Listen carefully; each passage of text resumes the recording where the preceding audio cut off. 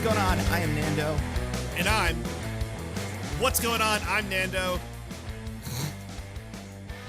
And I am Diggins. And this is Mostly Nitpicking, a podcast where every week we pick apart a piece of pop culture by looking exclusively at the details. Woohoo! Woohoo! This week, details are, this movie is mostly details. And, you know, it's a little bit of like culture and stuff like that. But we're going to talk about Madam Web. I don't even want to take too much time because it is just a super important movie and also a humongous news week. So we have to talk about those things a little bit.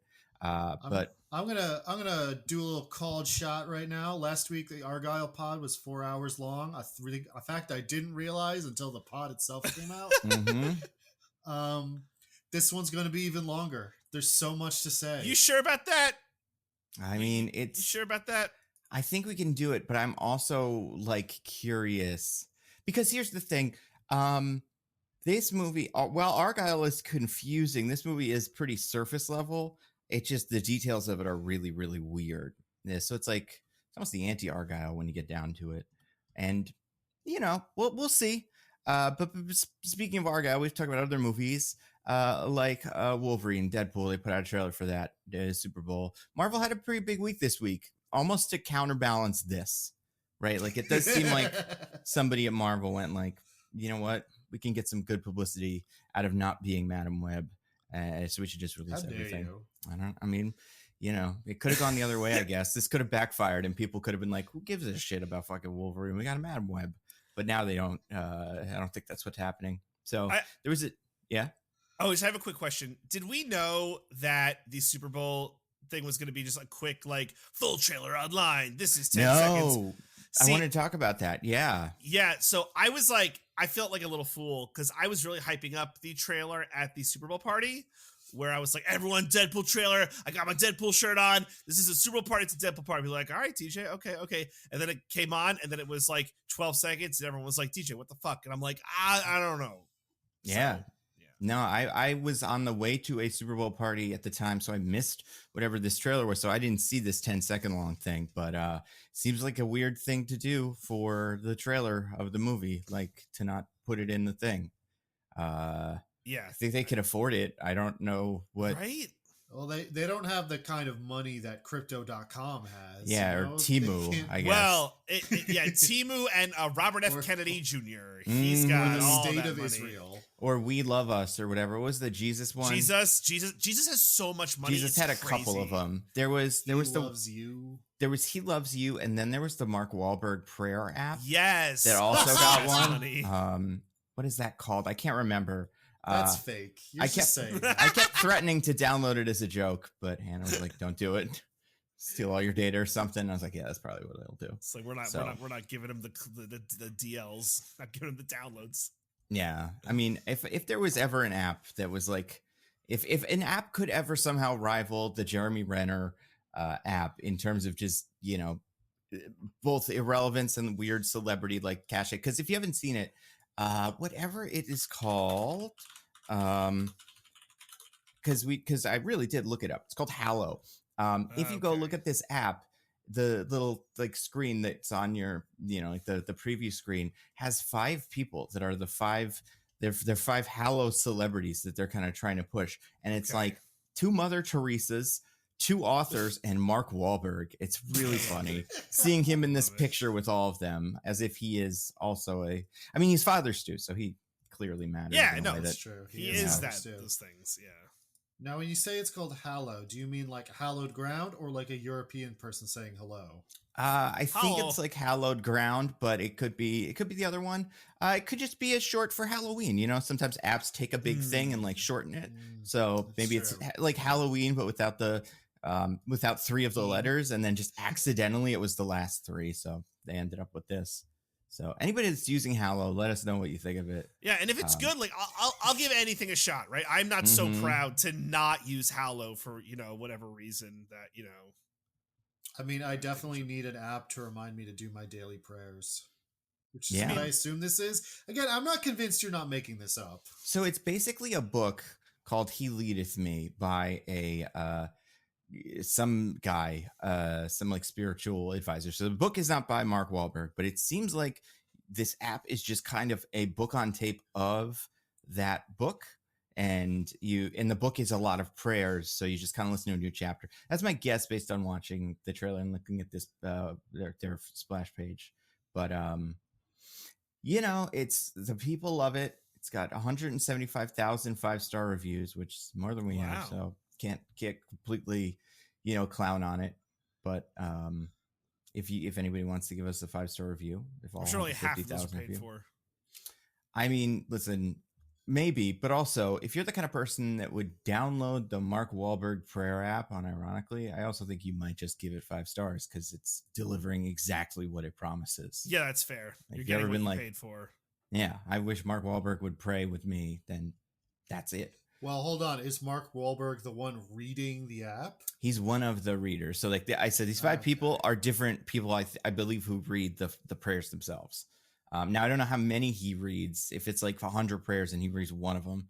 But I think he probably does a couple. He seems kind of somewhat invested in this. It is his like Terramana tequila. It seems.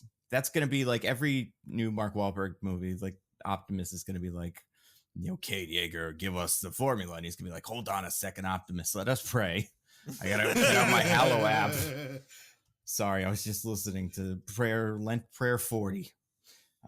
That's a good one. Lent Prayer 40 is really good. It's the best I was one. checking our reviews. Our last 5-star review on Apple, at least, is from June 26th of last year. And it says, audio quality makes me nostalgic for when my dad and I had to drive an hour to school every morning and listen to old episodes of Leo Laporte podcasts from the early 2000s. Hell yeah. Which is it's a kind of real backhanded compliment I can get behind. Oh, I love it review. So much. Yeah, that's amazing. I mean, clearly everybody's going to Apple, podcast to do their reviews, and then they go, well, actually, let me get Hallow real quick, and then they go do their 5-star Hallow review, and they forget to do ours. So that's got to be it.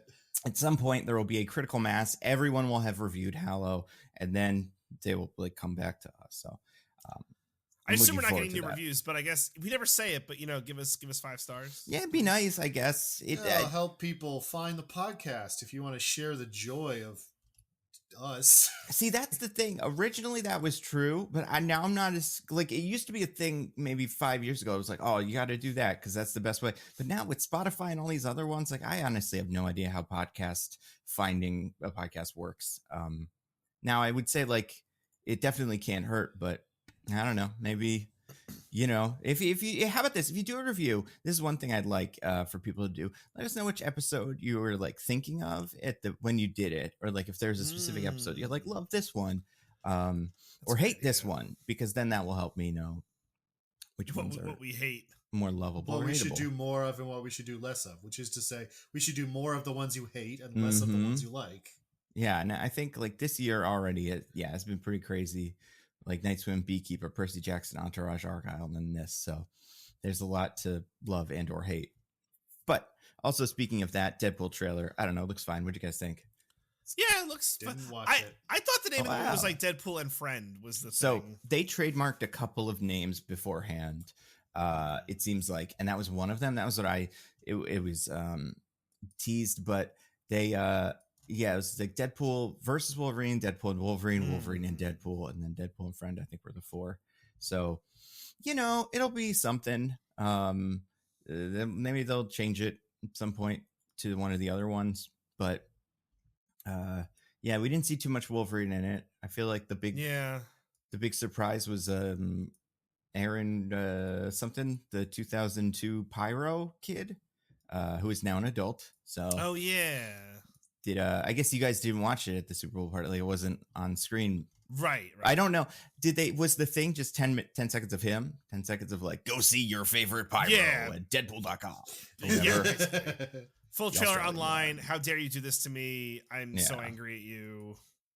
Now for a presentation from Hallow. Here we go. Pray for the Deadpool trailer.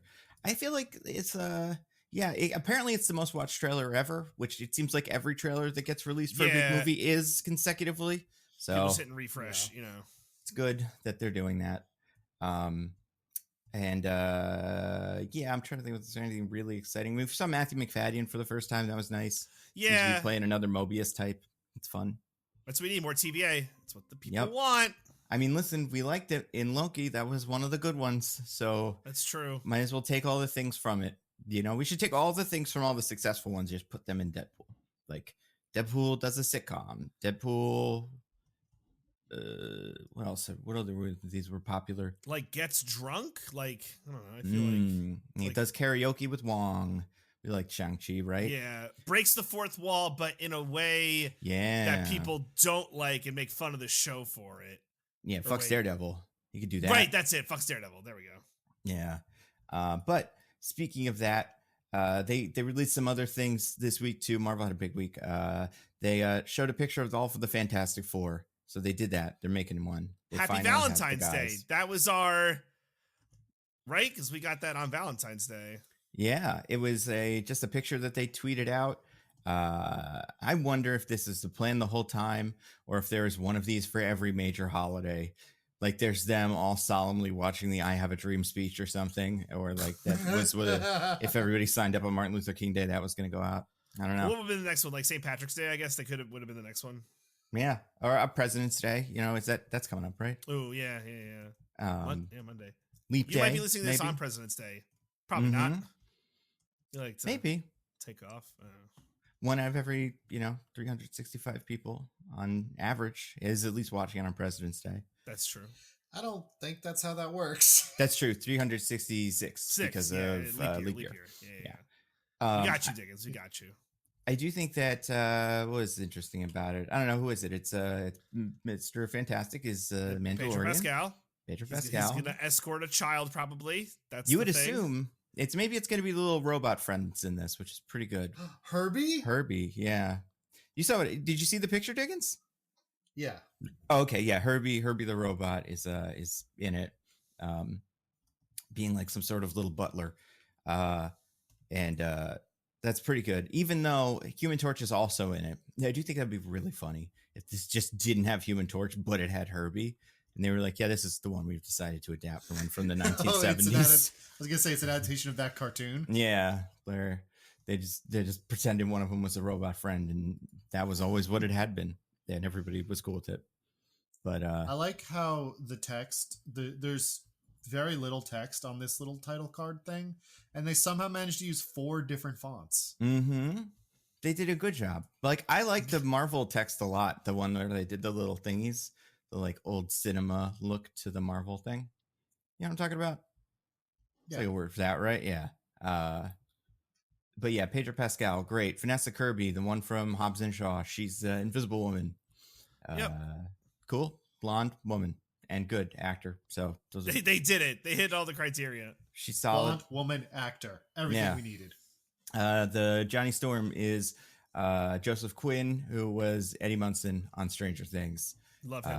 And presumably other things. I believe he's British and he had like a career in like England and then just kind of crossed over recently. Right, So- but careers in England don't count.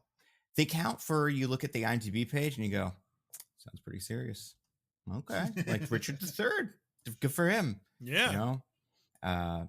So he's in that. He's Johnny. He's blonde hair now. And then the thing is Ebon Moss-Backrack from also from Mandalorian, or not Mandalorian, from Andor, but mostly from The Bear and The Punisher and The Girls.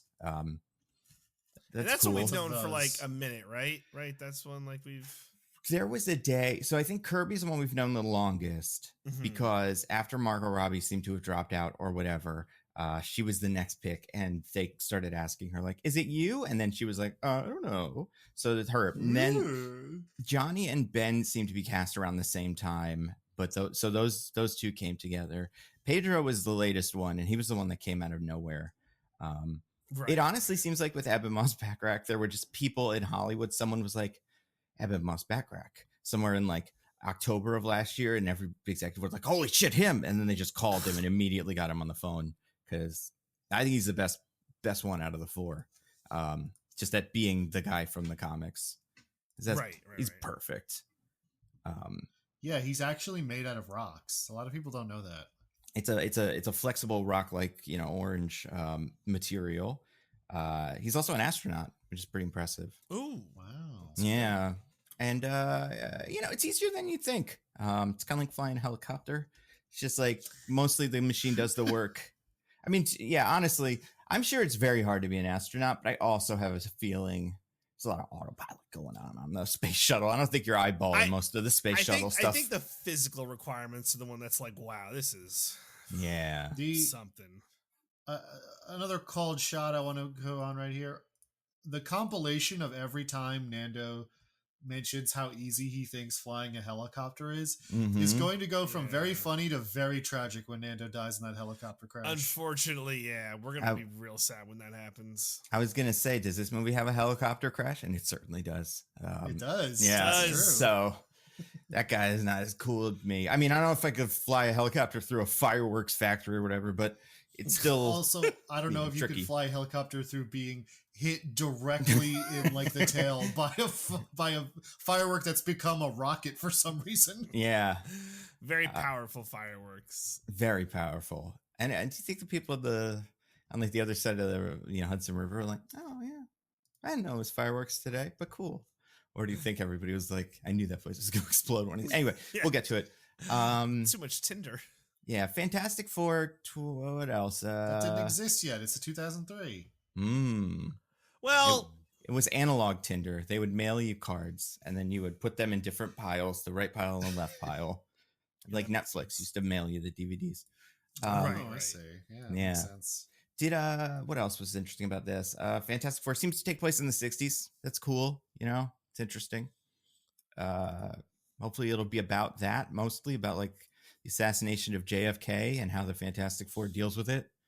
And how the Fantastic Four did it or decided not to stop it when Magneto did it, or whatever the in-universe canon of how the superheroes actually killed JFK was. I guess the comedian did it. Magneto tried to save JFK but couldn't, and then the Fantastic Four let it happen on the grassy knoll or something. That's all I got. I don't know. It's pretty cool looking. Fantastic Four looks good. Yeah, I don't know. They got little fours on them. That's nice. So there's that. And then the last one, X-Men. They do an X-Men cartoon, the one from our childhood. Woohoo! Because that's all that matters. Our childhood. Yeah. And it's back, baby. Millennials rule the world. Millennials rule the world. In 10 years, we're going to do X-Men Evolution again. And I was going to say, continue. Honestly, I was more of an X-Men Evolution kid. Me too. I mean, our time frame, like because I was just on the edge of being old enough to like enjoy X-Men 97 or 92 or whenever it came out. But also it's just like, it was pretty complicated. And this was back when you couldn't watch every show online. So if you missed a week, they had the previously on X-Men, but there's no way any previously on X-Men segment could explain what happened last week on X-Men. And a lot of the time, the weeks didn't add up. Like it was just whatever story they wanted. So, I don't know. What'd you guys think of this? Diggins, did you watch this? I did watch this. Yeah. So, and I know DJ did. Was there something? Did anything stand out for you in this one? Can Gambit charge up Wolverine's claws? Is that thing he could do? No, see why not. I think he could charge up everything. I don't know if he could specifically charge up the claws without blowing up Wolverine, but hypothetically, Wolverine could survive that. Yes, that was I'm like, I guess he would just re-heal, but that was cool. Did it feel, my only criticism, and I get that they're trying to make it a little like the 97 one, did it feel a little too rigid with some of the talking, and it's like, this is a bit too rigid. Do you have a problem with all the voice actors being in their late 70s now? Because that's a little weird, I think. Half of them are, and half of them are new guys. So, see if you can tell which characters are played by people that are, retired currently or could get their Social Security checks. There's actually a very different form of rigidity that I think is the biggest travesty in this trailer. Which is, if you go back and look, you can see a bunch of characters who are in the same costumes from the old cartoon and everything. But there's one important change that I can't abide. I knew this was coming. Rogue is no longer caked up. Yep. Yeah. At least in one shot. You know, we'll see. Maybe one that's shot. She's got the flat ass syndrome. I mean, we don't know where her, you know, big giant butt came from. Maybe it was something. Maybe it was also something that she absorbed from Captain Marvel, and then it wore off over time. You know, kind of like some sort of like filler. How you, if you take fillers now, you like get big old cheekbones or whatever, but then they go all saggy afterwards. What if she's on Ozempic? Is that possible? Possible. I mean, it's definitely possible, but I guess for this, it would have to be like for her diabetes or something, because I don't think they were taking it. I mean, maybe the X-Men were. Maybe they were like, I've learned extra science. Moira told me this is a great way to lose weight or whatever. I don't know, but it's pretty good. Could you even inject Rogue with Ozempic? Do you think? Oh, that's a good question. Bulletproof, right? And she's not like allergic to kryptonite or something. So I don't know. How would you put a needle in her? Yeah, I don't know. You have to like do it through her eye, like they do to Luke Cage in that one show. Oh, But yeah. she doesn't have like super hard skin. You just can't touch her. She's bulletproof though. Like she has really like any character that's bulletproof. It feels like, how would you do this? Like, I don't know. I mean, sometimes they have like mutant depowering collars. You put that on her, I guess. I don't know. What else is bad about the trailer? It's woke. Do you guys think it's woke? Is it? Because Right, it's woke. Well, everything's woke now. Couple And things it's are woke Disney. about it. Disney I don't know. is woke. I was shown a couple of frames from the trailer and was told that it makes it woke, and I was like, I'll have to take your word for it. I'll explain to you the wokeness. Number one, the rogue thing. Wokeness, let's say. Number two, Morph is non-binary in this, so that's woke. Everybody loves Morph. And they were really, one of the things they really appreciated about Morph was their gender. That was something that a lot of people identified with in the 2 episodes Morph was in X-Men the Animated Series. Morph, a character that outside of the animated series, not really ever the way that he is in that show. The Exile, it seems like they're doing this Exiles Age of Apocalypse version now, which I think is a better look in general. But yeah, that character is basically the Mask in the comics that he's in. So I'm curious if that's what he's doing in this now. Like, Jim Carrey's the Mask? Yeah, like he turns into like a big question mark when people are having a conversation. Like he's like Plastic Man, I guess. But like in the Exiles comic he's from, that has another shapeshifter, I believe, on that team, he is more of like the silly one. So that could be fun. So that's woke. Muslim character. They put a Muslim character on a flyer. That's pretty woke. In a burqa too. So that's like as woke as it gets. What was the other one? Oh, the Wolverine. The only person allowed to wear a burqa is Bill Maher. That's right. And when he's doing it ironically to show us how wrong it would be. Although to be fair to X-Men related racism, I recently started reading up on the character named Pixie, because she's showing up in Marvel Snap soon, and in her like series where she shows up is also the one where this character I guess her name is Dust shows up. She is like the main character that is her roommate in high school is like, I like wearing shirts that show my belly button. What's wrong with you, you piece of shit? Why are you wearing a burqa? Like the whole time. I imagine eventually she gets over it, but it is very like, it's so early in time that I'm like, I don't know if the actor or the writers figured this out, or if they thought they were taking a brave Bill Maher stance. We'll have to see. But the character's still wearing a burqa, and the character that was making fun of her for it is pretty much gone from the comics. So we don't know who won. But so that's woke. And then the Jubilee actor is this time they have an Asian American or Asian actor or something playing her, as opposed to some white girl. So, you know, pretty woke. Yeah. Pretty woke. Pretty woke. But if you want a non-woke thing, the Sunspot is whiter than you would expect. So there's that. You know, that's pretty good for anti-wokeness. Check in there. Yeah. So that's all you can think of for that. It's pretty good. Everyone loves it. Yeah. What? Anything else from our childhood you'd like them to bring back that they haven't brought back yet? Anything you can even think of that they haven't brought back yet? Because like even my instinct was DuckTales, and I was like, nah, they brought that back. I already did that. Can they bring back Jackie Chan Adventures? Can we give that another go? Yeah, Jackie Chan's still going, and also he wasn't in it in the beginning anyway. We just need him to film little things where he says to do our homework and eat our vegetables at the end of the episode and stuff. Yeah, there's nothing else that they could do from our childhood, right? Besides Jackie Chan Adventures. I would love if they could do the internet not existing. I mean, with AI Or- and such, that's almost about to happen, you know? Like, Yeah. it's going to take over the internet. Have you ever heard the dead internet theory? Yes. Yeah, so it's kind It's of that. happening. Yeah, it really is. 90% of the internet is just the bots. Mhm. Have you seen the Amazon things where, like, if you go to Amazon.com and Google Amazon search the phrase, like, what's the phrase? It's like, uh we cannot accept this prompt or something like that. A bunch of things come up. It's so weird. It's so weird. Well, listen, I can't be bothered to write a name for all the products I'm going to sell, Nando. Mhm. I need to use the AI. Yeah. Oh yeah. If I didn't save all this time by using this AI, I might have to pay a human being to do something. Ugh. Pay a human? So what, they could like buy drugs and rent? Ugh. That's right.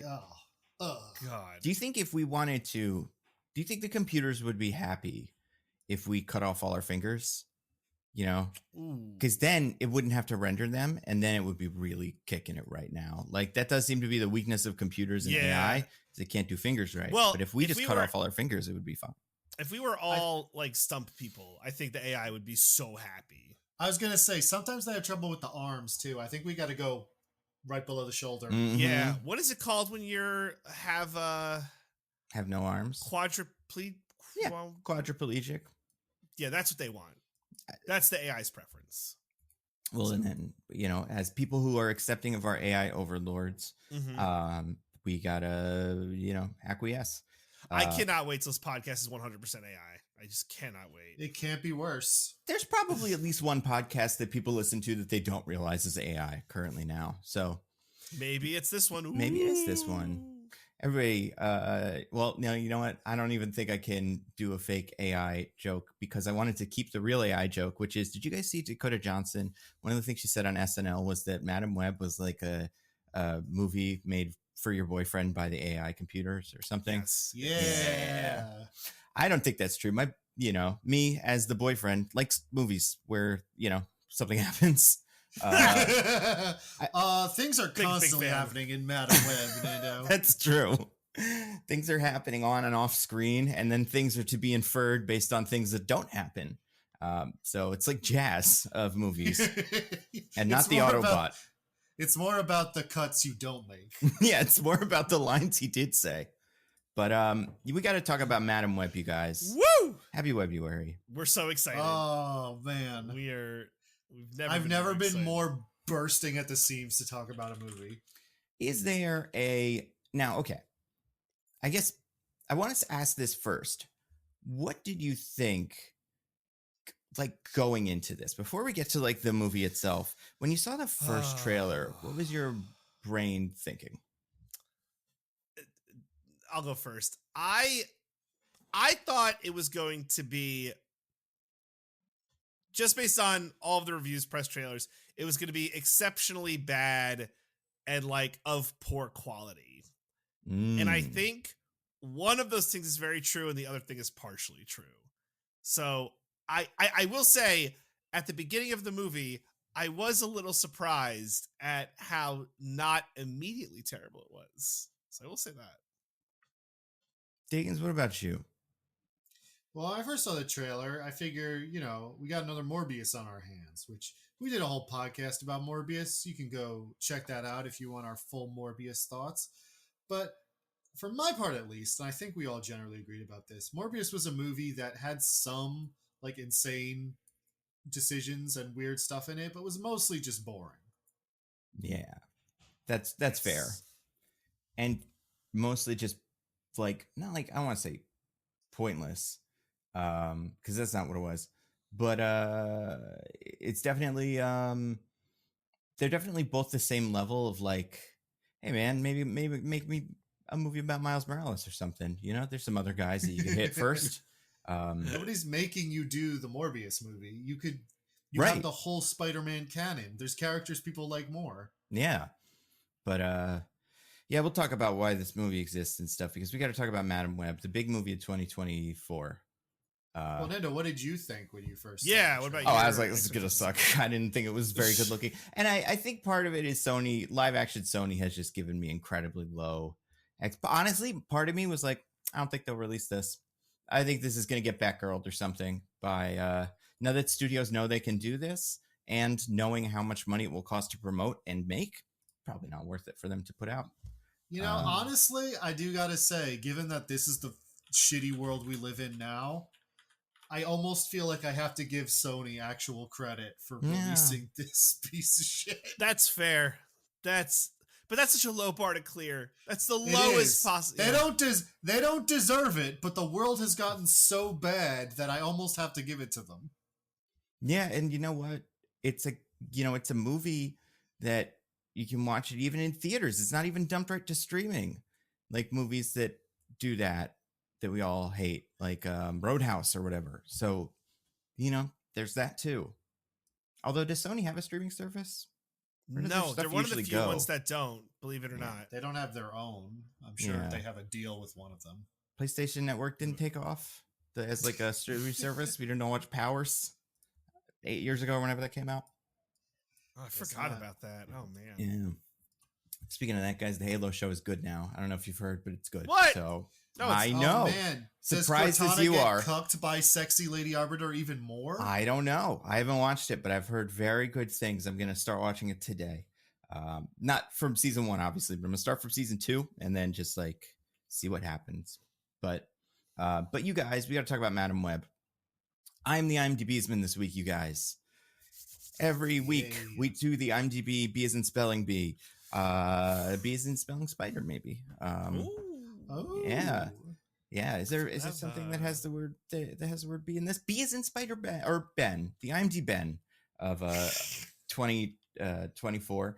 I will say one of the things about this movie, without getting into any of the specifics about it, I do think by virtue of the reaction to it, it is the most talked about movie of 2024 so far. You guys think that's true? 100%. Yeah. That's interesting, isn't it? And like a lot of press and like you got Dakota Johnson's various interviews and just like a lot of commercials, and like it feels like it is everywhere. This was a hard push. Yeah. Like she hosted SNL. Sydney Sweeney was on Hot Ones. Yeah. Because this is what the people want. They want the Madam Web people, and they got them. So here's what happens. I'm going to give you guys the very, very basic IMDb summary kind of gist, and you are both going to do your best to tell me what the IMDb summary for Madam Web is. Everybody knows the way that these are brought to us. As like I said, as everybody knows, there are expeditions that only pregnant women are allowed to go on. Ninth trimester or ninth month, third trimester. Yeah, wow. I know. No, you might have it right. They take as long as possibly can. Like it's only people that are guaranteed to give birth during the trip. And they send you deep into the Amazon with some guy who might be a guide or a security guard or part of your team.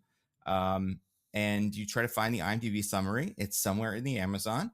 I don't know how you find it, but when you do, you pick that summary up and you say, I found the valuable thing everybody wants. Look at that, the IMDb summary. And somehow the IMDb summary manages its way to New York. Maybe you bring it home. Maybe the guy that murders you bring it home. One of you does. And then everybody reads it and enjoys it. So, because of the thing with the Amazon, there's so many summaries that sometimes you pick up the wrong summary for a different movie or whatever. So sometimes these are very accurate. Sometimes they're not. I have the one for Madam Web in front of me. I think it's pretty good. Wait, what? What? Yeah. Is it not really good? The words don't like the syntax of this sentence does not work. Oh no. Hell yeah. Well, I'm going to make my syntax work because there's no way I could I don't know where this comes from. Like where the idea for this is. Like, I mean, because it's close. They got the details right. in most of the ways that are important, but they really went like off script with some of the ways that these things are described. And like, I don't know, part of me is like, I'm gonna sound stupid when I'm like, this isn't how the sentence goes. Like, it's gonna be a suited and booted situation. Not to say that you sounded stupid, but like, I'm gonna say that and everybody's gonna go, no, actually that is how that word is used, but I don't think it is. So you know, good luck. You know how when IMDb does something, it usually, or excuse me, AIMDb does something, it usually gets a couple of things wrong, and it's like it doesn't understand it. It just knows what things like this look like. That's probably what happened here. So I was competing last week against Diggins, I believe. That is correct. So Diggins, you get to decide. Do you want to go first? You want DJ to go first? I would love to hear DJ's take on this first. Damn Okay. it. Okay. I'm gonna do correct syntax because I don't want to mess this up even further. You'd never guess it, so I wouldn't But even you said try. it's basically correct. Yeah, I think like Until it goes off the rails. like I think that the what this is saying is the summary of this movie, or like at least partially the summary of this movie. But there's just like a sentence in here that is constructed in a way that I'm like, who wrote this? Okay. So That's fun. That's fun as heck. All right. Well, let's give it a go, as the kids say. New York paramedic Cassandra Webb must use her newfound powers of future sight, sure, to save the lives of 3 young girls from a terrible foe whose fates have all become intertwined. okay. So you Maybe I did fucking manage missed to use a weird syntax thing in the end there. Yeah. So that's pretty good. All right, so I will say that's not what it was, but it's like bonus points. yeah, it's almost like you just threw one in there because you were like, if that is the tiebreaker, I would like to have that counted. Diggins, what about you? Now, I'm almost tempted to throw this because I've never wanted to be the person who summarizes the movie more. No. We have to let the web of destiny decide. You have to give it your best shot. I wanted to get that out there, but I'm not going to throw it. I'm going to try. Mm-hmm. If only because the only thing I want more than to summarize the movie myself is to watch the panic rising on DJ's face as he realizes he has to do it. Yeah. That's fair. Okay. Yeah. New York paramedic Cassie Webb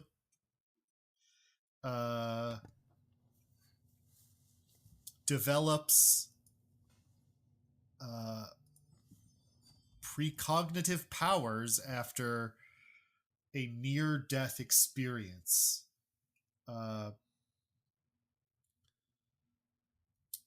She then discovers that she must use these powers to save 3 young girls from a mysterious foe who is connected to her past. I was very tempted to say who was researching spiders with her mom in the Amazon right before she died. Hell yeah. As we know, that was taken out of the movie. That so was not it can't in the movie, be, and that's not officially in my summary. That's fair. I'll say you guys both did about as well as the other one. Damn it. You're like tiebreaker. Yeah. Tiebreaker. DJ yours was tiebreaker. I'll say DJ yours was good. And I think it laid a very strong foundation that Diggins was able to more or less like not like copy, but Diggins got all the important beats. You bastard. You both had a couple of different things. If I was going to give it to one of you based off this, and I won't because we're doing a tiebreaker, but she is named as Cassandra Webb in the thing. So Diggins doing Cassie, that was the biggest like difference. But most of the rest of it, I would say, is close enough that I don't think it's worth. I don't think it's a definitive victory. And I'll tell you the IMDb summary because we're gonna do a tiebreaker. I don't want to have you guys try to guess some of these words. This is how it reads. I'm gonna read it and you're gonna go what? And that's what it is. Okay. Here we go. Cassandra Webb is a New York metropolis paramedic who begins to demonstrate signs of clairvoyance. Forced to challenge revelations about her former, she needs to safeguard 3 young women from a deadly adversary who wants them destroyed. No, that's not real. That's what it is. I don't know what a What? former Her, clairvoyance. Like, I don't know what that's referencing. Like- Also, New York Metropolis paramedic is the insane way to say that. Like, yeah. New Well, York. now hold on. Like, I think accusations of AI generation are thrown around a little too easily these days. yeah.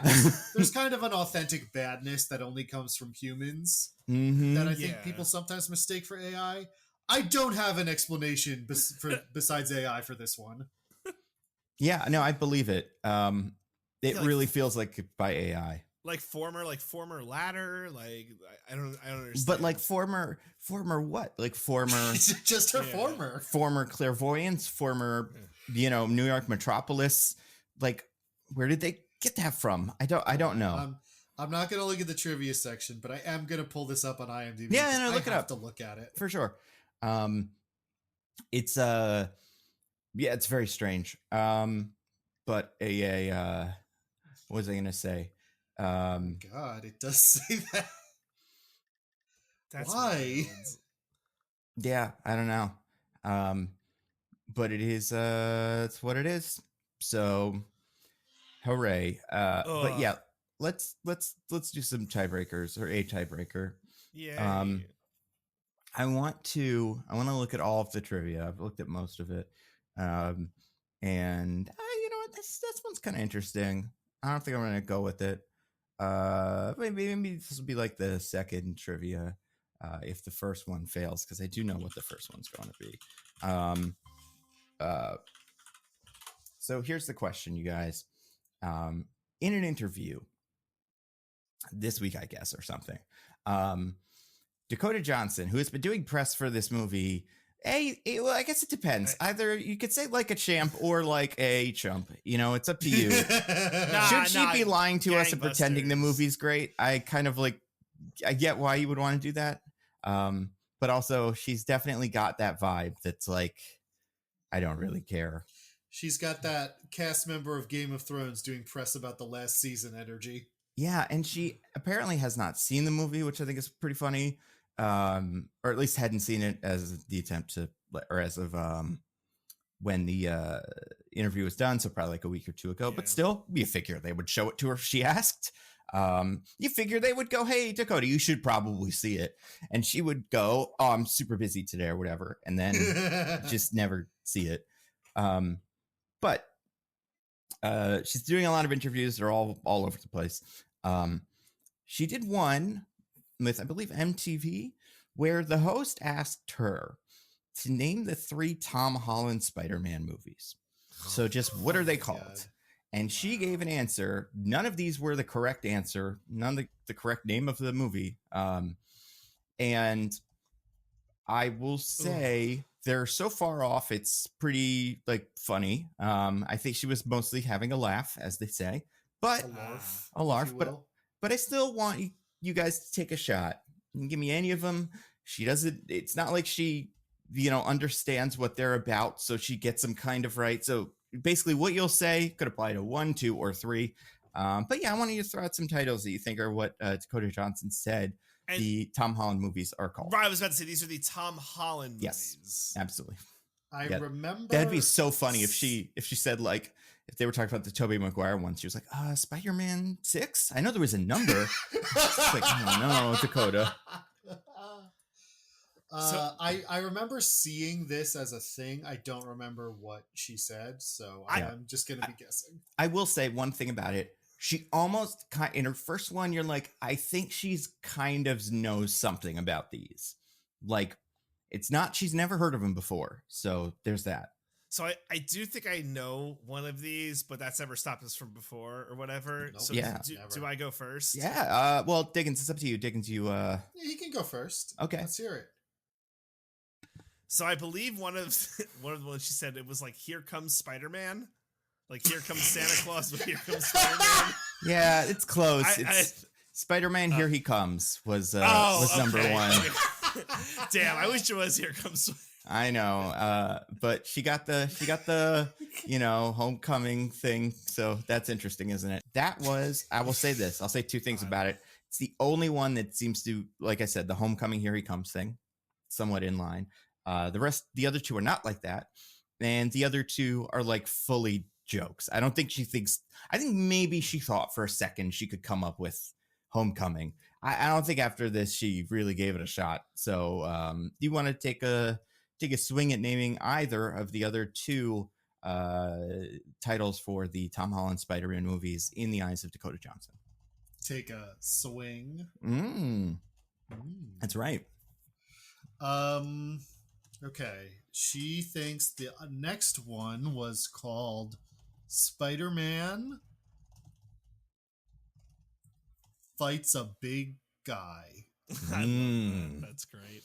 Well, that may be what happens in it. That is not correct. DJ, do you know the second one or the third one? Spider-Man. So is it like? Well, I'll save the questions.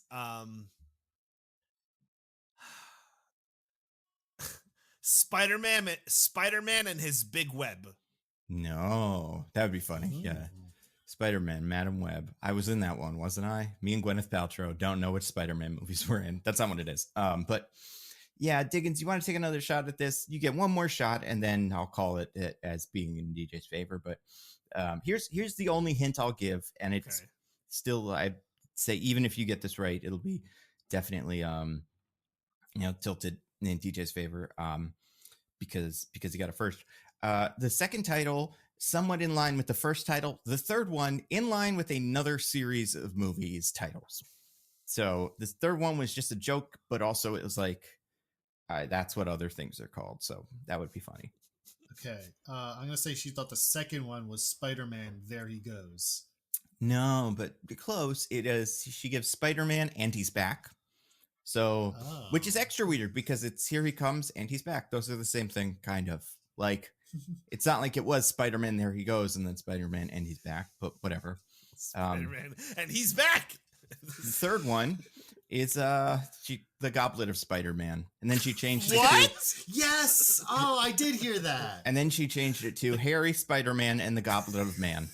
That's the third one. And that was one of the highest grossing movies of that year because of how it married the Harry Potter verse and the Spider-Verse. It makes sense. People love it. I think the Goblet of Man was the porn parody of that. Yeah. Does she have something against the Goblet of Fire because it came out against like 50 Shades or something like that? Or is she just like picking out like a movie? I mean, maybe it's her favorite one. I don't think those audiences overlapped a lot. Well, they're both book nerds, people that love books. Yeah. But I will also, no, because I think the first, and I'm pretty sure the first 50 Shades movie came out in like 2015 or something like that. They're quite recent. Yeah, much so later. If anything, it would have been Fantastic Spider-Man and Where to Find Them. Was the Harry Potter movie of that year. Movies made the other look better. Yeah, that's a good point. Fantastic Beasts or 50 Shades. I mean, like 50 Shades, I think 50 Shades is boring. Like having watched that one, it doesn't deliver on what it sells. Whereas Fantastic Beast 1 is watchable and made even more watchable by watching the other two that are so much worse. Like you get a little bit of funny little beast nonsense. So I would say Fantastic Beasts 1 is a better representation of like what it could be than the 50 Shades one. But I haven't seen 50 Shades 2 or 3. So I don't know if they get better or what. My other trivia was going to be a question. I will still ask it, but I think it could be fun. And I think this is one you both may kind of know. So this is why I think it would have been good. The writers of Madam Web there are a couple people. Obviously, there was that computer, but then also there were four people have a screenplay by credit, and then one additional person has a story by credit. But the ones that matter are Matt Sazma and Burke Sharpless. They are interesting because they have written 6 movies, including Madam Web, and then like 28 episodes of a show that no one remembers exists. So I'm not going to make you guess those. But can you guess the other 5 movies that they have written? They've come out in the last 10 years, and they're all very interesting. And I'll start with Diggins. Can you give me any movie? I know one of them. Which one is that? Is that they also wrote Morbius. That's correct. They did. DJ, do you want to take a guess at another movie they've written? Now, are these all Sony movies or Sony Spider movies or? I can't say. I don't think that there were 6 Sony Spider movies. They're definitely not all Sony Spider movies. They may be. Some of them might be owned by Sony. I don't know. One of them's definitely not. But I don't know about the other ones. But was it that weird, like, My Life as a Teenage Kraken movie? They write that one? Oh, no. I hear that's okay. Yeah. They give a shot at that one? They did not. I heard too many good things about that one. Yeah, I was going to say. Oh, okay. Diggins, do you have any? It was amazing, but I heard it was fine. Yeah, I mean, I've heard that like it came out and everyone's like, this is okay, but it wasn't, incredible. And last year was a stacked year for animation, so it was hard to stand out. But Diggins, do you have any guesses at the other ones? Have you? Because you probably saw the list that some people were sharing. I'm guessing. I did see the list. I only remember Morbius, but let me see. So I'll tell you. Here's the hint. They're all bad. One of them's okay, actually. I was gonna say. I'm pretty sure they're gonna all be bad. The one of them I know people kind of like. It didn't. Yeah. Right. Gods of Egypt. They did write Gods of Egypt. That's right. How about that? Yeah. Which I would say out of all of these, besides the 2 that we just mentioned, is the worst. So, it only goes up from there. But the other ones, because I don't think you'll ever guess them. You know what else is interesting about these guys? It does seem like they are franchise starters. Like, you bring them in to write a franchise. And also franchise enders. Yeah, and franchise enders. None of these movies got sequels except for, Morbius kind of continued the tradition of Madam Web and stuff. But like all the rest of these, especially one of them, you're like, oh, they thought this was going to be 8 movies. And then it wasn't. With that knowledge, DJ, do you have another guess? Any other movies you think it might be? Gods of Egypt. Did they do the Gerard Butler plane movie that we did? No, that would be good though. That'd be great. Based on the thing you just said, Nando, I would have to guess that they did the Tom Cruise Mummy. No, actually it's Dracula Untold was a movie they did. Oh, I was close. Which notoriously ends with the character saying, the game is on in the in the post-credit scene, suggesting that we'll see him in the next one. So they did Dracula Untold, The Last Witch Hunter, Gods of Egypt, the Power Rangers movie. That's the one people kind of like. The Lost in Space show, which I don't remember what the reception of that was. Morbius and Madam Web. So a very interesting career. A strong resume. Can't wait to see what comes next. Nice. Yeah. But yeah, so I'm gonna say DJ wins it with his Madam Web answer, because that is that was good, like the title Spider-Man, and I say your summer is a little bit closer than Diggins's, but like there were so many things where you were both so close that I was like, oh man, that's almost it. But if only I'd said a New York metropolis paramedic or whatever. Yeah, right. Yeah, the words I was I said confront her former. Oh, that would have been great. The words I was looking for was clairvoyance. You both kind of stumbled at future signs something. Although I don't think she uses the word clairvoyance in the movie, so it's like doesn't. I think I said future sight, and Dickens said what did Dickens say? Precognitive. Yep. Yeah. So there's that, and then you almost said someone said save 3 women. Safeguard was the word I was looking for. Also, you both called them girls, which is fair because they are, but young women is how the title clarifies. And then deadly adversary. Young women is what the actors are, so that makes sense. Yeah. Yeah. Who wants them destroyed? Destroyed would have been the other one that I would have liked. But yeah, I'm gonna say DJ wins this. It was close, but I think yours is more correct. Yeah, and it's a great movie. I don't even know what else to say. We have to say what we think about it now. Yeah, right? With DJ starting. Yay! Yeah. Okay. I like talking about how I feel about movies based on experiences I have in the movie theaters. So I briefly mentioned this to Diggins before we got on. I went to a very late showing last night, Thursday night, so I didn't go on Webuary, unfortunately. I was busy. You mean Webentine's Day. Right, Webentine's Day. Webuary's the whole month. Yeah. Right. So it's still, right. Thank goodness for that. So I went the day after Webentine's Day, went to a very late showing, 10 o'clock showing, so got out around midnight. at like 5 minutes left to go in the theater, there is a guy sitting back row, like 3 rows behind me, snoring so loud. He's like sawing logs. Nice. And I wasn't mad. I was not upset. Yeah. This is not a witch's curse. I'm like, that guy right there, he gets it. He understands. I think he was with someone. The person, whoever he was with, let him sleep. You know what? Good for that person. Everyone did the right thing in that scenario. No one was like, what do you do? Because there were probably like 6 of us in the whole theater. No one said anything. No one yelled. Everyone was cool. And you know what? That's how I feel about the movie. It's a real sleeper. It's not bad enough sleeper to be hit. You know, it's we're all yes, going to appreciate it more. gonna- the future. Madam Web Fever is going to be sweeping the nation. I think it's bad. It's not bad enough to be interesting. It's poorly made, but like not funny poorly made. Like there's some stuff where it's like, wow, like that spider people jumping through trees, or the one shot of the trailer from her where she has like the metal up and she's blocking debris. I thought in the trailer, I'm like, oh, she's catching it because she's got spider powers. It's even dumber. It's her like cap shield. It's so stupid. This movie's bad, and I know, Nando, you mentioned this on your Nando Cut page, but like no one should see it.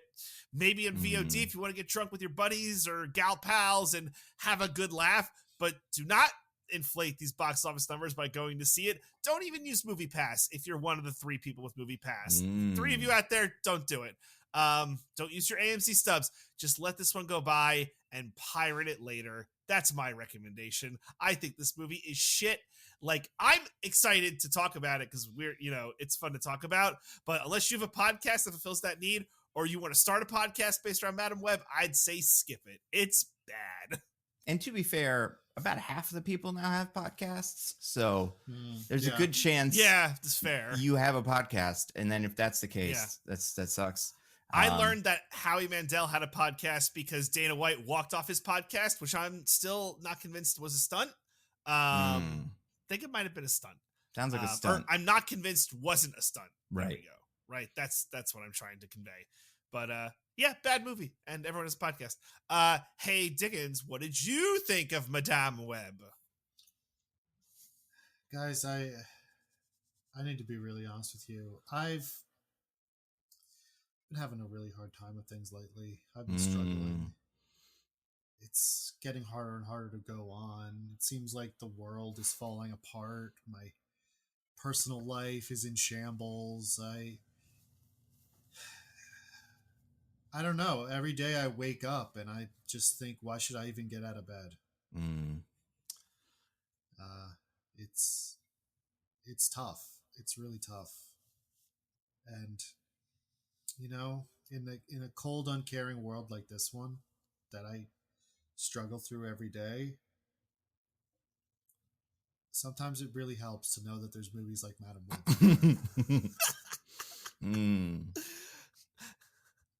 I know you all think Diggins is doing a bit, but he really does feel all those things. Yeah. We could probably, that could be the start opening of an ad for BetterHelp. That'd be a really good BetterHelp ad. Yeah. BetterHelp, if you want to get in on this. The question in my head is, did Madam Web cause this, or is Madam Web an example of this? Madam Web cured my depression. Yeah! Wow. Woo! Yeah, take that, pharmaceutical industry. Yeah, get BetterHelp. I was so happy watching Madam Web because, as I said, I figured it would be a Morbius, a movie that has some funny bad stuff, but is mostly bad. But it's mostly boring, rather. No, this is a movie that starts off the rails, and by the end of it, has burned down the factory where they produce rails. This movie's completely insane. In a bad, it's a very bad movie. DJ is correct. It's almost incredible. It feels like the studio made 3 different versions of this movie, didn't finish any of them, and then in the editing room, stitched together a Frankensteinian monster based on the parts they did have. It's so confusingly edited together, so confusingly told. Not confusing as a movie because it's actually very straightforward, as Nando said. But just everything about it is so bizarre in just this fascinating way that brought me so much joy. So yeah, if you're depressed, if you're alone, if you're having a tough time, I think you should go see Madam Web to remind yourself. I mean, you can do something with your life, and it'll be better than Madam Web. That's a good point. Yeah, this Madam Web is the it gets worse, or like it could be worse of movies.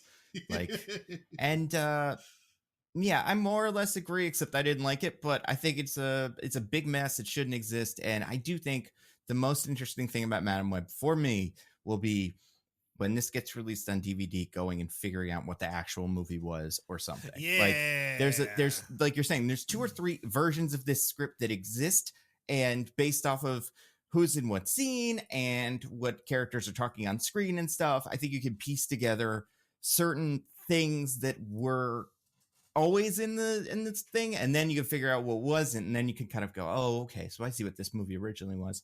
I have seen people say a couple of things about like what the movie was. Like, there's IMDb summary actually gives a suggestion for at least what one of the movies was, but I'm not positive if that was true or not, or if that was just like a rumor on the IMDb, because IMDb, anyone can edit it and stuff. Yeah, it's a mess. It's not. I don't think it's fun. I think it's maybe worse than Morbius, but I don't know. I mean, they're the same. It's like zone for me. I do think this will, like I said, this is the most talked about movie of this year. I do think we'll kind of remember it for being such a, weird little Hollywood disaster. Yeah, like, and like cautionary tale. I really think it's incredible how many movies these guys have started and that have immediately stopped. Because like this movie, begins and then very abruptly ends. I'll also say, based off of the Power Rangers movie, which I have seen, that movie is notorious for its incredible, incredible overabundance of product placement. Specifically Krispy Kreme are a big plot point in the Power Rangers movie. Yeah. And this movie has something like that too. And I'm wondering if that's why you bring these guys in. If it's just like, get those product placement guys, because we got a product that we have to place, and only they are genius enough to come up with something that you will be like, that is an audacious amount of product placement. But they managed to do it. I have something to say. Perhaps in defense of is too strong, but in explanation of some of the product placement in this movie. Mm-hmm. Well, but we'll get to it. Yeah, we'll get to it. Okay. But yeah, first, right. Diggins, you had to describe the plot of Madam Web, 2024's Madam Web. I'm so happy. Yeah. Yeah, you're welcome for me having seen that, whatever, on Insta or Threads or wherever the fuck I saw it. Mm-hmm. Well, you saw it in the future with your precognitive power. Right. I'm so good at this. Yeah. Or did you not see it and then you just kind of avoided it? Your precognitive powers work differently depending on what's happening, like scene to scene. True. So, true. Mm-hmm. Yeah. So we open in the Amazon researching spiders right before she died. Mm-hmm. Which is to say, Constance Webb, I think is her name. Yeah. It's a good name. Researching spiders in the Amazon. And she's trying to find a super special spider that has special properties in its venom. And the man with the least natural sounding voice in the world is there being like, you should find spider. And she's like, I'm trying. And he's like, grr. And she's like, oh, actually, I'm pregnant. And he's like, maybe you should rest, even though I was just pushing you to work harder. And she's like, no, I want to work harder. And I'm like, immediately, this dialogue doesn't make any sense. And it's also very bad because it's very, like, it's very utilitarian of, he's like, what about Las Arañas? And she's like, Las Arañas? The legend of the locals about people with spider powers? Ridiculous. Insane, you would say that. Yeah. it's saying that they're named Las Arañas, which is just the spiders in Spanish. Yeah, and in saying that she thinks there's a spider that cures all diseases hiding in the Amazon, but she will not accept people climbing around on all the stuff or whatever. Like, fair enough. I was gonna say, both. is it insane because she finds the spider off screen? Yeah. Somehow. Super like, well, she had all the peptides or whatever. She like knew so many peptides. Anyway, she finds it, and so the man with the least natural sounding voice in the world shoots everybody and steals the spider. Yeah. Feels like, I don't know why he can't let anyone else have the spider. Because nobody helped him. No one cared for him. So maybe they'll do that again. I don't know. Anyway, including he shoots the pregnant woman in a really weird, precise way where you could buy that it doesn't affect the pregnancy. Although I can't, because that's actually crazy. Does it go through that little part of her heart that doesn't cut the vascular corridor? Yeah. Maybe that was it. That was it. Anyway, Las Arañas show up because they're real. But wait, they're not real. Oh. Yeah.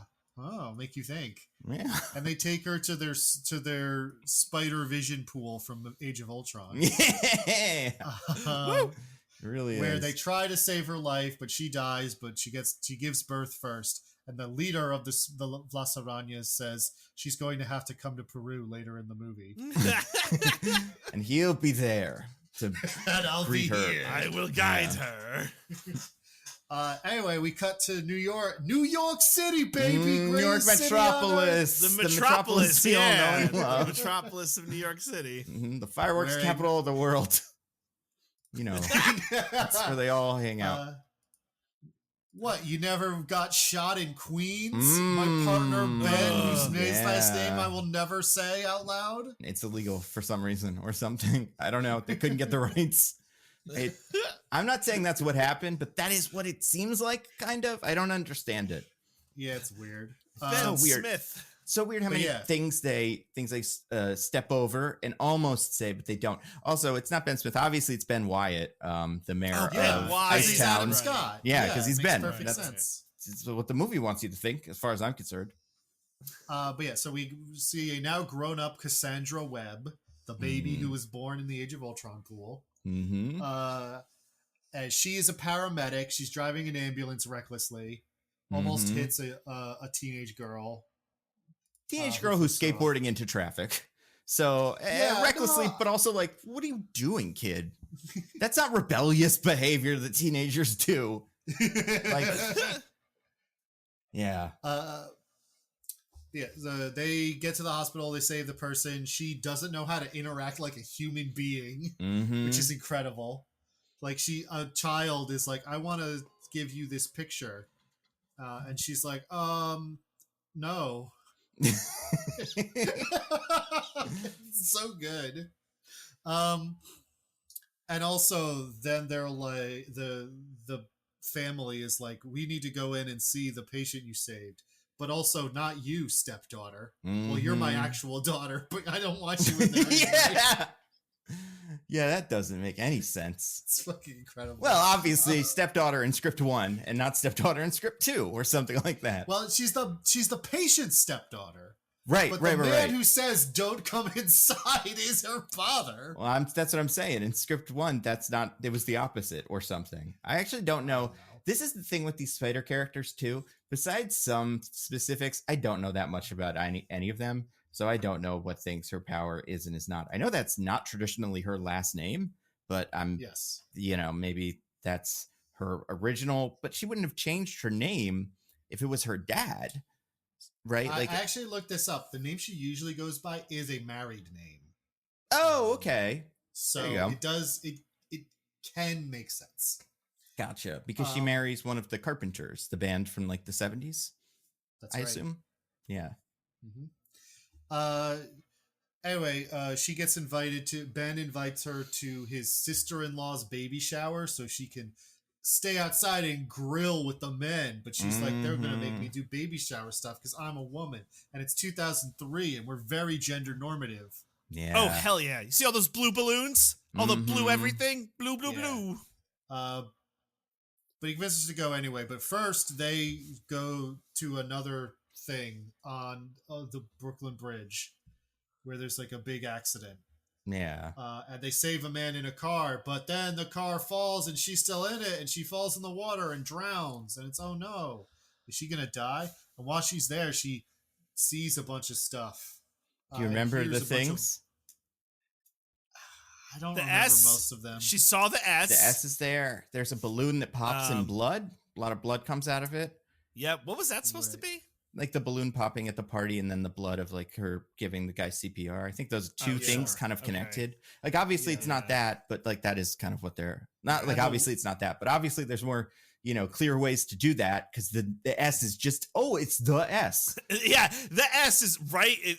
Yeah. It's giving you the S. Which, when you guys saw that, what'd you think that stood for? Spider-Man or something? Yeah. Yeah. Like, spiders. Part of what I'm going to say later is I knew what it was. Ah. That's a famous landmark, actually.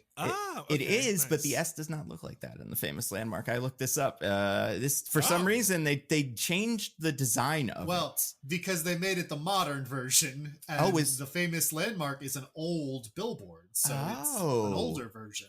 So in 2003, that's what it looked like?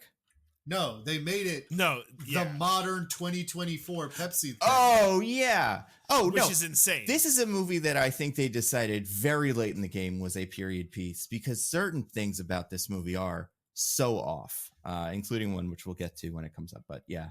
Those are the only two I remember. I'm sure there was something about the Amazon or some shit in a little dream, but those are the important And ones. the worst vision of all, that they do rope her into going into the baby shower portion of the party. Yeah. Anyway, but Ben saves her and says the line from the trailer, "Welcome back to the land of the living." Mm-hmm. And he's like giving her a little checkup to make sure she's okay, but she has the weirdest deja vu of him doing it twice. So weird. What? Yeah. But she, strange for a paramedic, refuses medical care. Yeah. I don't know. I don't know this either. It's like she's not a character that doesn't like she's not like not supposed to be in the country or not like I don't know. She's not like an alien who doesn't want them to find out she's whatever. There's no real reason for this. Although we don't know that she's not supposed to be in the country because she just shows up from Peru as orphan baby. If you're born to an American citizen who has not immigrated to another country but is just there, you get birthright citizenship. But they don't know that. Like her mom died. Like, well, I mean, but they know her. Well, they know her mom existed. And like she had books and stuff. Pregnant. All right, I guess. Yeah. I mean, they really skip over. I would watch the movie about Las Arañas trying to figure out modern bureaucracy. Yeah. To make sure this kid gets sent back to America with the proper papers. Yes. I would watch the shit out of that movie. But presumably that happened. Yeah. Anyway, then she goes. Well, yeah. I think next thing is she goes to the party. Yeah, that sounds right. Yeah, she goes to the party. She criticizes a man's grilling, and then squeezing out all them juices. Real thing. She was right. Mm-hmm. Gets roped into the baby shower where Ben's sister-in-law Mary is having a baby with her husband Richard. Oh, names. Mm-hmm. And they're playing a bunch of games. I forgot the games. Do you remember the first game?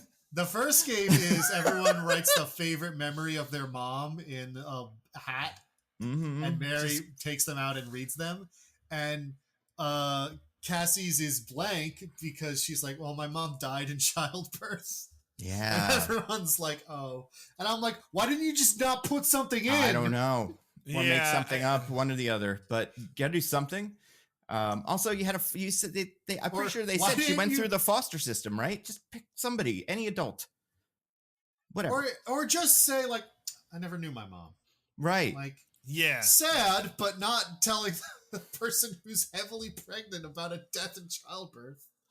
We got the slightest glimmer of character development. Yes. Like, well, she went to the Amazon when she was 9 months pregnant, so probably should have done that. Well, Boo. and this was one of the like jokes that I kind of like. She's like, Yeah. but don't worry, people don't die in childbirth that much.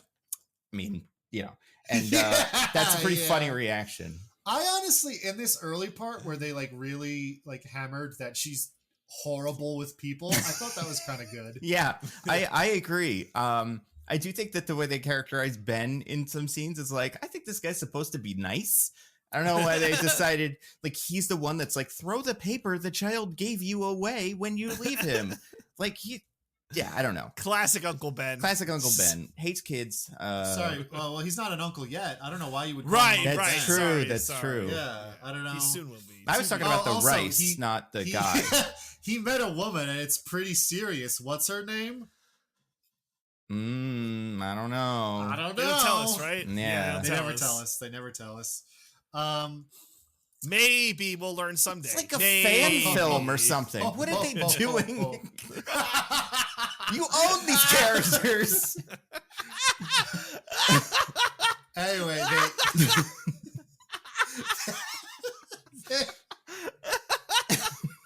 they did another game then about guessing what Mary's going to name her baby. They throw out a few guesses, and they're wrong each time. And then eventually she's like, no, the baby's name is, then a balloon pops and deja vu again. Whoa. And they still don't tell us the baby's name after this. Yeah, you kind of think a scene like this is like, oh, she's going to hear it and then say it, and the characters are going to go, wow, how'd you guess that? And it's like, what, did you just tell me? And then, but no, they don't do that. I mean, they did in one version of the script, I assume, but not in the second one. Probably. So that scene is an artifact, like a lot of these things are. So but weird. then there's a big fire somewhere, and all the paramedics are getting called to work. So Ben and Cassie have to leave. So they're doing paramedic stuff, saving people's lives. She gets more weird visions, kind of like. Sometimes the visions are very straightforward of just like reliving a thing twice, and sometimes they're these fragmented nightmare dreams that are just like pieces out of order, and it's hard to say what's really happening and what isn't. That's what this one is, where she just sort of like goes back and forth randomly and sees different bits and pieces, but she sees like one of her coworkers, she's giving him CPR and her hands are covered in blood, is the most important thing. And his ambulance getting hit by a truck. So she tries to be like, hey, let me drive. Don't go off on your ambulance. And he's like, it's fine. Like, I don't know what you're talking about. And then she's like, no, I've got a bad feeling. And he's like, Cassie, we all have to accept our inevitable death sometimes. How do you know that? Do you know you're going to die?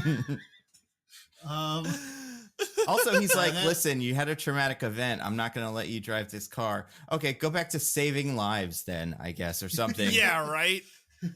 I don't trust you for car driving. Go give CPR. So it all comes to pass. His ambulance gets hit by a truck. He's dying. She tries to give him CPR. Her hands get covered in blood. He dies. She's really upset about it. She watches one of the old Christmas carols on TV in her apartment. And then she has future visions about breaking a thing when she tries to make popcorn, and a pigeon dying by slamming into her window. And she's like, you can't change the future. But then she opens her window and the pigeon doesn't die. And she's like, you can change the future. I'm going to go to this funeral. Because I wasn't going to, but now I am, because I saved a pigeon. That's right. Do you guys remember where the funeral is? Poughkeepsie? Poughkeepsie. He lives in Manhattan. Do the funeral in Manhattan or whatever. Or Queens, I guess. He lives somewhere in the islands. I don't know why Poughkeepsie, even if he's from there, it's like, why are you making everybody drive all the way out? I don't know. No, I get it. Actually, now that I think about it, is that his house they're doing? That's his house where they're doing the party, right? Because it's his grill. Nobody lets anybody else grill at their house. Was that the same guy? Yeah, it's Mike Epps. Yeah. The comedian. Yeah, I mean, it has to be, right? It's like Well, they would be doing the baby shower at Mary and Richard's place. that's right? what I said. Except maybe they're like, well, Richard, like maybe they're poor and they don't have a real big place and like they can't, you know, 'cause sometimes they are, although they usually have like a house in Queens, and you can't buy those in the future, so you only have to have inherited one of those from the past. Yeah. That Or is true. I don't know. Sometimes people host those. Actually, I do think later we see Mary and Richard's house, and it is like the house. do we? I think she's at Ben's house for that. Is she? I don't know. Oh wait, no, that would be Ben's house. You're right. Yeah. You're right. So that's the house. That's So the house. you figure that would be where it is, I guess. Well, the funeral would be for his family, right? That's where the baby shower would be in my head. Like Oh. that's who hosts it. But I guess maybe the best friend is Mike Epps' wife, and then that's who's I don't know who that cares. But maybe I don't know. He's dead, so it doesn't matter. He's going Yeah. back to Poughkeepsie. So she's going up to Poughkeepsie. She goes to get a train at Grand Central to go up to Poughkeepsie. Oh, While wait. she's there, One other detail we've forgotten. Because we talked about the skateboarding kid and we talked about the stepdaughter no one loves. oh yeah, sorry. While she goes back home before the accident that gives her future vision, she sees her landlord talking to a teenage girl, being like, "Where's your dad? I need the rent." And she's like, "He'll be back eventually. We'll get the rent to you." Yeah. Also, by now we have to have seen somebody else, right? There's no way he's introduced this late in the game. No, you're right. We've also seen a standalone scene. I don't remember where it goes because it has no relation to anything else. Yeah, nowhere. Of the man who is in the Amazon with her mom when she was researching spiders right before she died, who goes to an opera or a classical music concert or something. Because villains are rich and have good taste, that makes them complicated, you know? Yeah, that's true. Like Hannibal. Seduces a woman and has a one-night stand with her, and then explains his premonitions of death and his whole deal to her while she sits there like, I don't know what the fuck you're talking about. Okay, man. Whatever you say. She's weirdly down with everything he's saying. Yeah.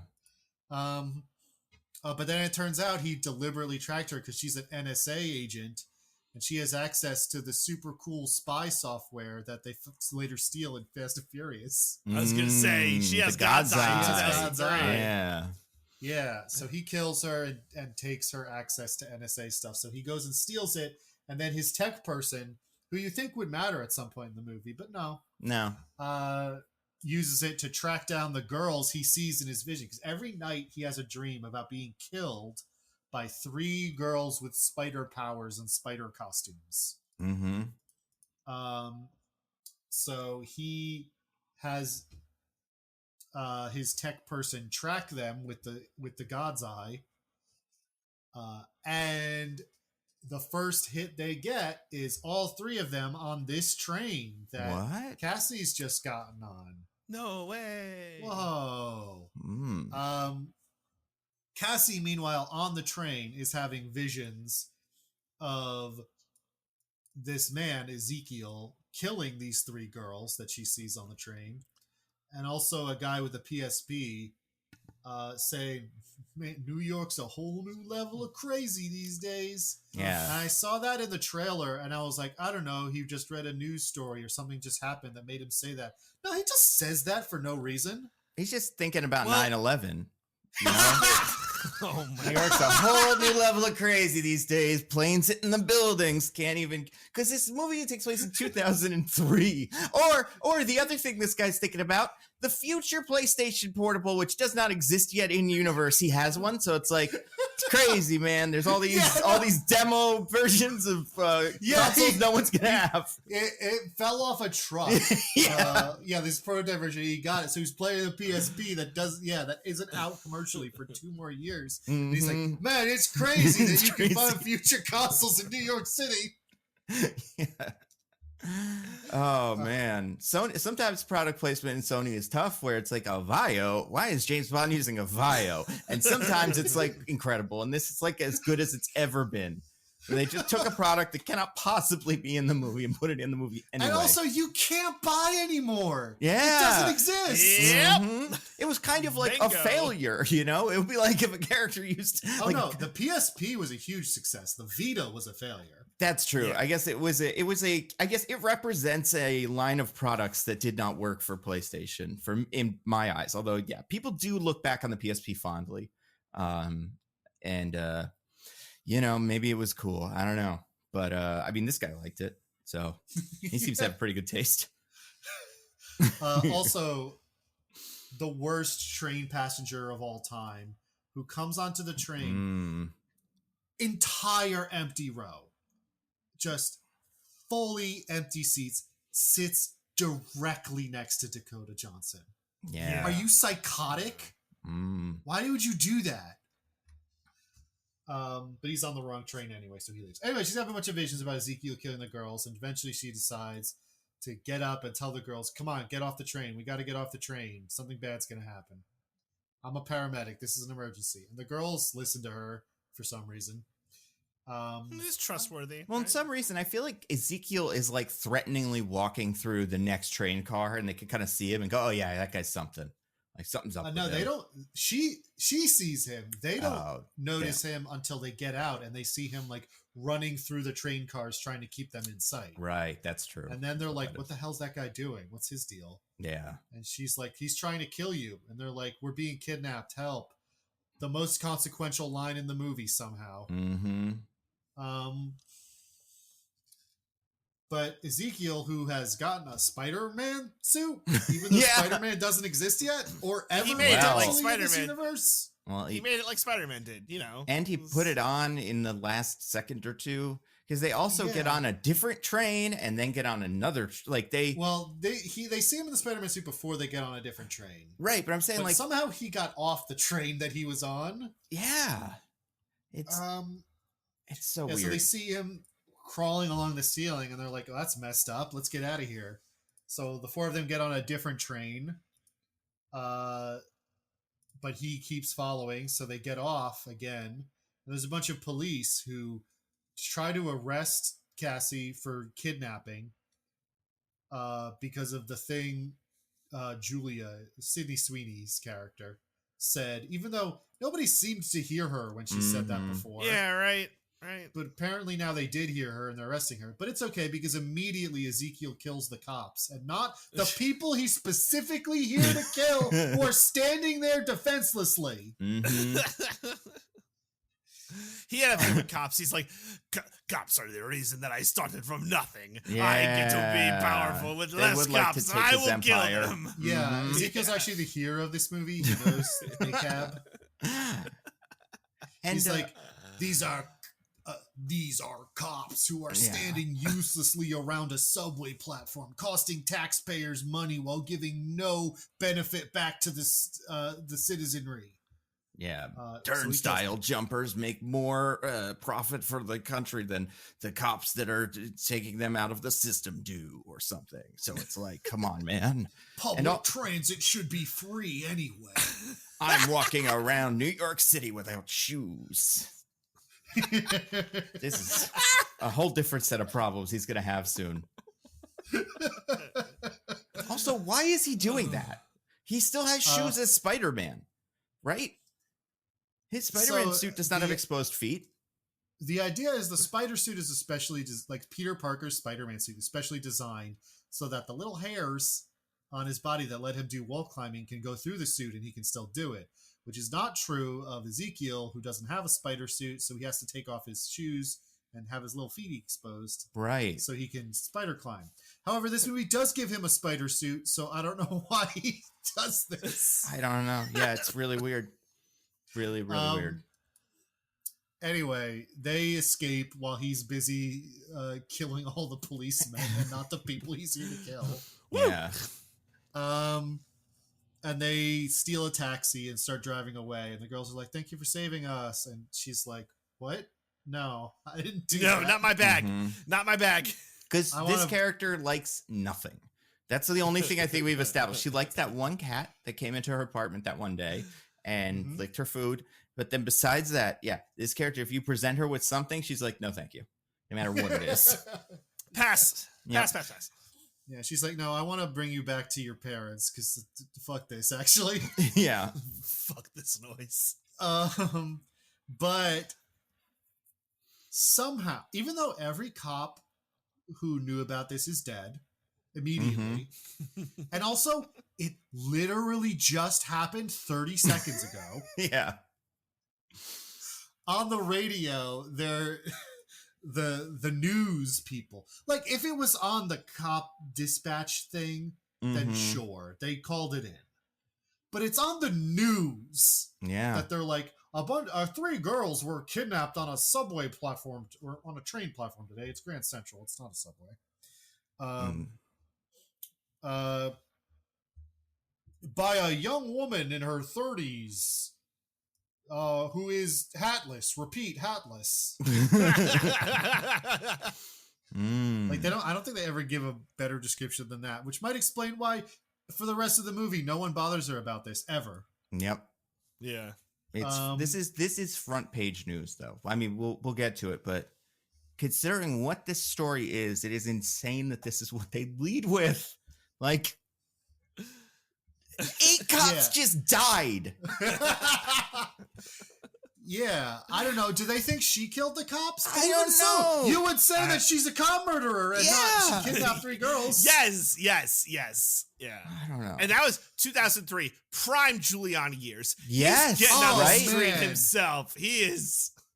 Oh my! He would have said, "Get everybody off the Muslim task force. We've got to go after this woman."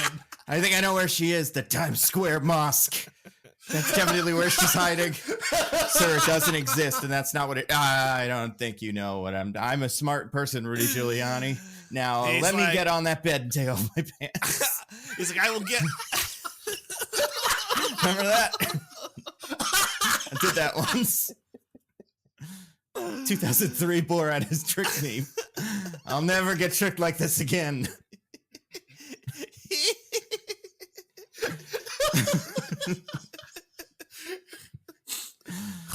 It's 2003, so it was Ali G somehow? Borat and Ali G were kind of the same thing. I mean, maybe it was Bruno. It was one of them, but whatever it was, he did not learn his lesson. Oh, my God.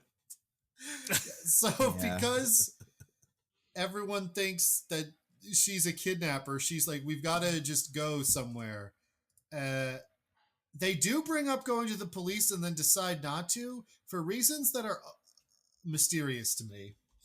Because, like, you have the 3 supposedly kidnapped girls, and she's like, I can't go to the police or let you go because you're the only ones who know I didn't kidnap you. Right. And it's like, well, if they go to the police, they can say, yeah, that woman didn't kidnap us. There was a crazy Spider-Man instead. Yeah. And he killed 8 cops. Did you guys miss that part? And then you're not in trouble because the people you supposedly kidnapped will be there saying you didn't do it. Also, like, find the one man in New York with a PSP and ask him if someone was chasing me on the train. That guy, find him. Like, it's so clear what was happening if you just put the word out. But I mean, I guess when you race to put out a news story 30 seconds after it happened, you miss some details. That's true. We don't know what newspaper, or we probably... Oh, well, it was the Daily Bugle. Well, one of the girls does mention her Uncle Jonah. Yeah, who can help her out. And it's like, okay, let's do that then. Jonah Hex? Jonah Hill. Both. Oh, yep, yeah. That was it. All the Jonas. Jonah Hex Hill. But again, Cassie's like, no, because of reasons. Yeah. So instead they go out to the woods in, I think, New Jersey. Yeah, in a town called Church Hill, which I Googled this. It's not a real town, which is fine, but I was just kind of trying to figure out how far they drove, and I couldn't figure this out. So off Route 206. So depending on where you are, you're like in the kind of like northern portion of New Jersey. Like at least they gave a road that not impossible, but like decent. Right. Like she's not making a like, oh, I'll be back in a couple hours trip back to her apartment and then back to wherever this fake place was. Yeah, and I guess hold it's on, night. DJ, we're not there yet. Mm-hmm. Right. Sorry. But How did she get into New York now that I think about it? The tunnel? very carefully. Yeah.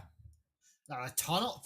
You'd never take the tunnel. The tunnel's a nightmare. Well, I'm just saying, like, it's either the tunnel or a bridge, or she parked somewhere and took a train. Well, gotta remember, Christie's not governor yet, so the GWB should be fine. Oh, yeah, that's true. That would be a real bummer. That's true. That's why. Also, before we get mostly nitpicking, I was wrong. Bloomberg was the mayor in 2003. Oh, Giuliani's really? probably doing Already? street justice. Yeah, I know, right? It's confusing because he had 3 terms because he changed the rules to Yeah. give himself more terms. and by That's true. 2003, Rudy Giuliani had already ascended into heaven of like being the greatest human that ever existed. So he wouldn't be a good mayor. yeah. Yeah, you're right. Huh.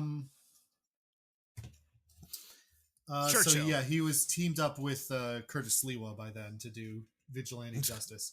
Yeah. Anyway, yeah, so they're in a random forest in New Jersey, for reasons that are like, you don't know that he has the God's eye. You don't know about camera surveillance and everything. It's 2003, Right. but I don't know. I guess she does. Well, the God's Because Eye, she's- they kind of explain it as being like an extension of the Patriot Act, which, like, I guess kind of Yeah. existed. But yeah, I feel like, I mean, it doesn't seem like if they can track you, this will work. This will be enough to get you off of their radar fully.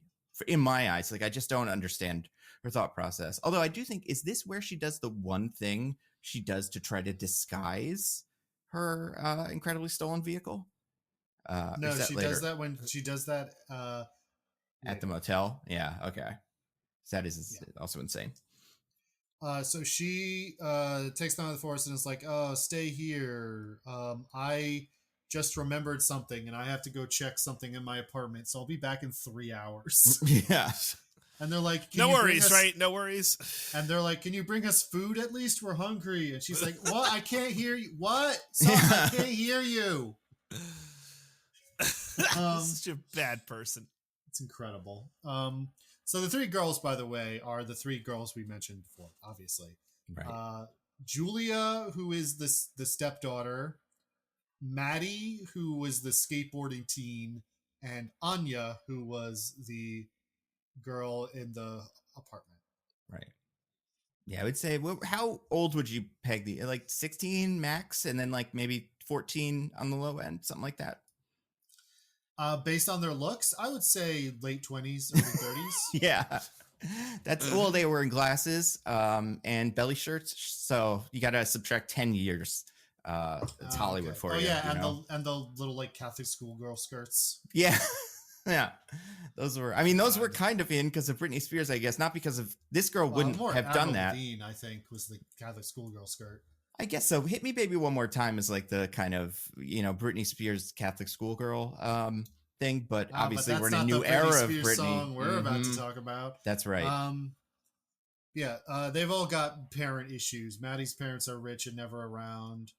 I don't think we know Anya's yet.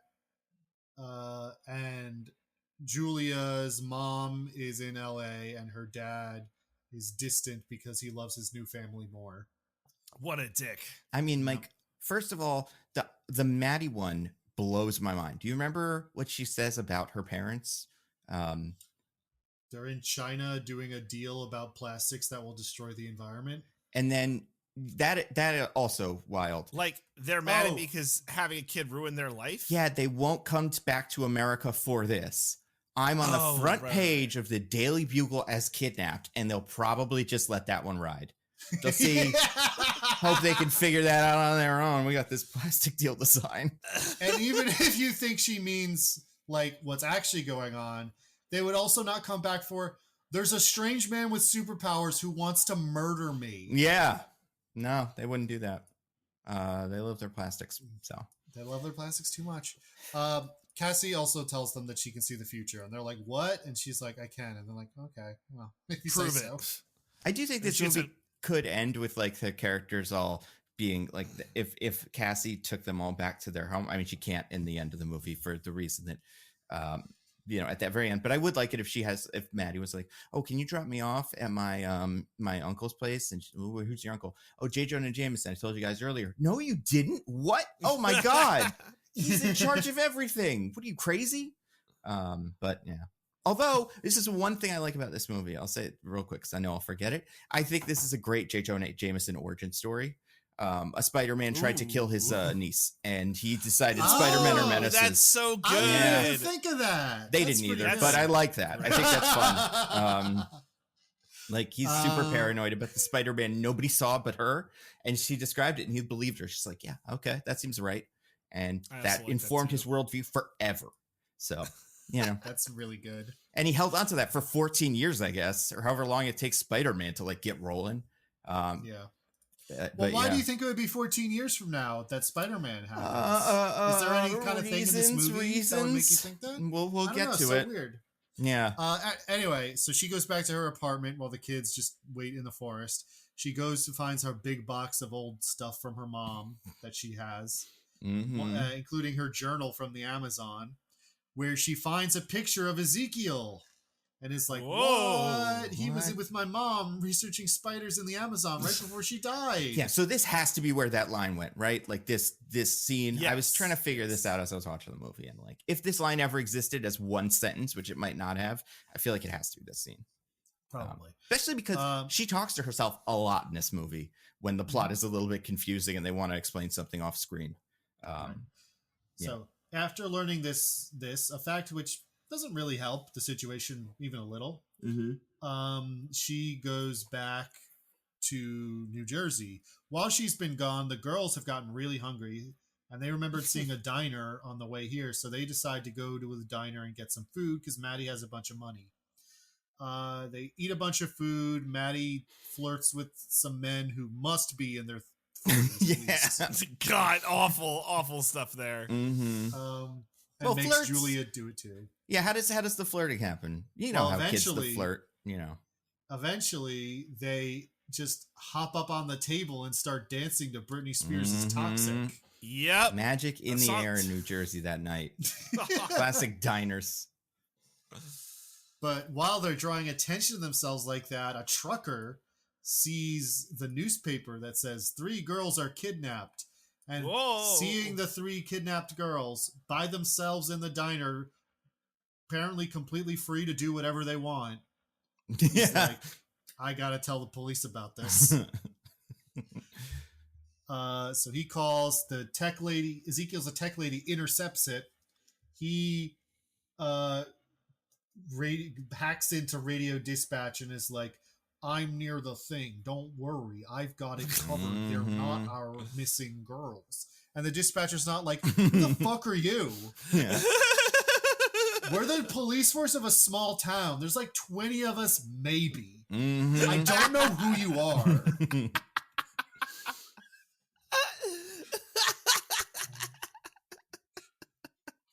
It's a good point.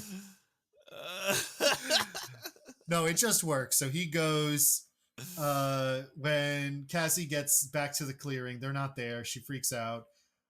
She goes to the diner and finds them. But Ezekiel shows up, kills Julia and Maddie, and then stabs Cassie. But then, whoa, it was a future vision. That didn't actually happen. So she instead drives to the diner instead of walking there. Something which, by the way things work out, appears to take longer. Yep. It is. Yeah. Mm-hmm. Somehow. Direct path through the woods, but very windy road. Yeah, with that's the true. car. It's like a 20-foot walk, but yeah, you have to go around a the big 3-mile highway. Yeah. drive. All the jug handles in New Jersey, man, you know, traffic on the turnpike or whatever. It's a disaster. Everybody's going to the shore that night. God. Friggin' Benny's. Yeah. Yeah. Benny Parker, if you ask me. Well, I mean, Benny Wyatt, different guy.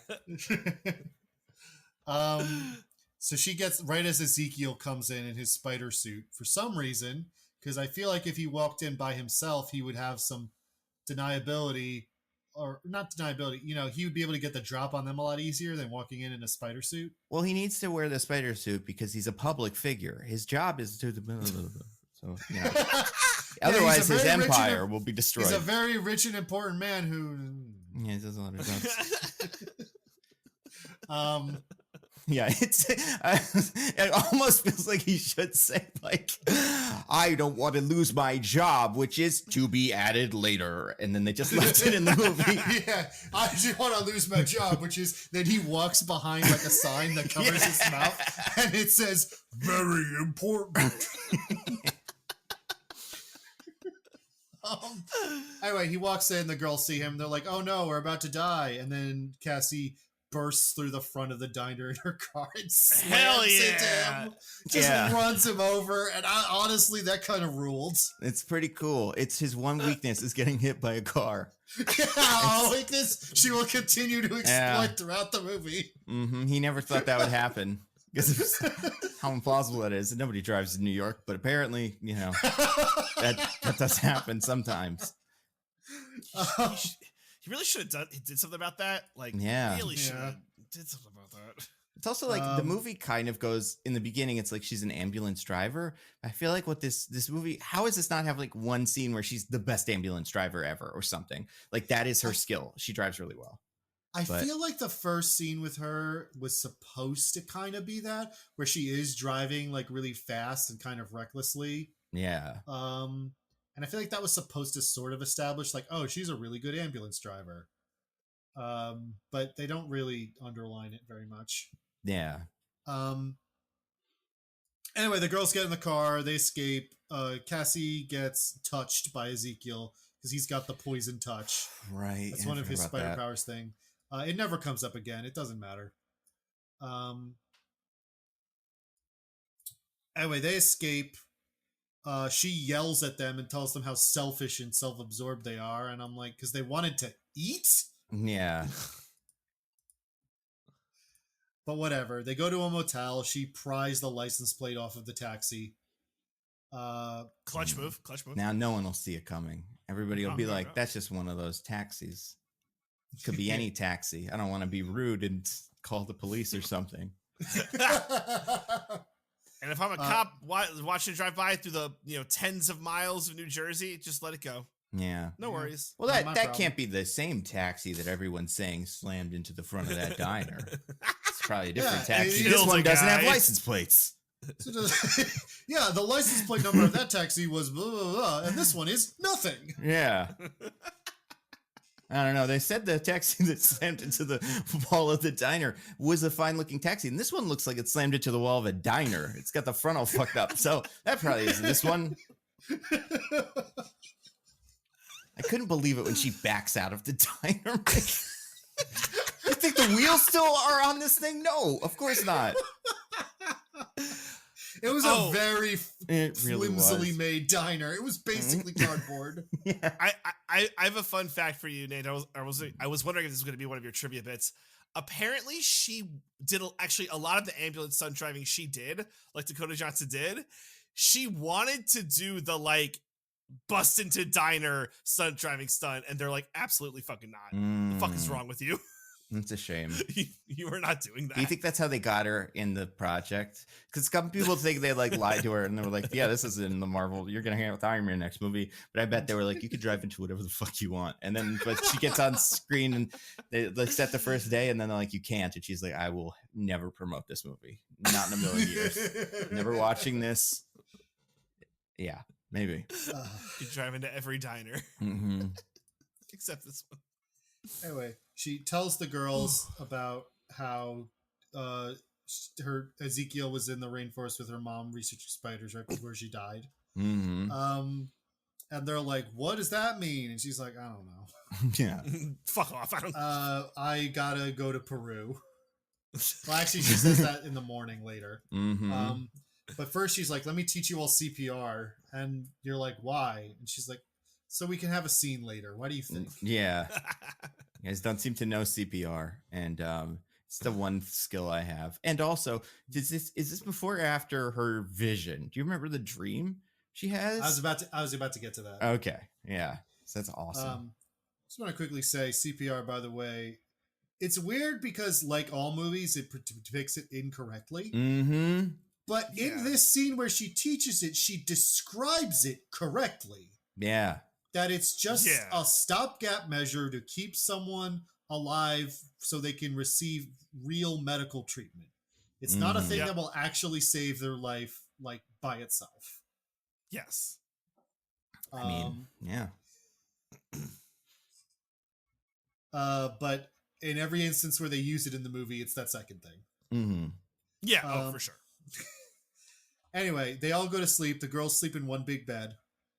Aw. For Yeah. no reason. No There's reason. 4 of you. Why aren't you 2 to a bed? Mm-hmm. Cassie ditches them in the middle of the night. She sneaks out while they're asleep, gets in the taxi, and just drives away. Ends up back at the diner. Back at the diner. Back at the scene of the Amazing. crime. Yeah. Where she looks in and then has a psychic future vision conversation with Ezekiel. Mm-hmm. I don't know what Yeah, the she fuck does. is supposed to be going on here. Amazing cinematography. Yeah, I mean, this was Incredible. like the editing in here is insane, but also it's this wonderful scene where Ezekiel gets to be in the scene with her, but never has to open his mouth, and she just hears all the things he's saying in the void. So it's pretty handy. Yeah, so she's having like crazy editing cinematography thing, fever dream, where they're just having a conversation, and I'm like, hold on, is this really happening? Are they Mhm. actually conversing? Right. Do they both know this is happening? Do they both remember this? Like, is this actually some sort of like weird, because it turns out that this is a dream / future vision. Yeah. She wakes up in the motel she never left. But like, so wait, did this really happen then? Did they have like a shared spider dream space I that they guess can so. both access? Like, what happened? I don't know.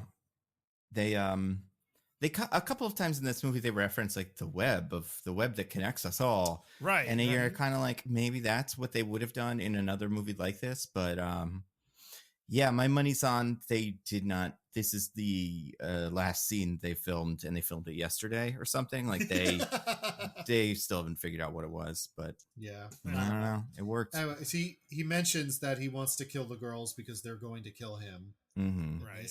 Which is, I guess, the only time she learns that fact, but she don't think she ever brings it up again. Yeah. Or tells the girls that, so easily could have been inserted later because it doesn't matter. Or just like she doesn't make any effort to go, well, no, they won't though, right? Like you've seen them. I'll tell them not to. Will you stop killing them if they promise? Yeah, what if I tell them killing people is bad, even this guy who wants to murder you, so don't kill anybody. Will that be okay? Yeah. Anyway, she wakes up and she's like, well, none of this makes any fucking sense at all, so I've got to go to Peru. Mm-hmm. I'll be back in a week. And I'm like, that's not true. Yeah. Not just Peru, the deep jungle of Peru. Yeah, no, yeah. Deep in the Amazon, where her mom was researching spiders right before she died. Fucking, she's going to Paddington, like Peru. Yeah, darkest Peru. Yeah, it's not easy to get. I mean, maybe it is, but it doesn't seem like it's easy to get to. Anyway, Ben takes the girls and is like, I don't know anything about what you're saying, but I guess I can watch after these 2 go. Oh, Anya opens up that her dad was deported. And she doesn't know. She's not sure if she's a legal immigrant or not, so she doesn't know if she would be deported if they went to the police. That's a reason for her not to go to the police. This is the last bit of character development these girls will receive. Yep. Well, we also get what's her name's explanation here, right? We get Julia says that her mom actually is in a psych ward because she lost it after her dad left her. Yeah. After Julia's dad left her mom, so her husband left. Mm-hmm. I realized the pronouns made that a little confusing. Pronouns, am I right? Yeah, That's yeah. what they say. Pronouns. Uh-huh. She tells all the girls that she needs to go to Peru to learn about the mysterious past, and they're like, what are you talking about? Your mom is dead, and she doesn't, and the only other people that she wrote about being there with her are the villain. So who's going to be there to explain things to you? It was a remote part of the jungle. It's not like she was in a village where they can like tell the story about what happened. Like, what exactly are you hoping to find? And she's like, don't worry about it. That's a good question, because her journal doesn't say anything about the Arañas. Like, it says something about them, but it says it's a local legend. Right, but it doesn't say, like, go find the Arañas because they exist. Yeah. Right. And like, even if you can infer they exist because you see people with spider powers now. It's not like they're a local legend. Presumably they're not easy to find. Yeah. Anyway, then another one of the girls says, also, aren't you a wanted criminal right now? Like, if you try to leave the country, once you get spotted and arrested, and it wouldn't look really bad if you try to leave the country as a potential kidnapper, even if you do manage to get away. And she says, don't worry about that either. And then the third girl says, I don't actually have a third objection, but for the, the sake of, comedy comes in threes, I really needed to say something. And then Madam Web says, that's a good point, actually. I'm not going to go. Yeah. The third girl's actually, can you get that stolen taxi out from in front of the place? That's probably what's going to end up getting found. So that'll actually be kind of helpful. You probably should go. Yeah. Anyway, she goes. It's the easiest trip of all time. I don't know. I guess she also picked up her passport while she was reading about Peru. Yeah, we only see that happened during when she goes back to her apartment. Maybe she just took care of that also. That's what I'm saying. When she was going to read about Peru in her apartment, she's also picked up her passport. Makes sense. Nobody is looking for her, even though everyone thinks she kidnapped 3 young girls. 3 young girls, at least one of which is white.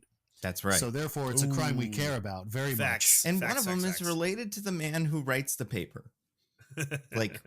And maybe he doesn't do that exact job yet, but still has some sort of media connections. Right. So, pretty big deal. Yeah, I don't know. She goes to Peru. She takes a prop plane out to the middle of nowhere, and then a bus somehow, even though it's in the middle of the Amazon. Mm. Anyway, she just goes out into the jungle, and all the Las Arañas knew she was coming because they just show up, and they're like, all right, time to explain everything to you. Obviously. And they're like, we have powers because of the spider bite, and you also have them. And she's like, I kind of inferred all that already. What else do you have to tell me? Please, new information. I beg of you. Yeah, did they give her any other information? I can't remember. Well, there's one piece of information, but it's not useful at all. Mm. It's just kind of for her as a person. They bring her to their big spider birthing pool where she was born. And he's like, you're going to learn how to use your powers and they'll be super cool.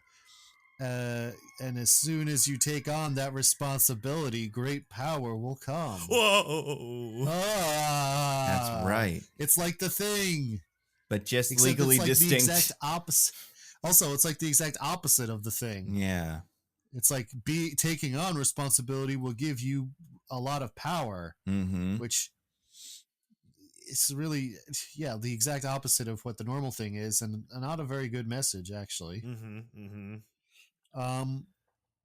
Anyway, she goes in the spider birthing pool and she starts having visions. In fact, her spider mystic future telling powers are so potent they can also see the past, and they can also see the past that she was only there for as a fetus, because Madam Web says life begins at conception. I was gonna say, yeah, Madam Web is from Alabama Supreme Court, so they're up for some bullshit. Also, this is the part where not just because she doesn't just get kind of sent into the future or whatever, she gets that Doctor Strange push thing that your spirit leaves your body, which I thought was an insane choice in this movie. Oh yeah, he pushes her spirit into the spider birthing pool, and her body isn't in it, sort of. Well, because that comes up later, very importantly. Yeah, we'll get to it. Anyway, she, as her past vision, she sees her mom being like, I've got to go to the Amazon. And she's like, well, that's because you don't love me. But then, it turns out that she did it because Cassie was supposed to be born with a degenerative neurological and muscular condition that would have rendered her paraplegic or possibly quadriplegic.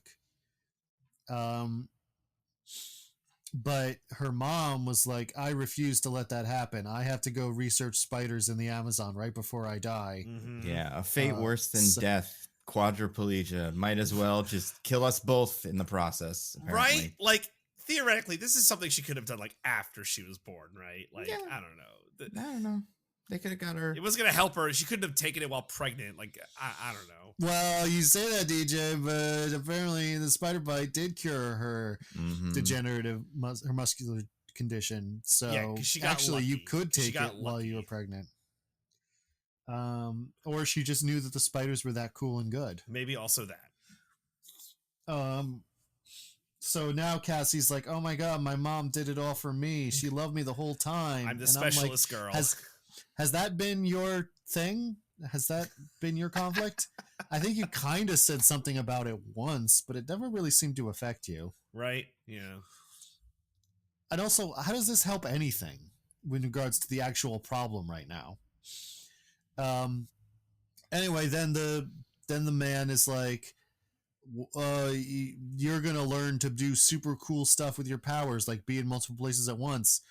And she's like, how? And he's like, don't worry about it. Yeah, shut up. And then she goes back. She leaves Peru. That was it. Yep. She just goes back. Ben has been watching the girls. She left them with Ben. We saw that before she went to Peru. And I guess Ben lives a camera-free lifestyle because Ezekiel has been entirely unable to find them for this entire week, even though he has the God's Eye. I mean, slightly more conceivable to live a camera-free lifestyle in 2003, but you know. That's true. Yeah. Sure. Yeah. But it's just like, I don't know. This thing is supposed to be like super crazy, powerful NSA government surveillance, but it's easy to foil by just staying in a house in Queens. Yeah. Also, I don't know. does he not have work? Does he just not go to work at all? Well, he does. Well, I don't think Ezekiel's looking for Ben. I don't think he knows Ben's involved. So I guess that Ben can yeah. do stuff. I guess that makes sense. And like but they're also, teenagers, they can take care of themselves. But wouldn't he? No point does Ezekiel go like, "I'm looking for Cassie Webb.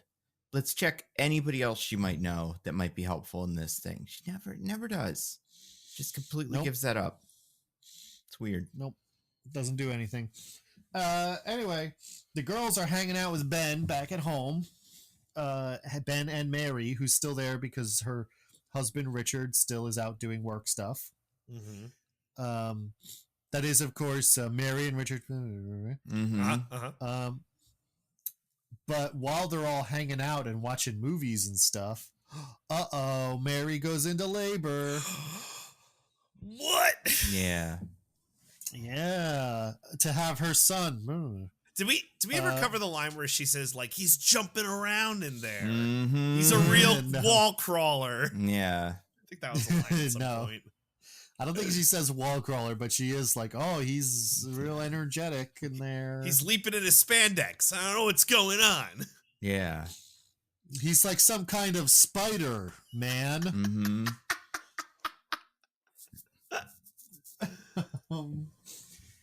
So they're like, we've got to go. The ambulance isn't going to be here in time. We've got to go bring Mary to the hospital. And the girls are like, we're going to come with you for no reason. Yeah. They're helpful girls. None of them have They any can't leave skills. They know CPR. So Yes, if that comes into play, Ben hasn't figured Yeah. it out yet. He's had a really easy EMT life up until this point, so he hasn't had to do CPR. So yeah, that's something Yeah, that girls are exactly. going to mostly give. Give them. Anyway, so they go in the car with him, which means they get spotted by cameras because they're outside of this one house in Queens. Oh no. So Ezekiel knows where they are, and he goes to hunt them down. Cassie shows up a little bit after, sees the house empty, and then has visions about what's about to happen. So the ambulance then shows up to look for Mary giving birth, and so she steals the ambulance and drives off after them. Ezekiel has his tech woman like fuck with the traffic lights, so there's a big crash and like accident on the road. So the Ben and the girls and Mary are all stuck in. It looks like it's supposed to be somewhere in Manhattan, even though they were just in Queens. Yeah, it does seem like they must be in like somewhere in Manhattan. So we know Ben lives in Forest Hills. Right, yeah. They're kind of in Times Square at this point, because let me tell you, as someone who lives in Queens, there's not really a lot of places in Queens that look like the area they're in.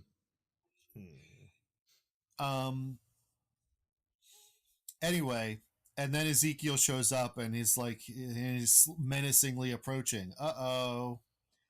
But as he jumps in the air to attack them, fortunately for everybody, there's a ramp behind one of the like Times Square billboard LED billboard ads that exist in 2003. Like the building behind this ad is apparently just totally hollow and has a ramp that leads right up to the ad. Yeah. So she hits that ramp with the ambulance, bursts through the billboard, and smashes into him with a car again. And then she opens up the ambulance, just like, girls, get in. Ben and Mary, you stay there because he doesn't give a shit about you. Yeah. You're completely extraneous to the whole plot here. Maybe you weren't at one point, but you are now. And they're like, okay, bye. Goodbye forever. Yeah, bye for... yeah. So they drive off. They have a big car chase scene. She does a bunch of future sight shit where she like knows exactly where to drive and what to do to like make things happen to slow him down and avoid accidents and stuff. They end up escaping to... I feel like there's a moment between this and that, but I can't quite remember what it is. But essentially, they end up in the fireworks factory from earlier in the movie, where her EMT friend died.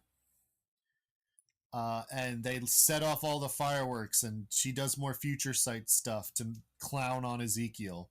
He really looks like a chump in these scenes. Yeah. But because they set off all the fireworks factory is exploding and burning, and so they have to go up to the roof where they have to dodge more fireworks, and Ezekiel shows up and gets punked by more fireworks. And a helicopter... Oh, they call a helicopter to evacuate them, and she tells them... She knows exactly where to tell them to go because of future sight. And where she tells them to go is the roof of this abandoned fireworks factory. So they're about to evacuate via the helicopter, but then Ezekiel shows up and he throws a firework at the helicopter and it crashes and makes the big Pepsi sign on this abandoned fireworks factory explode. Now, this is a real landmark in Long Island City, which means they are back in Queens now. However, it is in a park and not on top of a fireworks factory. And I think you mentioned this, but the Pepsi sign is inaccurate to what it would have looked like in 2003. Well, they don't change it. It's a landmark. Well, but it doesn't look like what it looks like now either. It's very different. It's a Pepsi. It's the word Pepsi Cola. The P is different than the other letters. Like, no. What they did is they made it like a modern Pepsi thing in this movie. Okay. In reality, it's an older version of the Pepsi thing because it's an old sign. I see. Sure. But doesn't it now look like currently it looks like an old version of the Pepsi sign. Like, that's what I'm saying. Yeah. Yeah. In reality, it looks like an older version of the Pepsi branding because it's an old sign that became a landmark and they don't change anymore. Right. So this is like, might as well be its own thing. I do think this is what they're trying to evoke, though. Like, this is supposed to be, it's the Pepsi sign in Long Island City. Mm-hmm. Because the whole thing is supposed to be in Queens, and that's like a famous Queens landmark. Anyway, the girls all start falling off of the Pepsi sign, and things look bad. But Madam Web is like, don't worry. I've learned how to use my powers for no reason. and she CGIs for 3 copies of herself that are connected by big glowing CGI. It looks really, really bad. I can't emphasize enough. This looks horrible. But all her copies can go save the other girls, and the girls are like, "What the fuck is this? How does this work?" Like, up until now, you've just been able to see the future. Now you're making multiple man copies of yourself and like merging the timelines. They're like, "What is this?" Like, yes. And she's like, "Don't worry. Yeah, about don't it. worry about it. Don't worry about it. Yep. Meanwhile, the original Cassie is just standing there like an idiot in front of Ezekiel, who looks at this, also thinking, "What the fuck is happening right now?" But then he pushes her, and that works. All the copies go away. And she never does this again. Yep. Anyway, the sign is falling apart. Ezekiel's trying to kill Madam Web now because she's been interfering with all his shit. But she's like, you thought that the movie with the future prophecy would involve fulfilling that prophecy with a clever twist in a way where you're like, oh, that's what it meant the whole time. Oh, Peru Man also told her that he sees his death every night because that's his curse for improperly stealing the spider powers. Right. Not really important, but a thing he does say. But yeah, you think so, like, that's how future prophecies in movies like this work, right? Where it's like, it does come true, but in a way you didn't expect. But actually, It was all fake to begin with. It was just a complete lie, and actually something totally different would happen. And then he gets hit with the S from the Pepsi sign and falls like in his nightmare, and I guess dies. Yeah, although I'm pretty sure he gets hit with the P from the Pepsi sign, which is the craziest part. The S is the vision, and the S keeps coming up and coming up, but then the P is what kills him. Incredible. It's like, how? How is that not the thing? But I don't know. That's insane. But she also falls because falls in the water and is really hurt. The girls save her and do CPR on her, which saves her life. Even though, as previously discussed, CPR is like an emergency prolonging technique and not something that will actually save you by itself. Anyway, she wakes up in the hospital after the girls save her, and she's blind now. Maybe. Yeah. Why did that happen? Well, because in the comics, this version of the character is blinded in a wheelchair. Right, but how did she get blinded in this version of the movie? Yeah. From the beautiful lights of the Pepsi logo. I mean, almost. She gets hit in the head with a firework while underwater. She just gets beamed real quick by one, and you're like, I forgot. That seems a little extreme. She gets drilled. Yeah. Yeah, so she is blind and can't walk anymore, but the girls are there and they're like, we care about you, Cassie.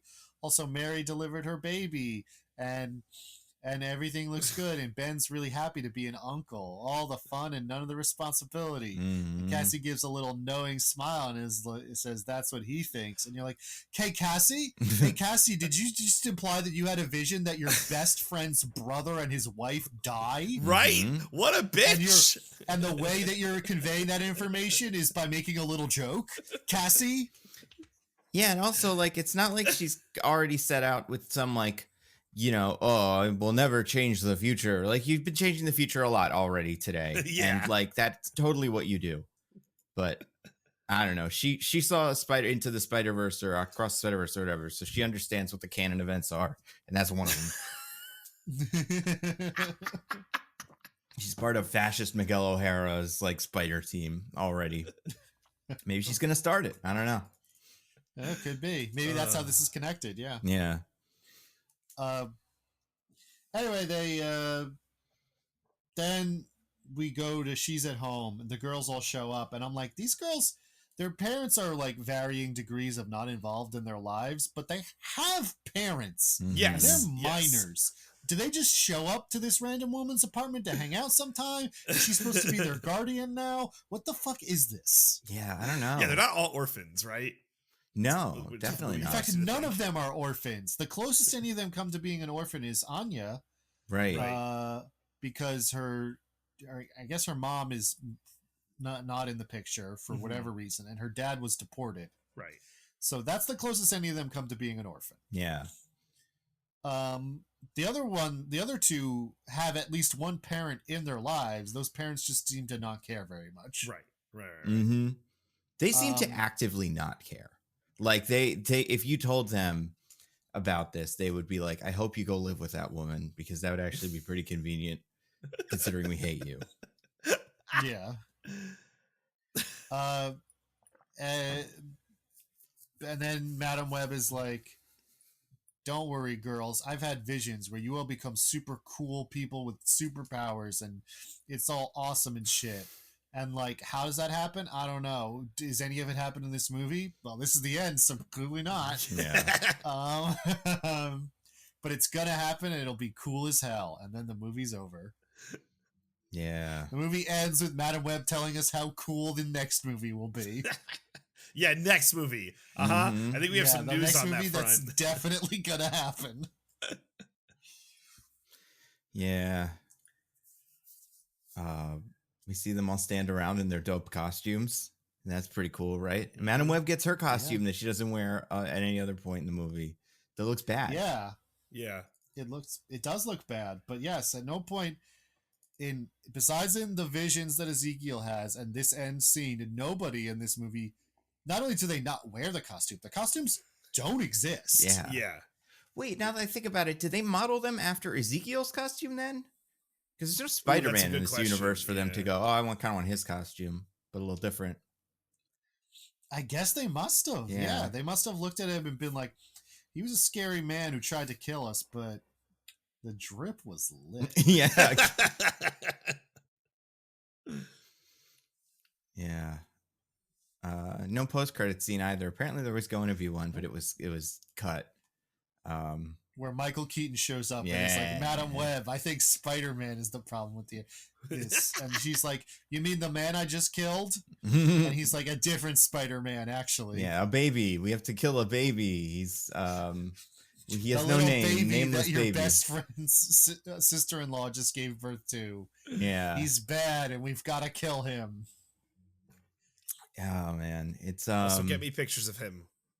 I need pictures of him. Yeah, it's pretty good.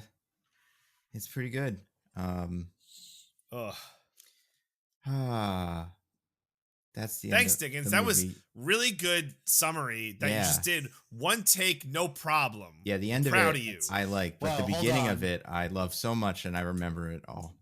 Yeah, I think you did great. Yeah. I will say, even though no time has passed since when we did this, and now I don't know if you guys saw this, but apparently Sony canceled the movie show they were gonna make about Silk, the I don't even know how you would describe her. She should have been one of the characters in this, but she's like Spider Person. Yeah, she's another spider person. She's the one with the spider hormones that makes Peter Parker irresistibly want to fuck her. That's right, and she irresistibly wants to fuck him. It's like the weird spider. Yeah, that they've since gotten rid of that, but that was how it was created because all the writers like to work their little kink into the guy. So hey, that's I guess what he wanted. This is Bendis, I think, wrote. I don't know, but whatever it was. They were going to make a show about her called Silk Spider Society on Amazon. For some reason, on the Amazon, in fact, right before they died. Oh, that makes sense. Yeah, and it did die. And it's getting reborn, I guess. But they fired all the writers except for one, and apparently they want to retool it to a male skewing audience. So Madam Web kind of maybe killed it by having executives that are bad, but also just like. How every time one of these happens, you're like, well, Wonder Woman's good. You're like, thank God Wonder Woman's good, because if it wasn't, they'd cancel all the rest of these with women in it. They still do want to do that. Like they love it, any opportunity. Mm-hmm. But Nicolas Cage might be live action Spider-Man noir in another Amazon show. So that's exciting. That's for the boys. Exactly. So they're never gonna quit that one. Well, that one's and that one could be for the women too. Maybe that's the one that we're gonna make female skewing, and he's gonna be he's gonna be in a little Speedo the whole time or something. He's gonna ditch the trench coat for just showing off those. That's still for the boys too. That's true. Yeah. It's so a lot of upheaval going on, and I mean, like, this movie opened to the worst box office ever or something. I don't remember what it was, but it did quite badly. It made less money than like Morbius, which was pretty strange. But I bet if they release it again, it'll do really well. Yeah, I think they just need another crack at the apple. I would disagree, except I do see other people that aren't me say that they think this is like a movie that's fun to watch and so bad it's good. I don't think you could pack a theater. I think that. But yeah, I think if you did some showings at like the Alamo Draft House with beer and like, made it a real fun time with an MC queuing everybody up for certain lines, you could maybe have fun with it and it could maybe make some money. Nando. Yeah. Just in case Sony is listening, we got to act like releasing it again would be a really Oh. so that we can get them to do it again. I do think that would be a good idea. Because why would that be a good idea? Because of all the funny memes, we've all decided that we love to see those. it now. We love those. We made memes. so many funny memes about it. That means we want to see Madam Web actually, and we just missed it the first time. And I do think we were all busy. And it got caught up in Argyle mania, where like everybody was still going out to see Argyle. But if you released it in a time, I don't know, like late July when Deadpool comes out, maybe then it could actually have some, because it's like just about as good as Deadpool is at being like a cool superhero thing. So you probably want to get those two together. Could you make like Madam Web Pool or something? Could that be a thing? Could we Oppenheimer it? Maybe. That's not a bad idea. Yeah, let's get a Barbieheimer going. But yeah, it's a real bummer, kind of, and it's bad. What else is interesting about it? Oh, the other interesting thing I saw, apparently people that owned movie theaters were like, this is the worst thing that's ever happened to us. We were watching our computer screens on Wednesday when the tickets started disappearing. Like people were getting refunds on their tickets in real time because the movie was bad. Like they saw reviews and they were like, oh, I'm not going to go see this anymore. So the movie theater started making negative money, kind of like they were looking at their movie like box office the same way Marty McFly looks at that picture. And they just saw all the money disappearing. That's insane. Yeah. Jeez. That's amazing. It's a real thing. I love that. Yeah. Wow. Yeah. It's a weird movie, but it's a thing. Now, are we sure that's because that it was Madam Web is a really bad movie, or maybe it was because a record number of people were getting stood up or dumped on Valentine's Day, so they would have to cancel their movie dates? Equally likely. That's a good point. Yeah. Because who would ever not want to see Madam Web, the best movie of the year so far? It's a contender. Probably people who are sexist. They don't want to see Madam Web, right? That's true. Yeah. Mm-hmm. So you got to count for those people. And people who don't like New York City, I guess. That's another good one, yeah. Yeah. That's a good one. The greatest city on earth. Mm-hmm. Love the Mets, baby. Let's go Mets. Yeah. Is she a Mets fan, or like is Spider-Man a Mets fan? He should be. They're in Queens. Right, I think he is. He should be. Yeah. Doesn't come up that often, but yeah, you'd figure he would be. Shame. Yeah, which baseball team did Bullseye pitch for that one time he killed all those people? Oh, yeah. That one. He's a fan of that one. Or Boomerang, also a pitcher in this. Oh, that's a good one too. Spider-Man-averse, but I don't remember. I think he actually might have been a Met. So yeah, Spider-Man probably wouldn't want to follow him, but he'd want to keep an eye on him. Played on the Mets? Which one? Bullseye played on the Mets? No, Bullseye, I think. Well, so they've done different versions of Bullseye's origin in the cartoon or in the Marvel show, the like Netflix show. He did murders when he was a child with baseball. In the comics, I think it was as an adult, but I also think it was in like a farm league or something. But I'm pretty sure Boomerang in the end of Fantastic or whatever it is, what is it? Amazing Foes of Spider-Man. Where to find them? I'm pretty sure he killed, or he was a pitcher, and it was a professional team. It must have been the Mets. So yeah, that's cool. That's like his dream, is to end up back there somehow. So that's kind of what the comic is about. Is like him getting a big score so that he can be a Met again or whatever. It's pretty good. Hell of a dream. Yeah. I'd say, I don't know. What are the Mets like this year, DJ? Are they any good?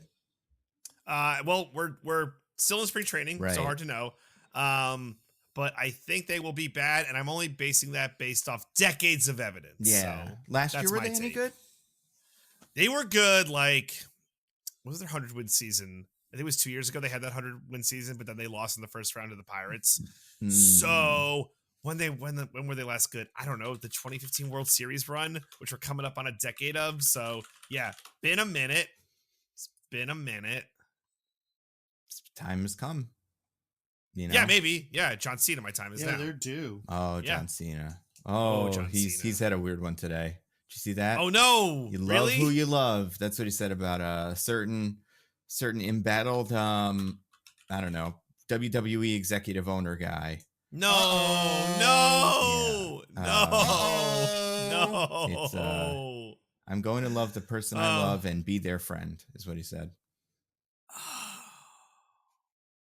Like, oh no, that's like just a hair step too far. Like, you could go as far as like, I'm praying for them and like, I hope they find peace. I feel like that's the farthest I you hope could they go. find Jesus. Or sure, yeah, whatever. Like, I feel like I'm praying for them is the safest version of that. But like, they're my friend. Like, that's ugh. No Yeah, good. it's weird because like it's definitely strange. And we love him so much, and we hated The Rock, Yeah. and now The Rock is cool because he does wrestling and yells at all The the Rock Mormons. is so. Yep. One of my predictions is like looking so fucking good. Yeah, Honestly, I think Sony and The Rock are looking real good. That's true. The Rock is crushing it. He's like 10 out of 10 for Isn't, The Rock. isn't everyone mad at him because he stopped Cody Rhodes from getting to challenge Roman Reigns? But there's been an update now. Yeah. Now he's a heel, and he's telling everyone what candy asses and fatties they are. And he's gonna Mhm. smack the herpes off their lips. So now he's heel Rock, and Cody Rhodes Roman Reigns is gonna happen. And so like 5 minutes, like quick, like 90 second, give me 90 seconds to do wrestling. He was like, "You fucking morons had Rock Roman Reigns WrestleMania in your hands, and you threw it away. You fat idiots taking big shits in your toilets while you're tweeting. So now you don't get it, and I'm gonna crush Cody Rhodes' skull. And fuck all of you. I hate you. You're all inbred idiots. Double middle fingers. I'm The Rock. Yeah. It's Wait, so he's not wrestling Roman Reigns at no. WrestleMania anymore? He's gonna help Roman Reigns crush Cody Rhodes' skull. Mm-hmm. So Oh, so yeah. Cody Rhodes is going to do it now, and The Rock Yep. is there as a ringer. He's Yep. part of what's the team that what's his name is on The Bloodline. Sort of the Bloodline. Yeah. Yeah. Yeah. I watched this video and it was like being transported back to like 1999. It was incredible. I showed it to Hannah and she made that face that Frank makes in Always Sunny when Mac dances and he's gay and goes, I get it. I never understood it before, but I understand it now. She's like, I see why people like this this weird thing. He's very entertaining. And I'm like, yeah, he was. He was the best. Yeah. So The Rock's back, baby. Yeah. Rock's back. It's great. He's not back. Madam Web. No, not back. Not even a little. Not yet. We can still convince Sony. I believe in us. It's true. Yeah, and Hope I does spring eternal. I also saw rumors that the studio that this was this was like what you will hope would be the final nail in the coffin for this bump, even though these guys are technically not in this bump because they're in a different universe, but like these movies. But then that article also said, but if Craven and Venom 3 make a lot of money, they'll probably decide to make these again. Not this one, but like they'll learn the wrong lesson and then make like Mysterio Origins or Dr. Octopus Origins or whatever. So Interesting. yeah. I don't know that they would do Mysterio because he's too interesting. Yeah, and he should be, but I feel like they'll probably fuck up it. They'll change his origin so he's not interesting or something. Like, Yeah, that's fair. they'll do what they did with like it's kind of what they did with Morbius, but more what they did with like Venom, where they just like took out all the parts of his backstory that make him fun and just made him some weird guy. Yeah. And that's pretty good. People like that one. Madam Web, though, we got a wheel. Oh, Whoa! There's a lot of things on so this excited wheel. for a wheel. Like, Oh never man, before. I wonder if I can see with my future sight everything that will be on this wheel. Oh, could you remember what was put on the wheel? No. Yeah, it's a wheel, with spokes like a spider web, like a big web that connects us all. Like her web. Like her web, exactly. Which is like you're like that's kind of a web. It looks like more of a dome or whatever she's doing. like you said, you got at this before, how ugly her power is, and when it's used, that's how like weird and unspecific of an effect it is. But it is so much worse than people can imagine, and like it doesn't look like a web. You kind of figure it would look like a web, but it just looks like a bunch of lines. Yeah, it's bad. It's really bad. But yeah, I'm gonna spin the wheel, and then we'll get to those things. You gonna spin the web? Yeah, so I spun the that web, and it landed on one of DJs describing people from your dreams. Okay, so Ezekiel has this dream of the three girls in their spider costumes. Ezekiel has a dream. Killing him. Now, correct me if I'm wrong. I believe all three spider people are wearing masks. Like, yes and no. They're masks, but they're also like teeny tiny masks that leave their entire face open, including Sydney Sweeney's, which, unlike her character in the costume, also exposes her like cheeks. So they're giving you everything. Fine, but like they're giving you that sweet cheek meat. Yeah. Damn it, Diggins.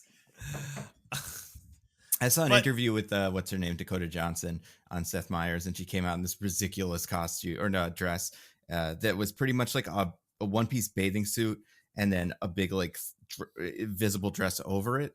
And at one point, Seth Meyers was like, "You got a really great dress on. I don't dress like fancy anymore. I should wear that dress." And then she's like, "Yeah, you got your butt cheeks out like mine." And I was like, "That's a funny word to say, butt cheeks." For a famous person, but I think that was part of the hey, I don't give a fuck anymore part of the tour. So yeah, good for her. Yeah, like, good for Dakota. Super good for her.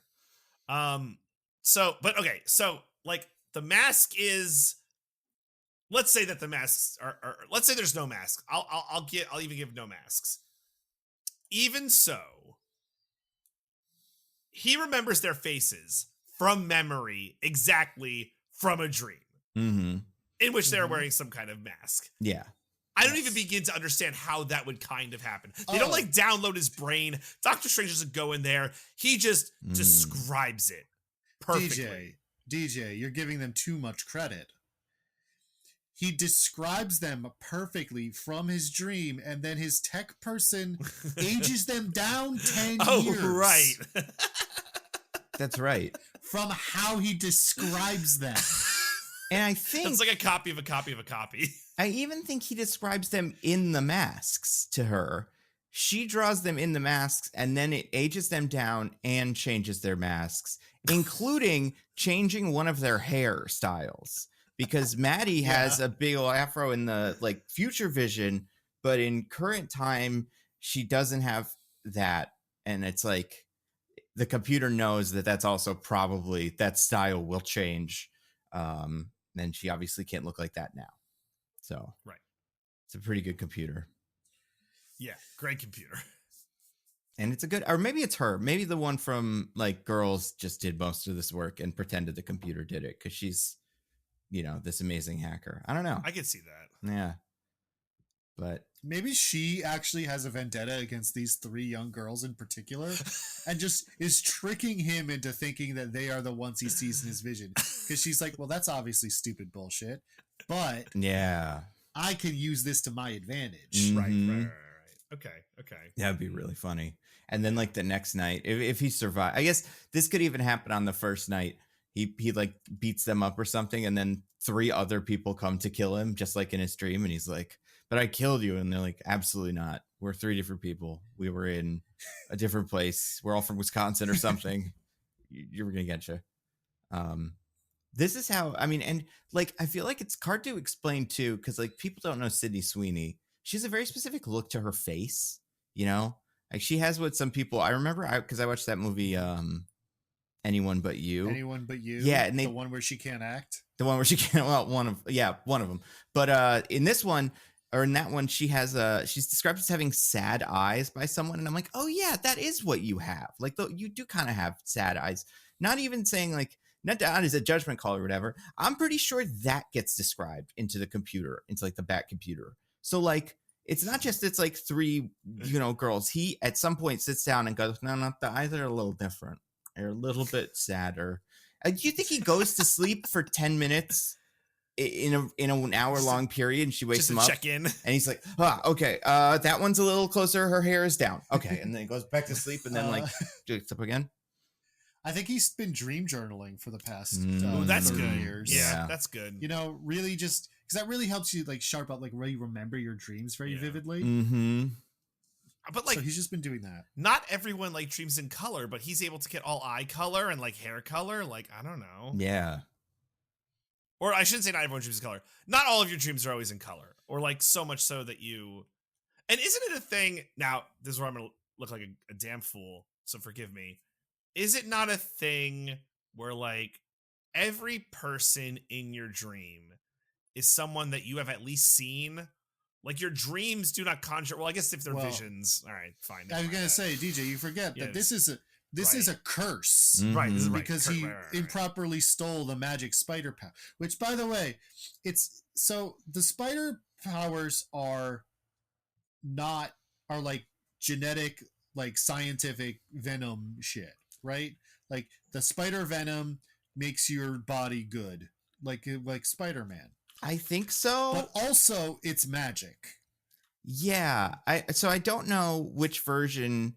I honestly couldn't even tell you what the other Spider Women's like canon origin stories are.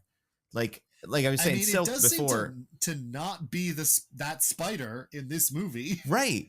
And didn't you kind of expect when he had the spider, you were like, oh, okay, it's gonna like fall on them or some shit, like because he was like holding it when he's like doing computer stuff, just letting it crawl around him. He has like an open air terrarium in his apartment where the spider just hangs out because this spider has lived for 30 years. Mm-hmm.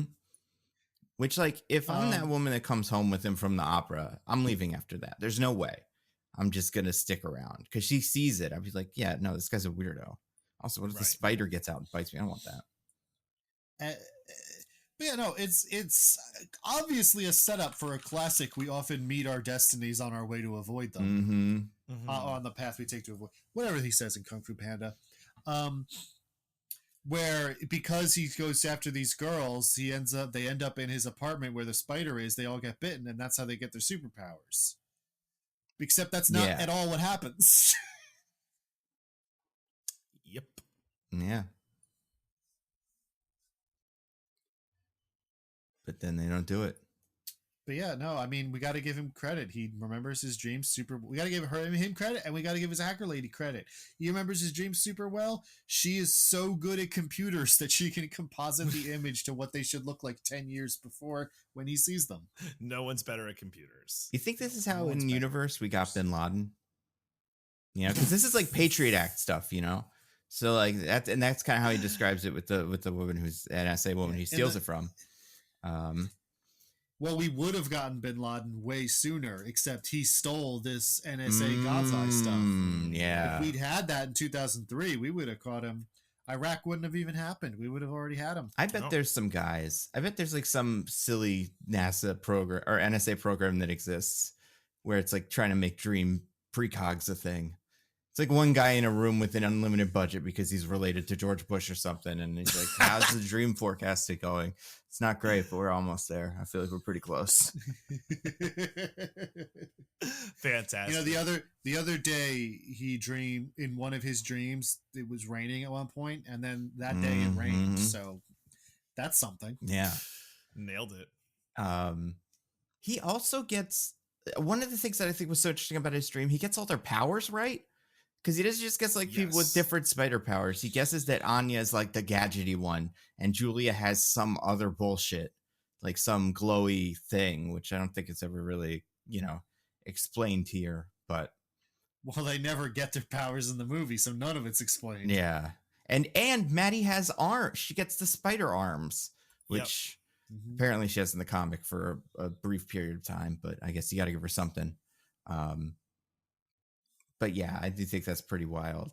And it's extra weird because they didn't do any like, yeah, it's so weird that they don't actually get their powers and kill him. Because, I remember why. His hair in the dream is also different color. It's white. Very white. And you're like, that means this takes place in the future. Like this is going to happen in 20 years or something. They'll look the same, but whatever. But by the end of the movie, his hair is naturally gone white. Like, I don't know what the explanation for that is, but he does have white hair at the end. Also, the stress curse from looking for these dang girls. Yeah, and getting hit by all those cars. That probably really ages you. Yeah, that's probably not good. Yeah, they say every car you get hit by adds 10 years. Mm-hmm. That makes sense. Yeah. Yeah, this part's really weird. It's weird how they integrated the NSA into this in general, considering this is a character who can see the future and can't just Google them and find their names, you know, like just have the dream one night and remember what their names were because that was in the dream. So right. Yeah, it's bad. That part of it's bad. Speaking of him, I spun the wheel again, landed on one of Diggins's, one that the chat actually predicted was beyond the wheel in these exact words. Amazing ADR man. The Discord was like, that should be one of the titles, and I was like, you have no idea. Yeah, I want Discord to know that I came up with this before you said that. Even though it seems like we're doing it in the present day, it seems like we're recording this on February 21st. Somehow, you'll never understand how. Visions of the future, maybe. Technically, Diggins did come up with this before that. Yeah. So, I'm not always the most attentive about details like this. I'm paying more attention to like the visual and the story, and I miss like little things like this. Like sometimes people say there's really obvious ADR, and I don't really catch it. But the amount of times that we're looking at the back of his head. While a voice that sounds like it was recorded in a different place than the previous line he just spoke. Almost like this podcast. Mm-hmm. Almost like this podcast. Just comes booming out from nowhere. Yeah. It's impossible to miss. Mm-hmm. I want to say... I've spoken with people who don't know what ADR is. Like, I had to explain the concept to Mm-hmm. them. Yeah. And I'm sure... if they watch this movie, they would be like, well, he recorded that later. Yeah. Obviously. Yeah, that was not... I learned what ADR is by watching this movie. And like, oh, that's how they do it. They turn away, and then they say, give me the girl. Yeah, he it doesn't help either that he has a preposterous accent. And some of the lines he's saying do not work with his... because this actor is native, speaks French. That is his native language. He doesn't have like a lot of credits on his IMDb page that I could find that were roles where I was like, oh, he probably spoke English in this. I could be convinced this is like one of his first big English speaking roles, which is a choice. Especially considering this character, I don't think is usually French. I don't know where I thought he came from, but I just kind of figured he was like from, I don't know, like also Queens, because they're all from Queens. But yeah. He does that thing that a lot of Europeans do when they affect an American accent, where he gets very nasally. Mm-hmm. He's like, it is I, Ezekiel Sims. Yeah. And I am a normal American man. You have to either do that, you gotta clench your jaw like this, so it just comes out American English. And this one did a bad job all the way. Because like you're saying, the lines you couldn't see him say the lines. I'm also pretty sure, and I'd have to go back and watch it again, the second line spoken by this character, you can see him on screen not saying it. It's during the spider, obviously Amazon trip. He says something to the mom and says whatever. Oh, look, there's a spider. And then she says something and he's behind her out of focus and out of shot, except for you could still see his mouth and it doesn't move. And he says a line. I have to go back and watch this, right. But yeah, I think I noticed that. Yeah. So weird. Why do you guys think they did this? Well, as I think I said, I clearly remember saying, because it was so recently, during my opinion of the movie, it feels like they didn't finish shooting 3 different versions of this movie. Yeah. And then had to find some way to stitch them together into a single package. And I think a lot of that stitching together was ADR for him, because he's the only person in basically the whole movie whoever actually knows what's going on. Yeah. So his are the only lines that like really specifically say this is what's happening and why. So I feel like they needed to replace nearly everything he said. Yeah, I think that's right. I also don't think the tech lady existed in draft one of this movie at all. Like, there's no way that character wasn't also just added for all this stuff. But Almost certainly. I did. So there's not like theories, but there were different rumors about what this movie was going to be about before it came out. Obviously, the prevailing one that I have not seen confirmed anywhere official, but like does come up in a bunch of places, is that originally this movie was going to be about Ezekiel Sims going back in time to kill Spider-Man when he was a baby, basically the Terminator. Right. And then Madam Web would be like the Sarah Connor of these guys, and in Terminator 2.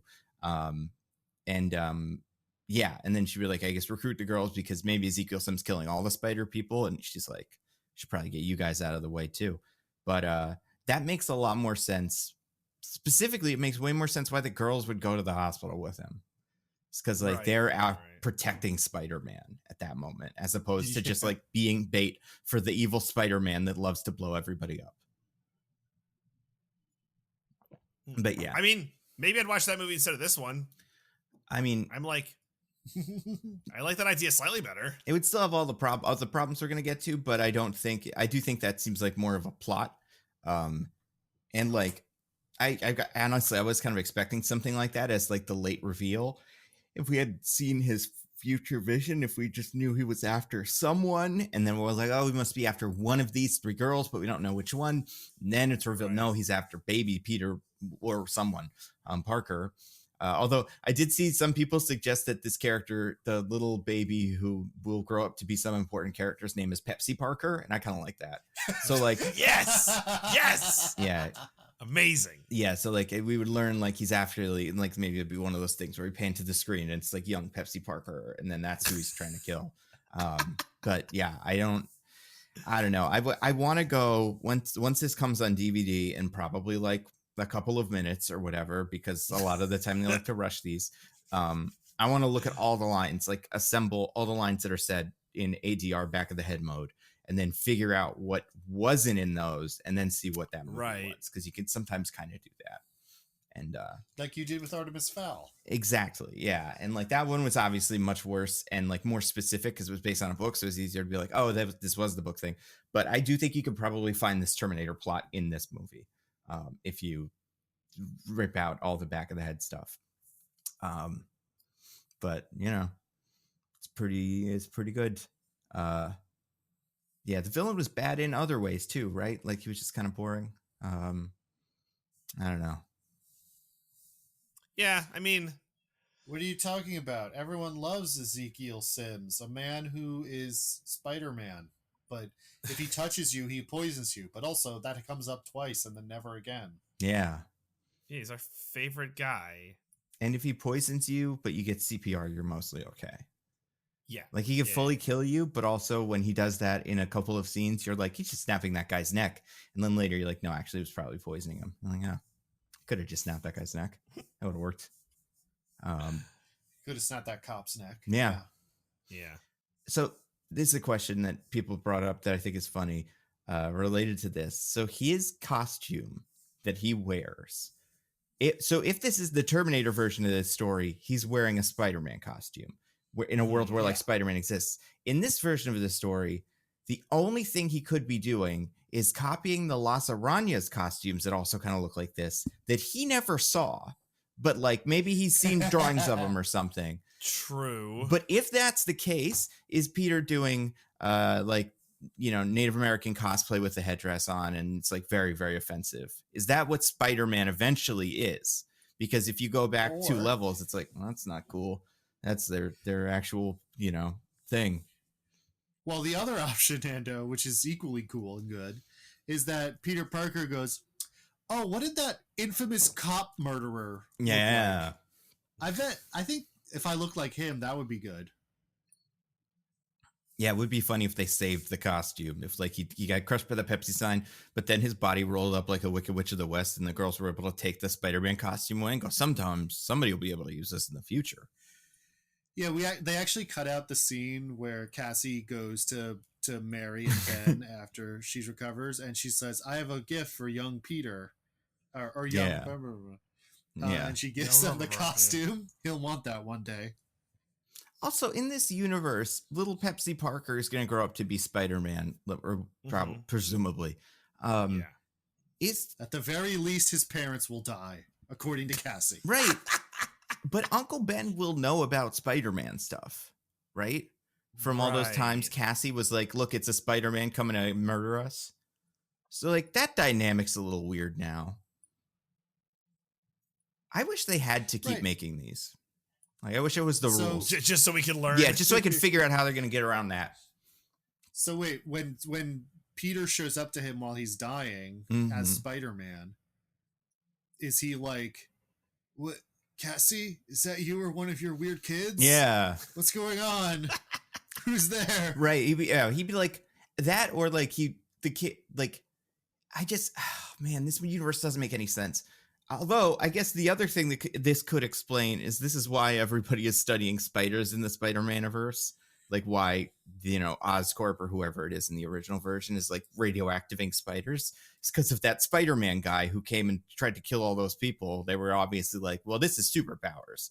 So if we shoot enough spiders with laser beams, we will get some superpowers out of that eventually. But they just had to go to Amazon and find the spider that naturally gives superpowers. They didn't need to genetically engineer a new one. Yeah. Maybe they couldn't find those, or they knew about the curse. Like, if we find that, we get cursed. If we make our own, no curse. I mean, I guess you could ask the NSA lady, right? Like, not the original one, but the one from Girls. Does he kill her at any point? No. She has all the information. Just stops showing up. Yeah. She should tell somebody what this was, because it's very confusing. And she should. I mean, they never go to his apartment, and she seems to work there. Yeah. So she should just take the spider after he dies and be like, "Well, I'm gonna go sell this to some pharmaceutical company and live the rest of my life in comfort." Yeah, it's a pretty good idea. Also, let's say she does that. He killed the NSA person, but he did that when the NSA already had the NSA technology to track a person perfectly. Right. Couldn't they have tracked her then? When she didn't show up for work and then she accidentally secretly downloaded NSA program.exe, they would be like, hey, where was she the other day? She said she was at the opera or something, right? And then maybe he didn't have her photo. And because he didn't dream her, he couldn't perfectly describe her face. Well, I'm not saying she couldn't. I'm saying the NSA that she works for wouldn't have already also done that. That's right. When she is part of them. And then they go to his house and find a spider and a big TV screen of a billion computers and her body, I guess. I mean, it's probably in the East River, but still, there'd be some, clothes or DNA residue from all that boning. From the sets, Ugh. Yeah. Well, no, you see, they only kept one copy of this on a flash drive, which is what he took. So once he took it, they didn't have it anymore. It's like Toy Story 2. They had to hope that some random, cleaning lady also took it home so then they could use it and, get it all back. I mean, she was an animator on the movie, but yes. I have a more romantic version of it in my head where she's a random cleaning lady. And she was just like, my kids will love this. And she was the hero of the whole thing. But yeah, you're right. She was probably an animator. Speaking of animation, I spun the wheel again. It landed on, yeah, you know what? Maybe this is animated that we're talking about. Well, I guess this is kind of related to this one of DJ's. Is the shadows of things that will be or only those who may be? Yes. Yeah, let's do that. So there's a scene where she's trying to figure out her future site in her apartment. And, I think Ben was like, go home and watch a movie. Crazy. Yeah. He just had all this stress. Just go home and watch a freaking movie. Crazy. He's calling her to be like, hey, you should come to our dead colleague's funeral. Right. Oh, no, it was the doctor. The doctor was like, go home and watch movies. Yeah. Just go watch a movie, right? So she's like, okay, I guess. So she throws on, A Christmas Carol, everyone's favorite to watch during not Christmas, right? It wasn't Christmas time. I think we know it's the summer, but I can't tell why besides grilling is happening outside. Yeah. I mean, that's all you need. Yeah. Baby loved to grill. Yeah. So she's watching that, and then that line that Nando just said that I messed up before recording, can't remember, like, is being said over and over again, because I guess she keeps future sighting that part of the movie. Yeah. If I'm understanding correctly. Well, she's future sighting the time when the bird dies, I guess. Or like that. Oh, right. That starts that loop or something. Yeah. Yeah. Very But strange. first though. she's like, too bad, Scrooge. You can't change the future. Yeah. Right. The very And I'm like- smarmy, ugh. And I'm Yeah. like, I don't know. It's kind of the point of the movie that you can. Yeah, like, is this the first time you've seen this movie or heard this story, Madam Web? You're gonna be blown away by the ending, because he does change his future. Yeah, right? Like, you wouldn't believe what you could do. Mm-hmm. Right. So that happens. And I was just like, I guess my only point with this wheel trunk was like the ludicrousness of that all is just wild. That we hear that Christmas Carol line no less than like 8 times in a 3-minute span. It's a pretty classic admonition about movies that I believe has been said on this podcast before. But you shouldn't remind me of the better version of your movie while I'm watching your movie. Mm-hmm. Yeah. And also, like, there's other time travel movies that you can watch that are kind of like this but aren't seasonal, you know? Could they not get the rights to, like, Groundhog Day or something? She could be watching Next, starring Nicolas Cage. Yeah, that's a good one. that is a lot like this. Mm-hmm. She'd be watching That's So Raven, you know? That was probably on the air around this time, and Raven had these powers, more or less. They did, like, some sort of promo with her on TikTok or something. So, although was this... Yeah, that would work. Didn't we recently find out the little brother in that is problematic? I didn't find out. I'm finding it out now. Is he played by Vince McMahon? Or is it somebody else? That's right. Damn. That's right. That Vince McMahon. He's a chameleon. I've never seen That's So Raven. I just know that she has future powers, mostly because she did some sort of TikTok for this movie. Okay. January 2003 is when That's So Raven started. So yeah, could have been. Yeah. She's probably watching the premiere. Well, I guess not in January. But this is back in 2003 when if you wanted to watch a show, you had to watch it live. And like, so. Classic. And she's the MT, so she probably keeps really weird hours. So she probably has no idea what's going on in the That's So Raven story. She's just kind of putting it together as best she can. But yeah, so I don't think it's anything else in this bit, but I just like hearing that line over and over again. I'm like, it's ridiculous. And also true, like, it's a good point that you guys bring up that, like, though the point of the movie is you can change things, but, you know, and I guess Madam Web can too because she can see it. But I don't know. I guess good job movie. I don't know. Very silly. Yeah. So the little brother in That's So Raven in 2021 was charged in King County, Washington on one count of immoral communication with a minor where he allegedly sent nude photos to a 13-year-old girl. Okay. oh, you know, you just gotta. When you said these that, child stars, man. when you said immoral communication, I was like, what did he say? Like the F word to her? And then it was like, Yeah, you right. child photos. Like, oh, okay. I was also Thought that thinking was something different along those crime. lines. I mean, glad they got him. I don't know. He's not even the highest profile one of those, right? Because wasn't Drake and Josh involved in something kind of similar? One of them, the one that wasn't in Oppenheimer. Drake and Josh Drake was involved in way worse than that. Yeah, that's. I mean, yeah, those child stars, they were real weirdos, especially Yeah. Disney Channel. Was this a Disney Channel thing? Yes, That's a Raven was Yeah. Disney Channel. It's Yeah. this the one? Which was the one that had that guy? His name isn't Dan Snyder, but it's like that. Do you know what I'm talking about? Oh no, that was the Shia LaBeouf. no. Ooh. This was the guy who made them. Oh damn it! It was Dan something. He but made like Zoe 101 or no, not Zoe 101. no, and the Amanda Show and Drake and Josh and What's the one with the girl who does the computer meme and then looks at the camera? oh Carly. iCarly. Yeah, iCarly. I know it's related. he to did that. all those Nickelodeon shows. Yeah, Dan Schneider, that sounds right. Yeah, that guy's Yeah. bad. almost like Dan Snyder, but just Similar enough slightly that I'm like, different. I don't think he did it, but I don't like think he's a great guy in real life. So if you told me he did, I'd be like, I guess I don't know. But yeah, So that was not in Madam Web, but it's too bad. But it could have Could have been. been. But If you think about it. Yeah. I spun the wheel again. One of Diggins is Parker. I barely knew her. Let's talk about Peter Parker or Pepsi Parker or whatever. You mean, or Pepsi Parker, yeah. Parker. Yeah. Or actually, Yeah. Could have been anybody. it's just the sheer amount of times they avoid saying Peter, Parker, or for some reason, May. Yeah, that's another one. Like they're willing to say Ben, Mary, and Richard, but they won't say May. Yeah. Yeah, that is weird, actually. But it feels so silly because it's like, I mean, it's obvious who they're supposed to be. Like they draw so much attention. Like if it was literally just in one scene, he's like, "Oh, my brother and sister-in-law are having a baby."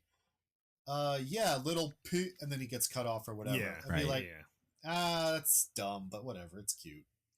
But it's so much of the movie. Yeah.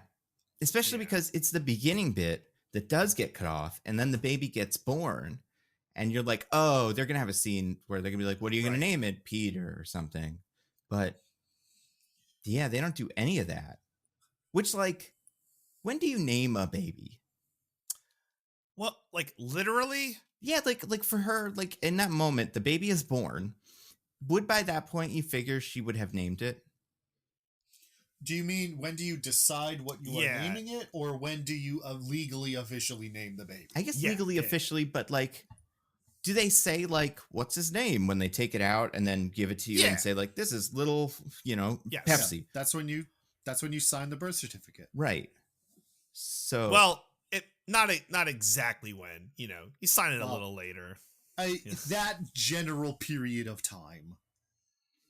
If you want to get technical, yes, there is a very tiny window where legally that baby has no name, but it's very impractical because they take it out. It's like, oh, who do we have here? And it's like, it's little Pepsi, and it's like, oh, here's Pepsi. Right? Yeah. And they don't have a soul until that birth certificate is signed. Babies don't got souls. A lot of people don't know that. They don't got no souls. But so yeah, no. Like, yeah, little Pepsi isn't official until like, whatever. It's signed. But they ask you, I wonder if everyone's got caught up in the air, like, what's his name? Like, oh no, shit. Yeah. I wasn't ready for this part of the test. I have to call my husband who's somewhere else.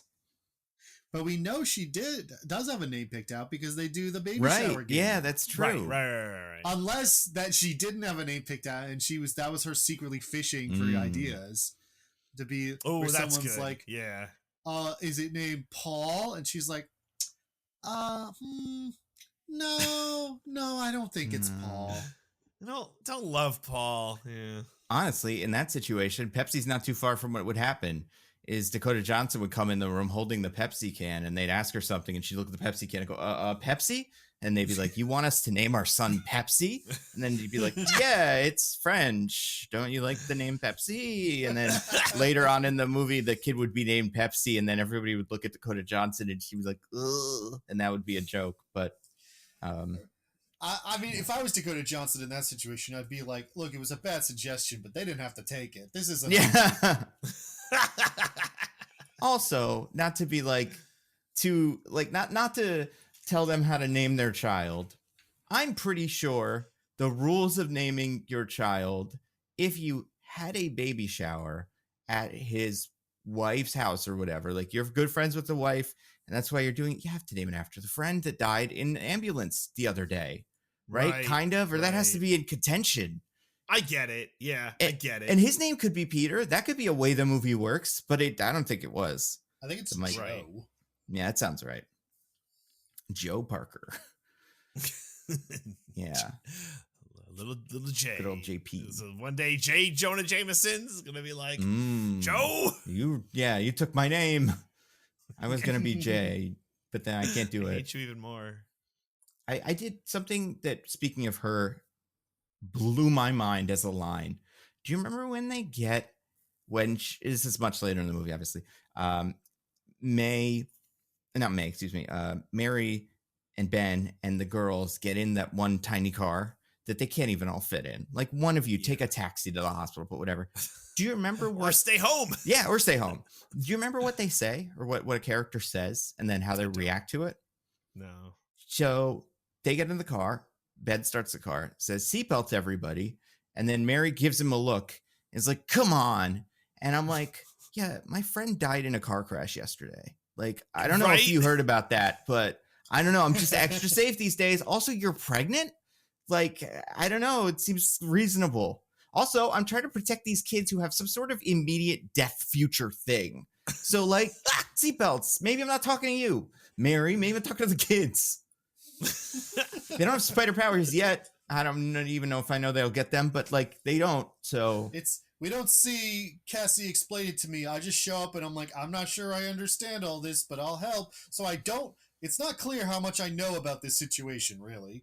He knows nothing, except he should know, because it's been enough time passes, at least a day, that it's on the front page of all the newspapers. I don't think I'd be like, she did kidnap these kids.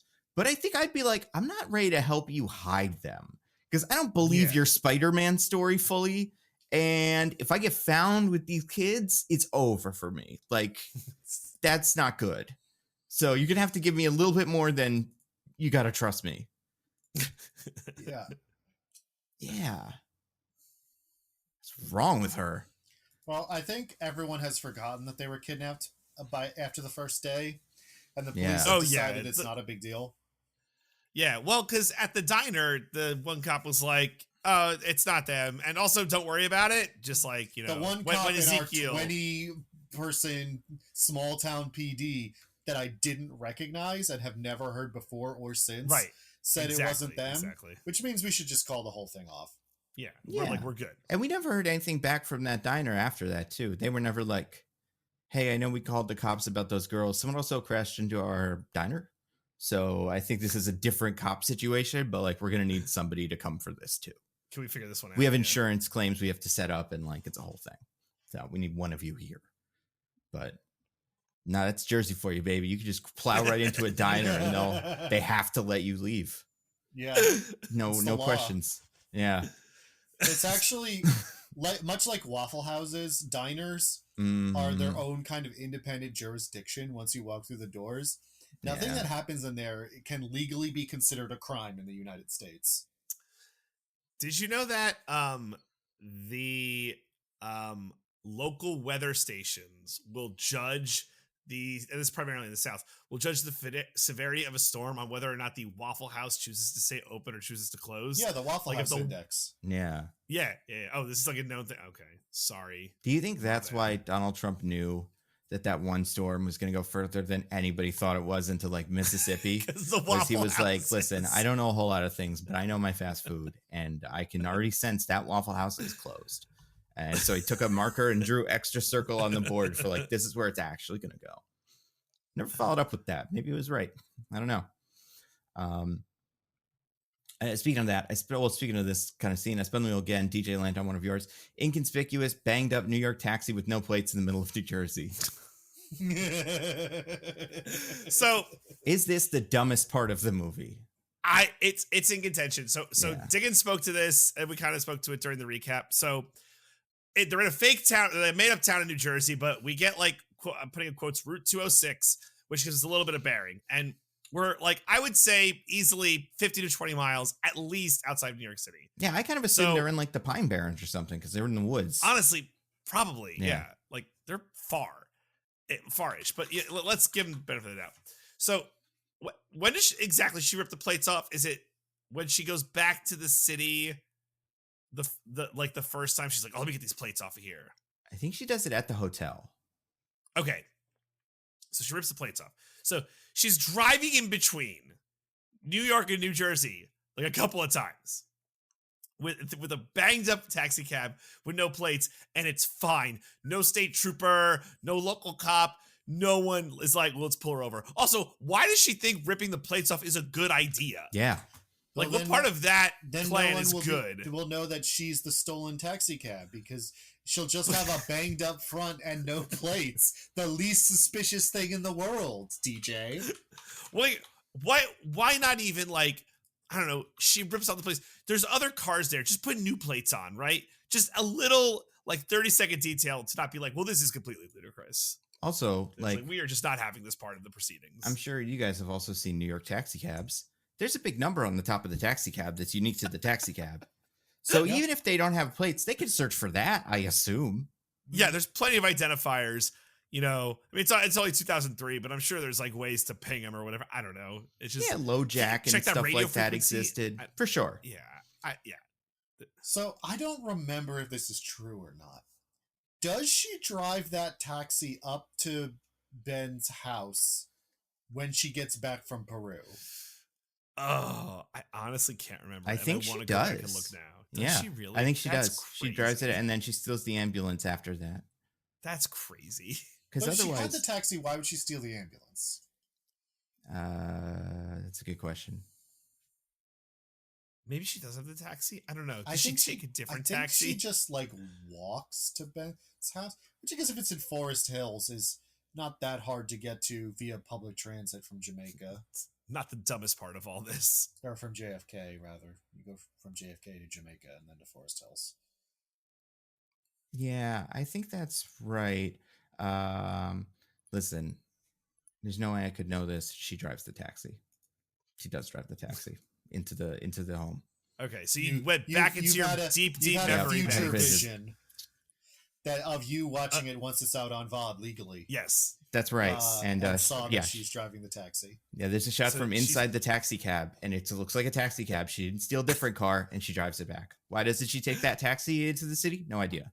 That's crazy. Yeah, is that insane? So this beat up, no license plate, stolen taxi, she drives to JFK, leaves, parks there for a week, and comes back, and it's still there, and she takes it, no problem? Mm-hmm. Yeah, I guess she does. I love this movie. I love it so much. I love this shit. And like, it's a taxi cab. It wasn't just a car. Like a taxi cab. Like there are ways to get away with this, but a taxi cab. Yeah, cars designed to be seen from a distance. Right? Like impossible to hide. Literally the most noticeable, like, kind of car. Yeah. Another thing about her that we haven't really gotten into that I think is unbelievable, that is clearly like a product of different versions of this movie existing and not really working with each other. I saw someone point this out on Twitter. She's her Madame Web uniform, as for all intents and purposes, which she wears up until the end, but like the beginning one. Yeah. That's her funeral outfit. She's going to a funeral in that. Her big red coat and jeans. What's wrong with her? It's a great point. And then also her Madame Web outfit, the outfit she rescued or like kidnapped those kids in and potentially killed those cops, as far as anybody knows. She keeps wearing the coat. Throw the coat away. It's red leather. It's so identifiable. Like, what happens? Like, I don't know. I mean, it's such a weird choice. Also, she's not wearing the coat in the Amazon, so she brings the coat with her, I guess. Maybe she leaves it in the truck, but like she puts it back on. She's like, obviously, I'm in the city. I'm going to wear my little coat. Yeah, I wear my coat. Well, it's warm in the Amazon, so you don't need a leather coat. In fact, it would probably suck a lot to wear a leather coat in the Amazon. That's true, but she can't be wearing it at the party when they're grilling. Or maybe she is. I don't know. It seems like a summer party. I'd have to, see it again, which obviously I can't do. But I'd imagine she's wearing just a jeans and a t-shirt. But right, yeah, maybe she's wearing the coat. And it's a good coat, to be fair. It's like that Always Sunny coat that everybody's always trying to put on in the show because they're like, I like the coat. But sorry, I just remembered one tiny little thing that's sort of it's not related to this at all, but it's sort of in this area of the movie that we're in. And I don't have a wheel slice for it, and I really want to bring it up because it's something about this movie I have not stopped thinking about since I watched it. Okay. Which is, so when she takes them out to the woods in this cab, and is trying to tell them everything and like tells them to wait there while she goes to the apartment, etc. They're talking about what they saw, and they're like, he was some sort of thing. He crawled on walls like a spider. He was a spider person. When Sydney Sweeney says spider person, this is the first time ever I've wished we recorded and released video of this podcast, because I don't know if I can say in words the little body wiggle she does when she says spider person. Oh, I don't remember this. She's like some sort of spider person. You're right. Yeah. I remember this. She's like a little like wiggle, like the SpongeBob like wiggle, like a little with the jellyfish, little spider. Yeah. I forgot about that. It's like clear in my mind though as you say it though. Oh my god. I totally forgot this shit. She just like moves her whole body like she's a dancer. Yeah. Like breathe, stretch, shake, let it go, like from rapping music and stuff. Yeah. And I don't know why person required that movement as emphasis. It was so strange. I can't stop thinking about it. Yeah, no, that's so weird. That's so weird. Yeah, that is a really weird decision to make. Spider person.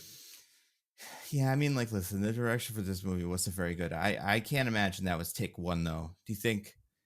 But maybe it was. Maybe it was a one take thing. Yeah, right? Yeah, maybe they couldn't get more than one because the lights were going down or something, and like they had to do it. I don't know. But if that's the case, take her back to the forest tomorrow and just film that. Film it on a phone. Doesn't matter. No one will notice. ADR it. Show us the back of her head. You get any New Jerseyan. It can be any of us. Put a wig on and then have us do it because that's how they solve a lot of problems. Also, I haven't been doing this yet. I took so many notes of lines from this movie that were bad. Okay. And not just bad, but like really, really weird.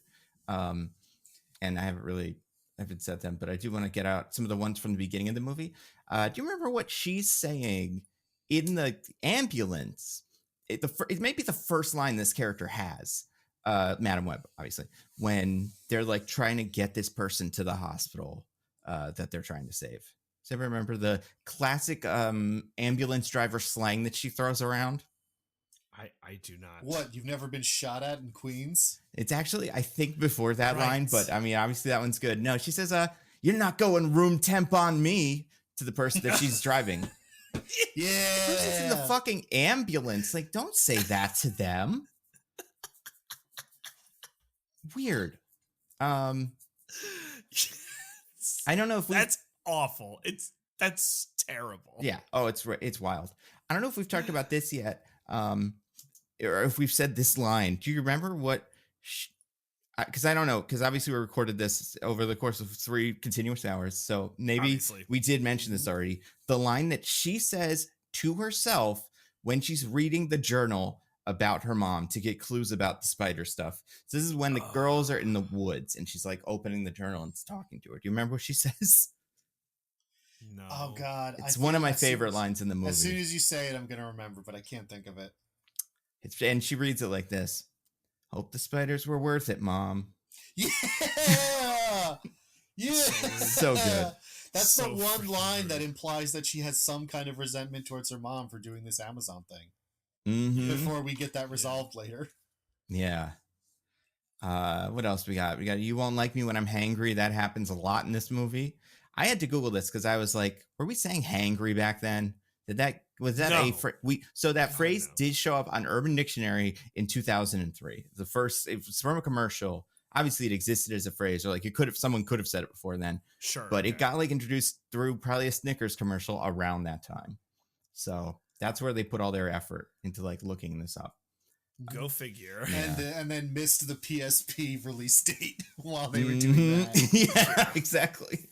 I don't remember which girl says this, but one of the girls says to one of the other girls, "What good is science?" That's the line.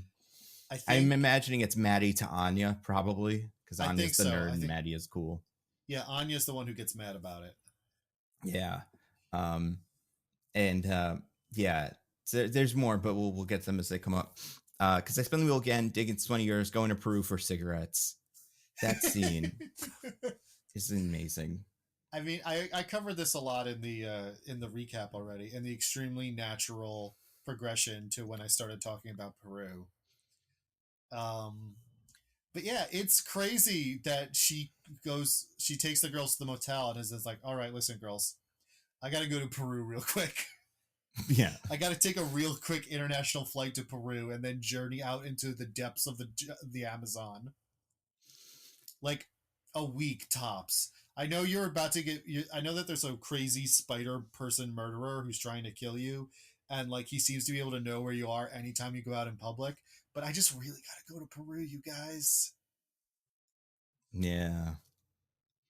I mean, she can't even. I guess you would want her to just call the guys in Peru she knows, but she doesn't even have their phone number because they're spider people that live in the middle of the woods or something. So it's pretty good that she was able to find him at all. It reminds me of the time when Brian goes to jail in the Fast Six and then he comes back. Remember that? Everybody's like, "Why did you do that?" It's like, I don't know. Oh yeah. I kind of thought this was what I was supposed to do at this point in the movie. I want to see the guy from 2 movies ago. I did. It was pretty good. I mean, if I was the girls, I would, again, I brought this up already, I would just be asking, like, what do you expect to find there? What exactly is going to be down there that's going to help us in this situation? I have a call to Las Arañas, okay? Yeah. They said it would feel good. The thing is, it's so easy to make this make sense because she has future vision. She has a future vision of talking to Las Arañas in Peru and like a sense that like she's going to learn something important there. And she's like, I guess I got to go do that. But she just decides based on reading this 30-year-old journal about a local legend that the most important thing she can do in the middle of this active manhunt by a murderer is go to Peru and not take them with her. Mm-hmm. Yeah. Wait, I just had a thought. I don't know if this makes any sense. Okay.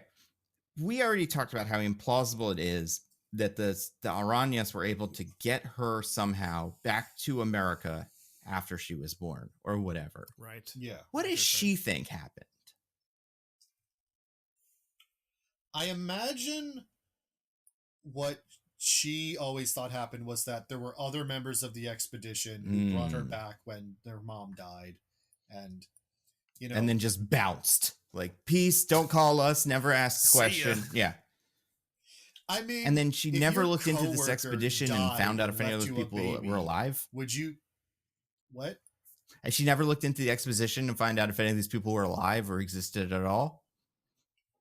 I guess not. I don't know. It's so weird. But I mean, like, would you follow up with that baby? Would you check in on that baby every once in a while if your coworker left you a baby? Right. And my coworker like got shot and like was like, because I mean, I guess she doesn't know her mom got shot in the Amazon, but she knows her mom died in the Amazon. She seems to think her mom just died in childbirth. Like, normal causes. Yeah, I don't know. I guess, I mean, her mom is really not good at mom stuff, so maybe you could assume she like would never have told anybody. But yeah, I'd have to assume the mom would tell at least one person, like, "Hey, keep me going, keep me alive," but or like keep my daughter safe, protect her. But yeah, that part's all really weird. Spider-Man in Peru. This isn't a thing, right? I couldn't find this in the comics. There's never been any Peruvian origin for Spider-Man. I guess not. I don't think so. So was this whole thing made for the movie? I think so. Huh. Because like, I mean, it's not how Madam Web ever got her powers. And even in the most like, really, like divorced from anything else part of Spider text, the Spider-Man musical that does kind of feature a Madam Web type character is supposed to be, or like this was the original draft, Anansi, the spider god from Africa, I believe. So if anything, like that's where the spider, like Spider-1 comes from, is Africa. Then I wondered, is the Amazon famous for having lots of spiders or something? I think they do. We have all kinds of spiders. Like the Goliath bird-eating spider is from like Central America. Oh, okay. That's cool. Sounds awful. That would have been funny if what's his name ate a bird though. If like Ezekiel just grabbed one out of the sky and ate it. You know, like he's got all the spider DNA you could imagine. Well, the I love these. thing about the Goliath bird-eating spider is it's the largest spider. Oh, it's in northern South America, not Central America. Sorry. Which is even closer to Peru. Yeah, I mean, it is the largest spider in the world by mass, and is terrifying, but also, as far as spiders go, not that dangerous to you because it hunts by being big and eating things with its big fangs. It's not venomous at all. Jesus Christ. Huh. I would die if I saw that thing though. Apparently, even it poop on hurts a lot if it bites you because its fangs are so big, but it's not actually particularly dangerous for a human. Wow. How big is it? Because I don't want to look. Is it like as big as like a corgi? Dinner plate, I think. Oh my god. Ugh. That's usually what they say, dinner plate. We gotta get those. Listen, I know a lot of like bad people from, you know, Captain Planet villains want to destroy the Amazon. And I don't think we should necessarily do that. But if we can get these spiders, we should definitely get them. And if the Amazon goes, it goes. But so be it. Yeah. Sacrifice I'm willing to make. What was I gonna say? Oh. So in this bit of the movie, we get her flashbacks to her past. These are two of my favorite lines in the movie. They both come from her watching the past, which she could see because she was a baby then. And by baby, I mean like she was in the womb. But as we know, according to even though Missouri you don't or have a whatever, soul until you Mississippi. officially get a name, you do your fetus brain is still storing memories, so you're able to see through into the past. So one of the things that she says to her mom in the dream or in like this, you know, vision or whatever is, "Why did you hate me so much?" She says that to. Does she think her mom hated her? Apparently. Does she think her mom went to the Amazon to kill, like to do like a ninth, like a month abortion or something? Like, I mean, she just thought her mom would work more than her. Liberals want women going to the Amazon in the third trimester for their abortions. I just don't know what she thinks happened, like what she thinks her mom hated her so much about, especially because like she was clearly doing research or something. She has a book with all the spiders. Even if you didn't read it, which doesn't seem like she ever did, you'd at least figure out that she was on to some whatever. I mean, why did it when she was pregnant, Nando? Why couldn't she have waited? Right. I mean, I guess the idea is supposed to be that Cassie feels like, oh man, she was so upset that having a kid was going to ruin her ability to do her work, that she was getting as much work as possible before I was around. Yeah. Which is crazy. If she didn't want you so bad, she could have. This is the 70s, right? Roe v. Wade had been passed. Yeah. Yeah, but she's Christian. That she's not doing that. Mm, she's not doing it. That's she's possible. Christian. Yeah. Not doing it. She we don't know where her mom is from. Maybe her mom is from like, you know, the center of Mississippi and stuff, and they just wouldn't have it. Yeah. From where? Mississippi or something, you know, where they just enacted that really dumb law. I think that was Mississippi, right? Alabama? I don't know. Alabama. Oh, the other one. Okay. They're like next to each other. The other one. Yeah. They are. Have you ever filled in like a map with none of the states but named them and stuff and put them, you know, those are always the two I mess up because I just cannot guess which one is next to the other one. I always get it accurate 100% of the time, fully, because I'm cool and smart. That's pretty We cool. know that about you already, so. But then the other line that I could not believe in this movie, this one like made me laugh. And I don't know if other people in the theater were laughing. Like I wasn't really paying attention to what the other maybe 7 or 8 people in my theater were doing, but I bet this got a chuckle.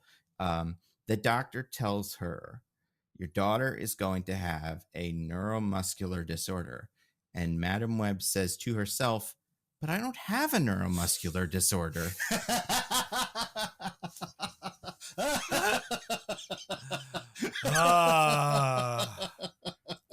Amazing. Just incredible. Also, Madam Web, maybe it happens later in your life. You're in your 20s or 30s or something. There's plenty of diseases that don't show up immediately. Yeah, plenty of genetic disorders. I mean, like Huntington's famously doesn't manifest until later in life, but is a genetic disorder. And like, it's not like she knows it super well that she says the name of it. She just thinks it's a neuromuscular disorder. So yeah, any of those would have made sense. But yeah, that's maybe the worst line in the movie. I think there's some really bad ones, but like, I think that one, and that one is off screen, I think, or like this whole scene is made of a bunch of ADR and like things said from her voice in heaven, but then she's in the scene and whatever. And like, that one's really bad. Yeah, it's that one's really, really weird. And then, yeah, it's only one more thing on the wheel. It's one of DJ's. It says her stupid glasses. Oh, her stupid glasses. Yeah, let's talk about that. So yeah, she has these. Okay, they're like a very chunky frame glasses that like, and they're not the Madam Web goggles from the cartoon. They're I think we looked this up before. But these glasses don't exist anywhere.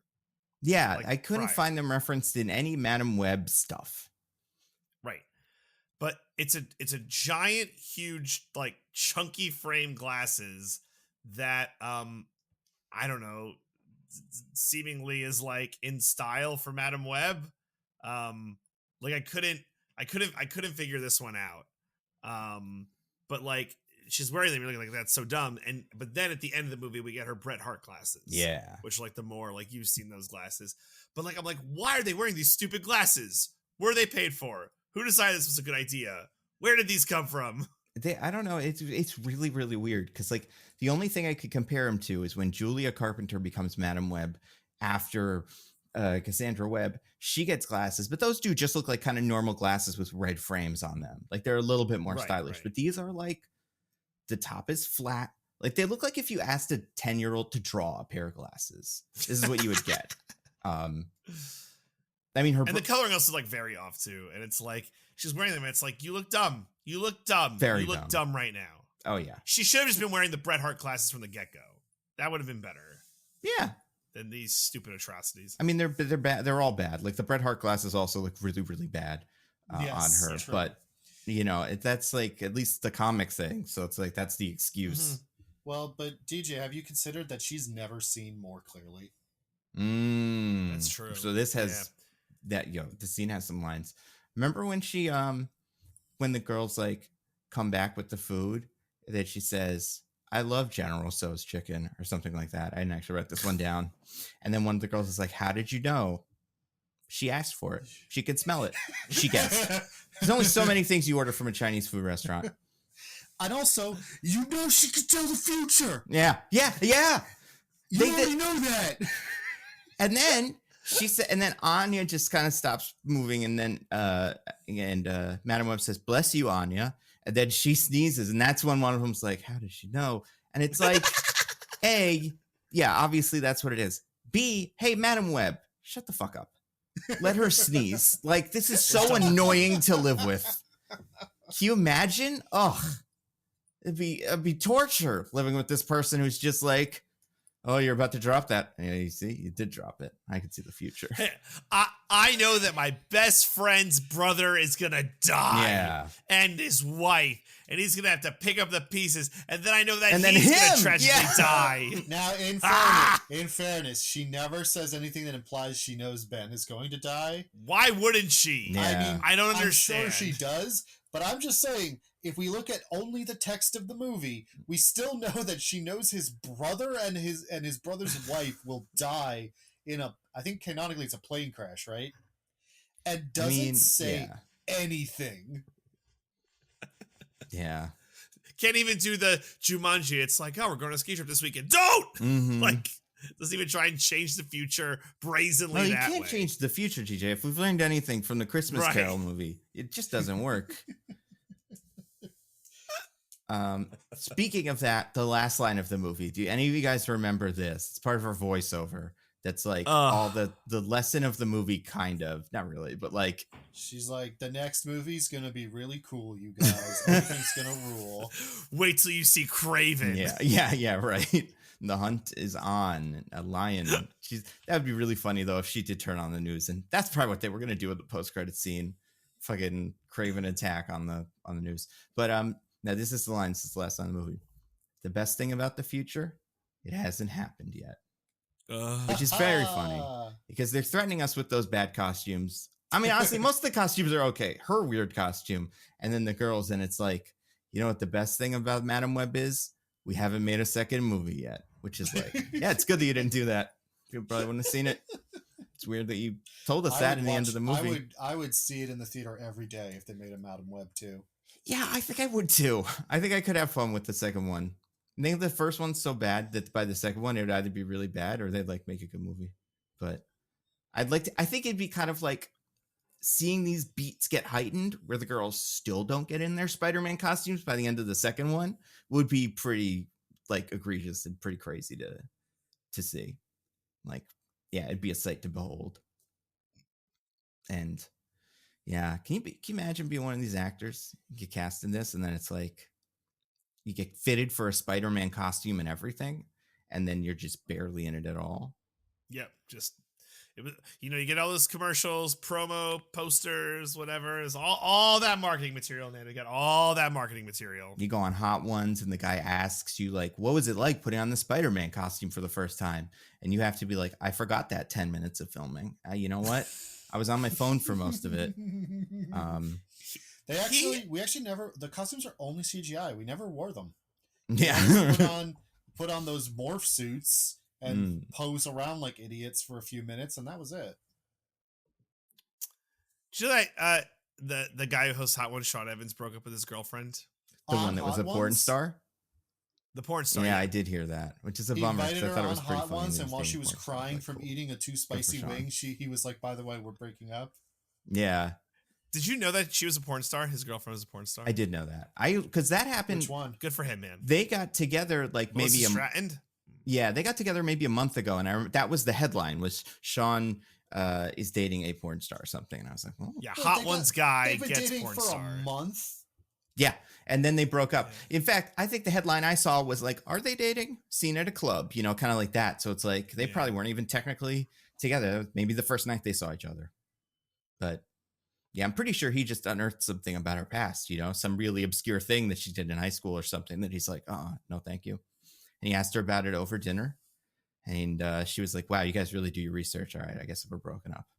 That's probably what happened. It was the curse of being like Sean from Hot Ones. Emily Ratajkowski. They just. I like Hot Ones. She was like, "Hey, my porn agent is asking if we're dating," and he was like, "Tell him whatever you want. I don't give a shit." Well, I was gonna say Vinny Chase did date a porn star in one of the later seasons of Entourage. That was a big plot point. Of course it was. So that's what it reminded me of. Boys were really respectful and normal about it. Honestly, I can't even remember. It was not good, but that was when he was bad. That was when he was like doing too many drugs and drinking. So, you know, that's possible in the Entourage verse. He had to do a lot of it. But yeah, it was when he was doing his Ferrari movie, and he was dangerous. He was like a daredevil who was doing all the stunts like Tom Cruise, except he was definitely going to get killed because he didn't do them very well. But yeah, Madam Web. What did this remind me of in Madam Web? Sean Evans. Oh, Hot Ones. I watched the Sydney Sweeney Hot Ones because I watch all the Hot Oneses. It was not a good Hot Ones because she's like 20, you know? Yeah, it makes sense. So she can just eat hot wings. Things to say. That's fine. Like, although, you know, I like a really good Hot Ones. What's her Wednesday? Jenna Ortega. She had a really good one. She was okay. So I liked it. I think he needs to. I was impressed at her level being able to handle the hot sauces. See, with me, it's like you got to be like not even an adult, but just like you got to have like things to say. You can't be asking you questions like what makes a good rom-com. It's got to be like, remember when you were wearing this dress at this premiere and then you did all kinds of drugs? What was that like? Like, tell me this weird story. It's like, oh, you know what? A good Hot Ones recently, John Oliver. Yeah, his was great. I liked his. John Oliver had a great Hot Ones. Barry Kogan's Hot Ones was actually pretty funny, but I don't think he like had a lot of interesting stories. But like, Yeah, I like when they get an adult like not Tina Fey, who did one recently? Julie Louis-Dreyfus did one not too long ago. Okay. It's like, that's pretty funny to see. Because she has experiences. But anyway, I even thought like Werner Herzog's Hot Ones was a really interesting experience. has he actually done one? I'm making things up. I don't watch Hot Ones. Oh, okay. I wouldn't be shocked because Sean gets some weird guests. But no, in fact about the experience of eating the hot peppers is that it simulates the pain that it is to exist on this earth. We feel the pain on our tongues because we can only experience it in our minds under normal circumstances. That's pretty good. now, okay. This is all very good, but I don't want to forget this. I Googled Hot Ones Werner just to see if this was a thing that happened. And by Google, I mean YouTube searched it. I accidentally spelled Werner wrong. I spelled it Wener, so I forgot a letter. But what it gave me, the first Hot Ones that came up, Gary Vaynerchuk tests his mental hotness while eating spicy wings. So Gary V did one, and Werner Herzog has not. I spelled his name after that correctly. Now I gotta watch the Gary V Hot I Ones. know, I want to watch it so bad now. Yeah. Oh, but no, see, it's from 2017 though, so he it's hadn't before fully he yet. did NFTs. Yeah. Right, like that's not cool. Like, I don't want to see 2017 Gary V. I need 2024 Gary V. After he's like off the deep end. Like that's less Now, exciting. DJ, you are primed to know better than most that he was off the deep end from the beginning. That's true. That's fair. We just That's didn't fair. understand it. Just like yeah, Elon, we didn't fully internalize how off the deep end he was until later. Right. Yeah. It is. I like 2017 Hot Ones. Like, yeah, that makes sense. They got Gary V for Hot Ones. Like, ugh. Yeah, and Come like on by now. then Hot Ones wasn't Kick- like super humongous famous where like it was still pretty famous, but I would be It was surprised. internet famous. It wasn't like real celebrities go on Right. famous yet. Right. Yeah. You're getting your Gary V's. You're getting your I don't know. PewDiePie's. PewDiePie's. Mm. Yeah.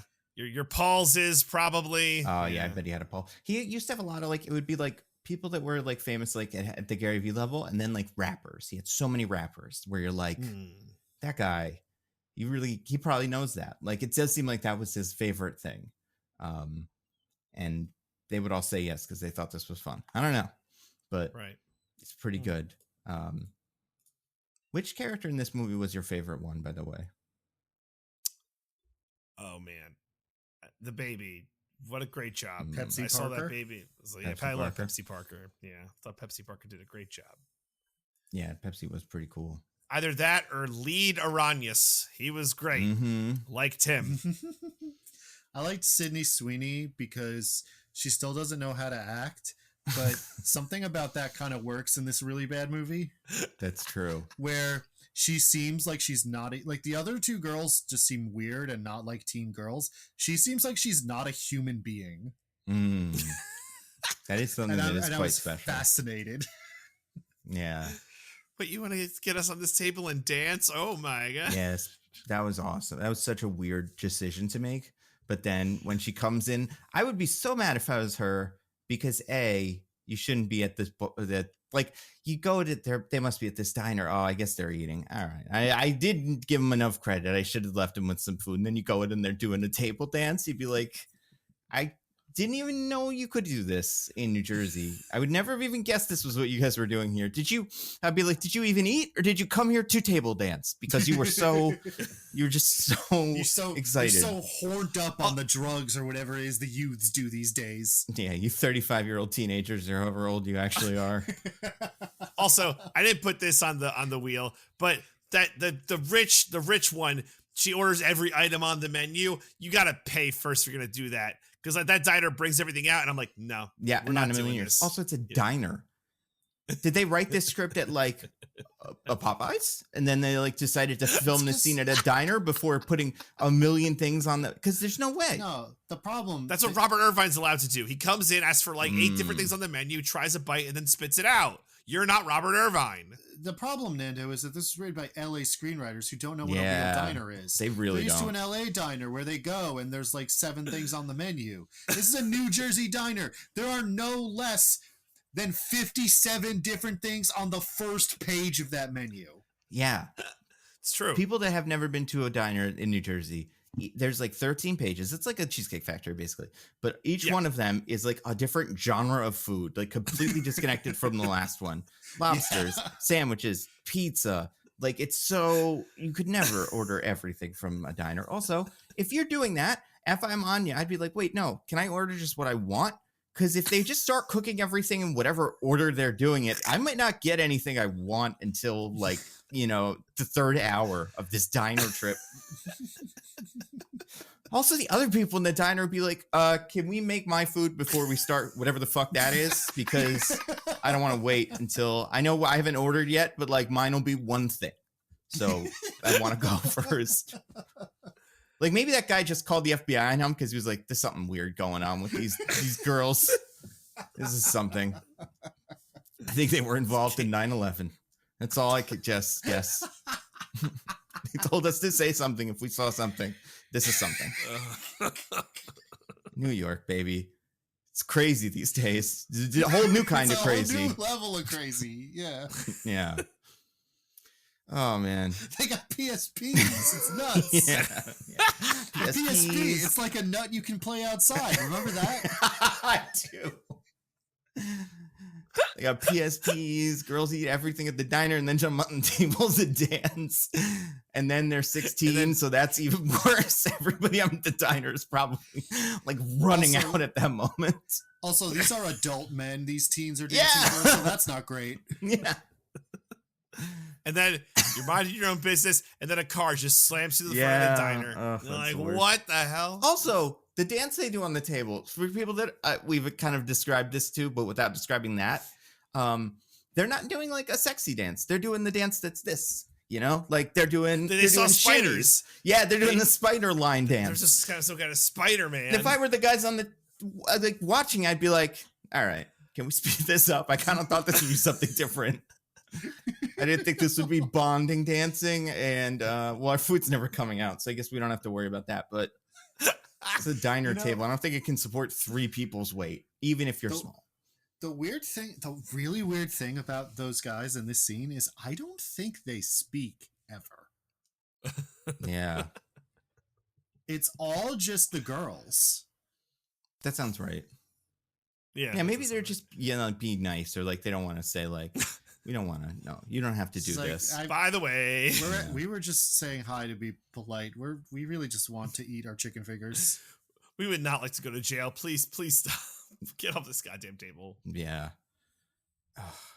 And then they managed to get Anya to come up and dance with them. It's like, what is this character even? I understand the character that doesn't want to go do it, but the character that's like, if they are having fun though, I'm going to get up and do it with them. What's wrong with you? She's so dumb. The whole thing's very dumb, but like that moment just kills me. I mean, none of them really have I mean, they all have a character trait that gets hit a few times, but none of them have a real character. No, not at all. Especially Cassandra. She has the least character out of everybody, but it's Pepsi. Morally speaking. And that too, yeah. Yeah, I mean, I don't know. Oh, 2 other questions. Is it woke? Oh man, I don't know. There's 4 women in it. That's pretty woke these days. they kill some cops. That's woke. That's true. They do kill cops. But the villain kills cops, so That's true. that's okay. Also, there's cultural appropriation. That's not woke. That's not true. woke, yeah. Although that's the bad guy does that. It's hard to get past there being women in the movie, though. Yeah. Yeah, I think it's woke, honestly. And it didn't do well, and everybody hated it. So that's also woke. And they went broke. Yeah, and one of the women who is playing a character in the comics that is white is not white. Like Maddie Franklin is, I believe, white in the comics. So that is about as not woke as you can get. Oh yeah, that's the least woke thing imaginable. Yeah. However, the politics of this movie do suggest that the NSA surveillance state is a bad thing. That's true. But also somewhat ineffective, I guess. I'm able to land on woke for this movie. Like, my vote would be for woke. Yeah, I guess so. What about the Pepsi campaign, though? That's fine. It's one of our Shilling fine for an American corporations. corporation is not woke. But is Pepsi one of the woke corporations, though? So I don't think it's enough of a crime to make it like not woke or like make it. I know he said it's like unwoke, not woke, but like it just all the woke points are pretty high, and then the not woke points are like half a point. yeah. Well, and I think also like the corporation stuff, it's woke to show for a corporation. Pepsi was a woke corporation when they did that commercial where Kendall Jenner handed the police. That's right. Hugged a cop. Yeah. Yep. Mhm. I also wouldn't be shocked. I don't think this is true, but well, not wouldn't be shocked. I don't know this for fact. Pepsi's one of those companies that like destroys the rainforest, right? Like, Oh, yeah, that's fair. I think that's why they were in this movie. They wanted an Amazon connection that you could Google Ooh, something. yeah. They're Yeah. Great. 2017. Push those SEO results up. Yeah, like Taylor Swift with that jet. It says PepsiCo, Unilever, and Nestle accused of complicity in illegal rainforest destruction. So they were trying to get those spiders. They just connected in a way. I'm still landing on woke. Yeah, I think Again, this is just one my of the vote. woker movies we've ever done. Yeah, I think the best metric for this is if I ever decide that I care about money more than anything else in the world and become a right-wing YouTuber, would I make a video talking about how woke this movie is? Yep. And I definitely And you would. would. I Yeah. definitely Yeah, you would. absolutely would. Yeah. 100%. Okay. Second question. Could Nando defeat her? Yeah, probably. Yeah, I think you could. I think so. Yeah. Just get some fireworks or something. Yeah. I don't know. It's hard Well, to but find those, but But at the end of the movie, she's doing all those sick future moves where she knows exactly where to like get you to go, where a firework will hit you in the face. That's true. So maybe no one could defeat her. But then why does she let herself get hit by a firework? Yeah, like Well, I think I'm pretty just sure. physically sometimes it's hard to dodge stuff. Yeah, well, so if you had a gun, I think you'd win. Yeah. Right? Well, does Like, I Nando don't think get a she's- gun in these? Because I feel like that changes a lot of them considerably. Well, this one's in Queens, right? Yeah. I think I can get Yeah, one. you're gonna get shot. Yeah, I Yeah, think I can do you're it. gonna get shot. Yeah, Nando, yeah. where in Queens do you get a gun? I can't tell you that. It's the same place Yeah. you get the taxi cabs with the That makes yeah, sense. it's where you give the plates, they give you the gun. It's Gotcha. yeah, I probably couldn't beat her because she just has too many powers that are hard to beat a guy with. Like you couldn't. I don't know if I could beat the Spider-Man. I think I could get him, even though he has superpowers and stuff. He's really bad at using them. Like, I would say the other way around. I mean, like at the end of the day, Cassie's just a woman.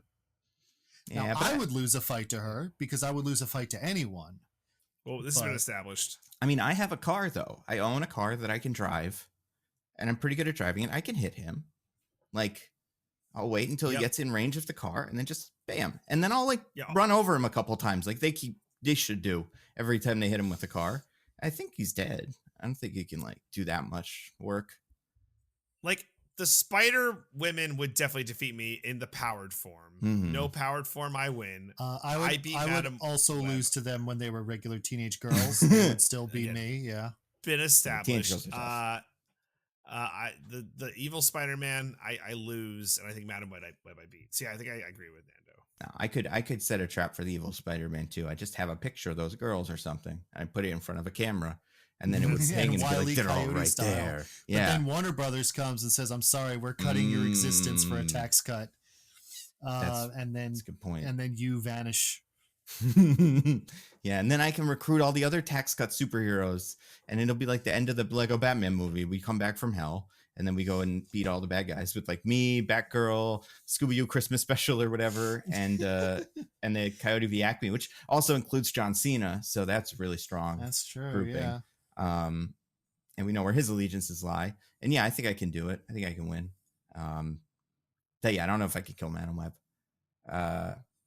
Yeah. What do you think? Here's another question. Last one for Madam Web. How do you think this bodes for Craven and Venom 3 in general?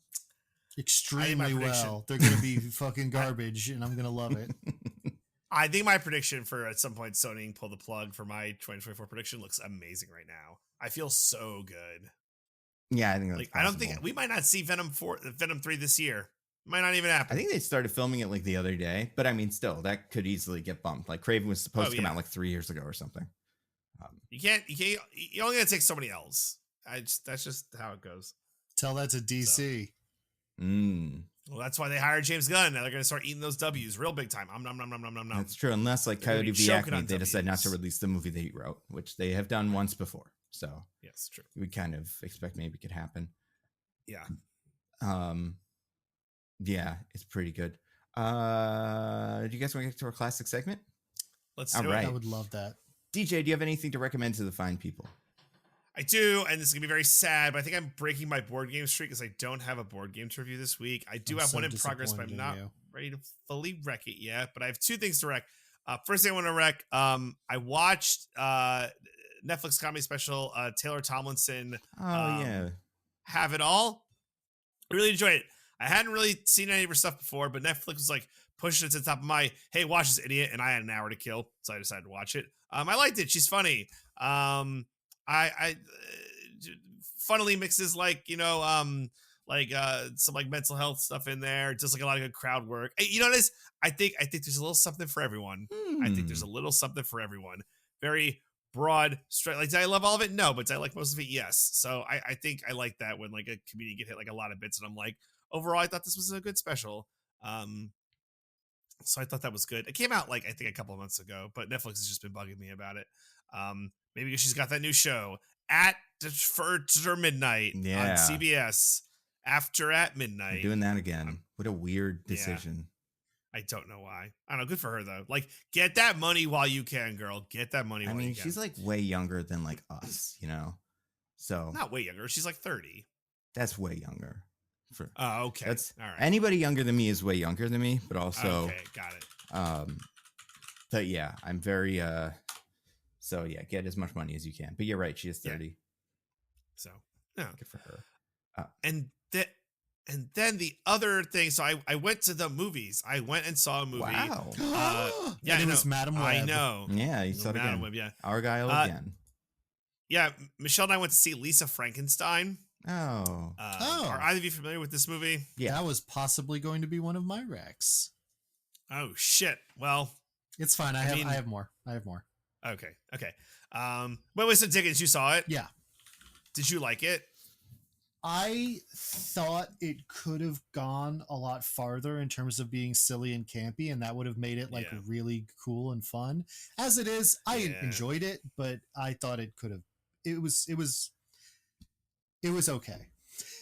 Yeah, so for those who don't know what it is, it's like 80s camp. The premises is that this girl who's like kind of into the more like goth maudlin adjacent stuff, she like hangs out at this cemetery called Bachelor's Grove, and she where I'll like be buried. well, stop it now. And she kind of like as an aside goes, oh, I wish I could be down there with you to this just like grave. And then there's a lightning strike magic whatever, the zombie like it comes to life or whatever, it's a zombie, and she has to like murder people to get their body parts to put onto him. And that's like more or less the presence. It's very silly. It's directed by Robin Williams' daughter. Yeah, Zelda Fun Williams. fact, Yep. Yeah, I don't know if this is this her directorial This is her directorial debut. It's also written by Diablo Cody, writer of Juno and Jennifer's Body. Yeah, see, Diggins knows way more about this than I do. But like, yeah, I think Diggins' appraisal mostly hits it. Like, it's not bad, it's good, it's cute. Like, would I go to a movie to see it? No, you could probably VOD it. I don't think the theatrical experience adds anything to it. Except in so much as the theatrical experience adds something to every movie because it's inherently better.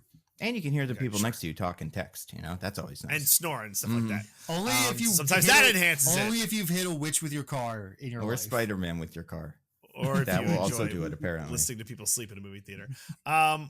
But yeah, no, like it's cute. And yeah, I wish it had gone further with that. I also wish it leaned more into the like murder, like horror camp aspect of it, because I think it kind of treads there, but I think it like could go a little farther. But look, for like a directorial debut, like pretty good. And I think, you know, maybe this could be, I don't know. I think like, it could have been like a really fun, like cult classic. Yeah. As is, it's okay. Yeah. Like that's what it is. but also like more movies like this, like Tread into This Territory. It's so great. Like seeing a movie go like full 80s is like awesome. I think it's like very, very good. The costumes were very fun. I mean, it's like visually like very good. Also, like it's a feast for the senses. So yeah, I don't know. I would recommend going to see it probably in your house.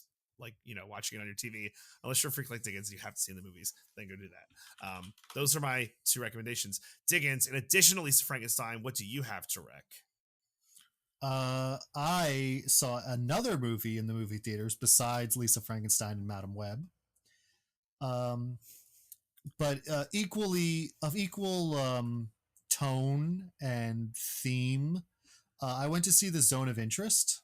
Oh, wow. Yeah. If you know, it's possible that in a wild hypothetical situation in which we were going to record in 2 parts over the course of one day, it's possible this is what I would have done in the middle of that. Oh, wow. Okay. But instead you just saw it before. Yeah, you dreamed it. already. You've been dreaming this for a while, actually. Now it makes sense why you did that. Yeah, no, so I went to see The Zone of Interest. If you don't know about it, it's the newest movie by Jonathan Glazer. It's about the commandant of Auschwitz during World War II and his family, and just like the normal family life they're trying to live in a house right outside of the main compound of Auschwitz. The idea is it's not about like the atrocities themselves. You never see anything happen. You never see like the victims really. But it's always there. You can hear like gunshots and screaming in the background. You can see the smokestacks of the furnace constantly belching out smoke. There's always these little reminders of what is happening. And so the movie's about like the ways in which they have constructed this veil of willful, like, ignorance isn't the right term because they know what's happening and they clearly demonstrate that they know what's happening, but just like pretending that everything is normal and fine. Just like the ways in which they've sort of inured themselves to all this violence and death that goes around them, and the ways it kind of warps them as people, like even as they act like it's normal. It's a lot. It's a very heavy movie, but I think it's fascinating. I think it's a really well-made movie. The audio design in particular, because so much of it is in those ambient details of like what you can kind of see and hear, like right on the edge, that sort of informs what's the main action happening. So I think it's really, really good at like layering that in. I, you know, if you don't mind watching a Holocaust movie, you know, if you're in the mood for something like that, I think it's a really good one. Yeah, that is my rec. I also saw Lisa Frankenstein. We already talked about it. What about you, Nando? I watched a couple movies too. Not that one. Not either of those two. Full actually. movie suite. Yeah. Like full movie suite. Real quick, TV ones. Well, it's almost a movie. I mean, it's HBO, so it's not TV either. I watched. Yeah, it's not TV. It's HBO. I finished True Detective. I think it's interesting, but I think it's okay. But what does it do for the greater good? What does it do for the greater good? You know what's interesting about it is there's stuff that it doesn't seem like they even decided what it was, like in the murder mystery. And the director was like, they asked her in like, I don't know, interviews, I guess, afterwards. They were like, what was this? And she's like, I don't know, you guys figure it out. So it's like it's like inviting like fan fiction to come sort out what they thought the thing was. Which, like, I understand why people don't like that. It's. I think the episode or like this series was fine, but I think the pacing was weird. Also, we've been binging. Oh, excuse me. We've been binging Kimmy Schmidt. We're like 2 seasons done. That show's fun. I like that show. It's a good show. Yeah, Carol Kane is very fun. she is, and yeah, it's like a good show that they should have made more of, because I'm fine with them not doing it forever.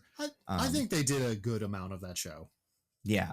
And I'm glad that Girls Five Eva exists because that is kind of the spiritual successor to this. Like, I like that even if we don't have a 30 Rock, there is always a show where you're like, oh, this is like 30 Rock. Like the music, it's transition music, and like the jokes are the same.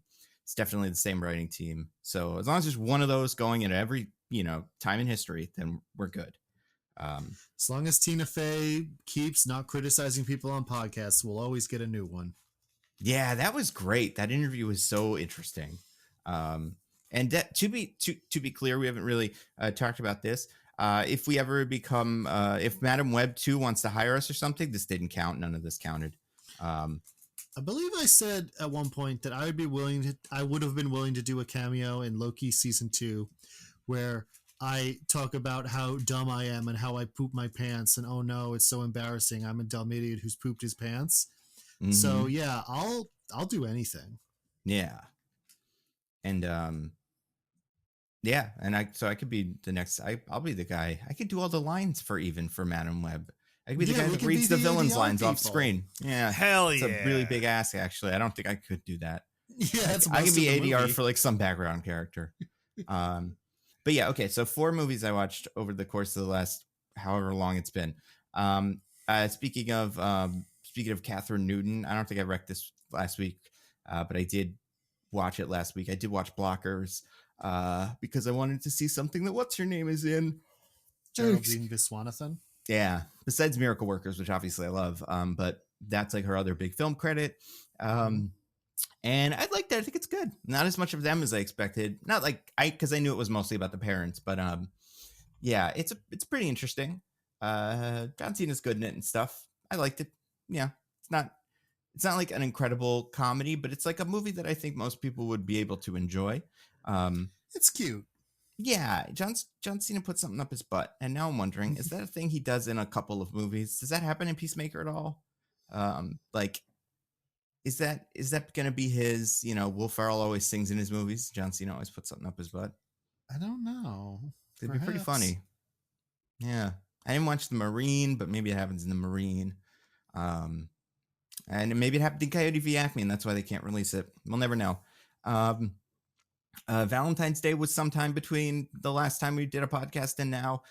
For that, Hannah and I watched 10 Things I Hate About You, which I'd never seen. I think if I watched it when I was 10, I would like it. And I didn't, so I don't think I did. I didn't hate it, but like, man, it's a weird movie. The Shakespeare adaptation, 10 Things I Hate About You? Yeah, I guess. So I was trying to figure this out. Is it an adaptation of Much Ado About Nothing? Or like... I forget which one it's supposed to be. I think it's Taming of the Shrew. No, it's Taming of the Shrew. Oh, okay, good. Yeah, because then it would be bad if it was an adaptation of the other one. But it's, yeah. Whenever a character in one of these has a name, because the name of the sister is Bianca, I'm always like, oh, this is a modernization of Much Ado About Nothing, because they're Beatrice and Bianca. But that wouldn't work because she doesn't even fill that role. Anyway, the movie's fine. I'm sure it's good, and it's got all kinds of 90s-ness, but I didn't, it's like Goonies. If you don't watch it when you're a kid, it's probably not going to hit. I'm glad I didn't watch one as a kid either, because it would have been my whole thing. But then 2 serious movies I watched American Fiction. I stick with my guess of how I would like it based on reviews. I think it's interesting, but I don't think it does enough with the premise that's fun to be a movie that I thought was great. I think but you're wrecking it. What's up? But you're wrecking it. Yeah, I think the acting's good, and I don't think it's the worst. I haven't seen Maestro yet, but I hear that's pretty not great. And that's the only one I'm missing now. And I also think as a movie about I don't know. I think there were certain things that it was doing that were new and interesting, and other things that it was doing that I was like, I don't know. Yeah, it was fine. Jeffrey Wright is good in it. The brother guy's good in it. He's jacked now, apparently, so that's great. Good for him. He's probably going to be like Green Lantern or something. I feel like that's what happens with these guys. They secretly get jacked, and then they start being superheroes. So what's his name? Sterling K. Brown. Speaking of people that are jacked, the other movie I watched this week was The Iron Claw, which is available now. Have you seen it, DJ? I have. Diggins, have you seen it? No, I haven't seen this one. Oh, You'd love it, it's man. right up there with like fucking Zone of Interest, feel good Zone of story of the Interest, year. yeah. Like just Yeah. I know what insanely. it's about, so. Yeah. Well, I'd never heard Yeah. of these guys. Like I didn't know who they were. I could tell Okay. by the beginning of the movie that stuff wasn't going to go great for them because of that scene where he's like, I have this curse, things don't go great for me. And what's her name's like, yeah. But man, what a movie about like, what a bummer. Oh yeah. And also, but so good. Like, so yeah, I mostly liked it. Again, I was like, something about the arc of it being just this thing gets worse. Like it played more like some movies. I feel like biopics try to like get like, you know, have that arc where it's like, oh, you tug at your heartstrings because look, now he's addicted to stuff, but now he's better. That thing that like Dewey Cox kind of made fun of, and this doesn't have that. It's just a full downward slope until the end. So that part of it I think was interesting and why it felt, you know, something. I think the looking at them is weird. I didn't like looking at any of them, especially Zac Really? Efron, his weird body. Yeah, they're too jacked. It looks like they're wearing little like SpongeBob anchor arms. But it's I know, and that part of Tom it's Holland in Uncharted. Oh my God, so much worse. But yeah, it's the same kind of thing where it's just like weird to look at these people. Like specifically, because like the other two guys that are the brothers, the one from The Bear and the one from the Triangle of Sadness, right? Like they look like jacked actors where it's like they had a role coming up and they really got cut and started building weight or building muscle and stuff like that. But Zac Efron looks like he has been doing this his whole life. And he looks like a wrestler or bodybuilder that they drafted to be in a movie. And it is wild. He's pretty good in it. And I liked him. I think the dad's great. Like that's a good performance. That's an interesting role, but yeah. And have you ever seen Diggins? You know that one promo Ric Flair cut back in the day where he's got all the women in the hot tub waiting for him to go. You know what I'm talking about? I think so. Yeah, I think I've seen that. It's legendary. I've seen it many, many times. Didn't know what it was from. Apparently, it's from this, and that part was fun when the guy that was playing Ric Flair did that. I had a great time with it. And also, speaking of wrestling, I'll wreck that video of The Rock insulting everybody in Salt Lake City. That was really funny.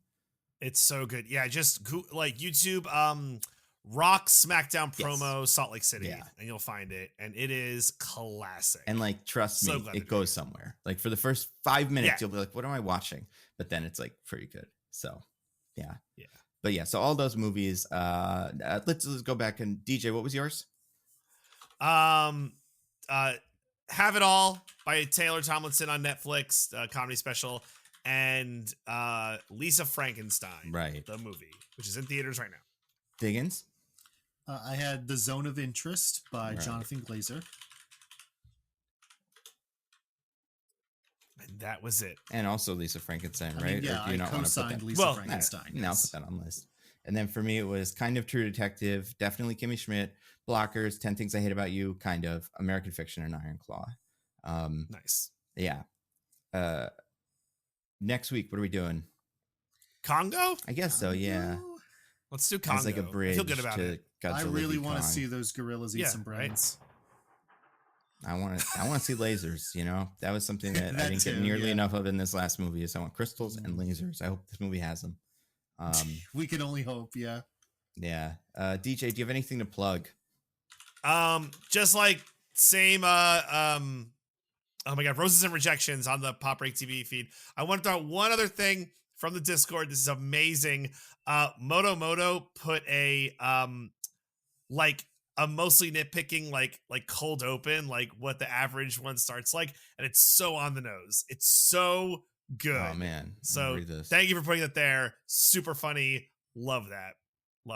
That's the for those who don't know, it's the mostly nitpicking channel on the Nando V Movies Discord. Nice.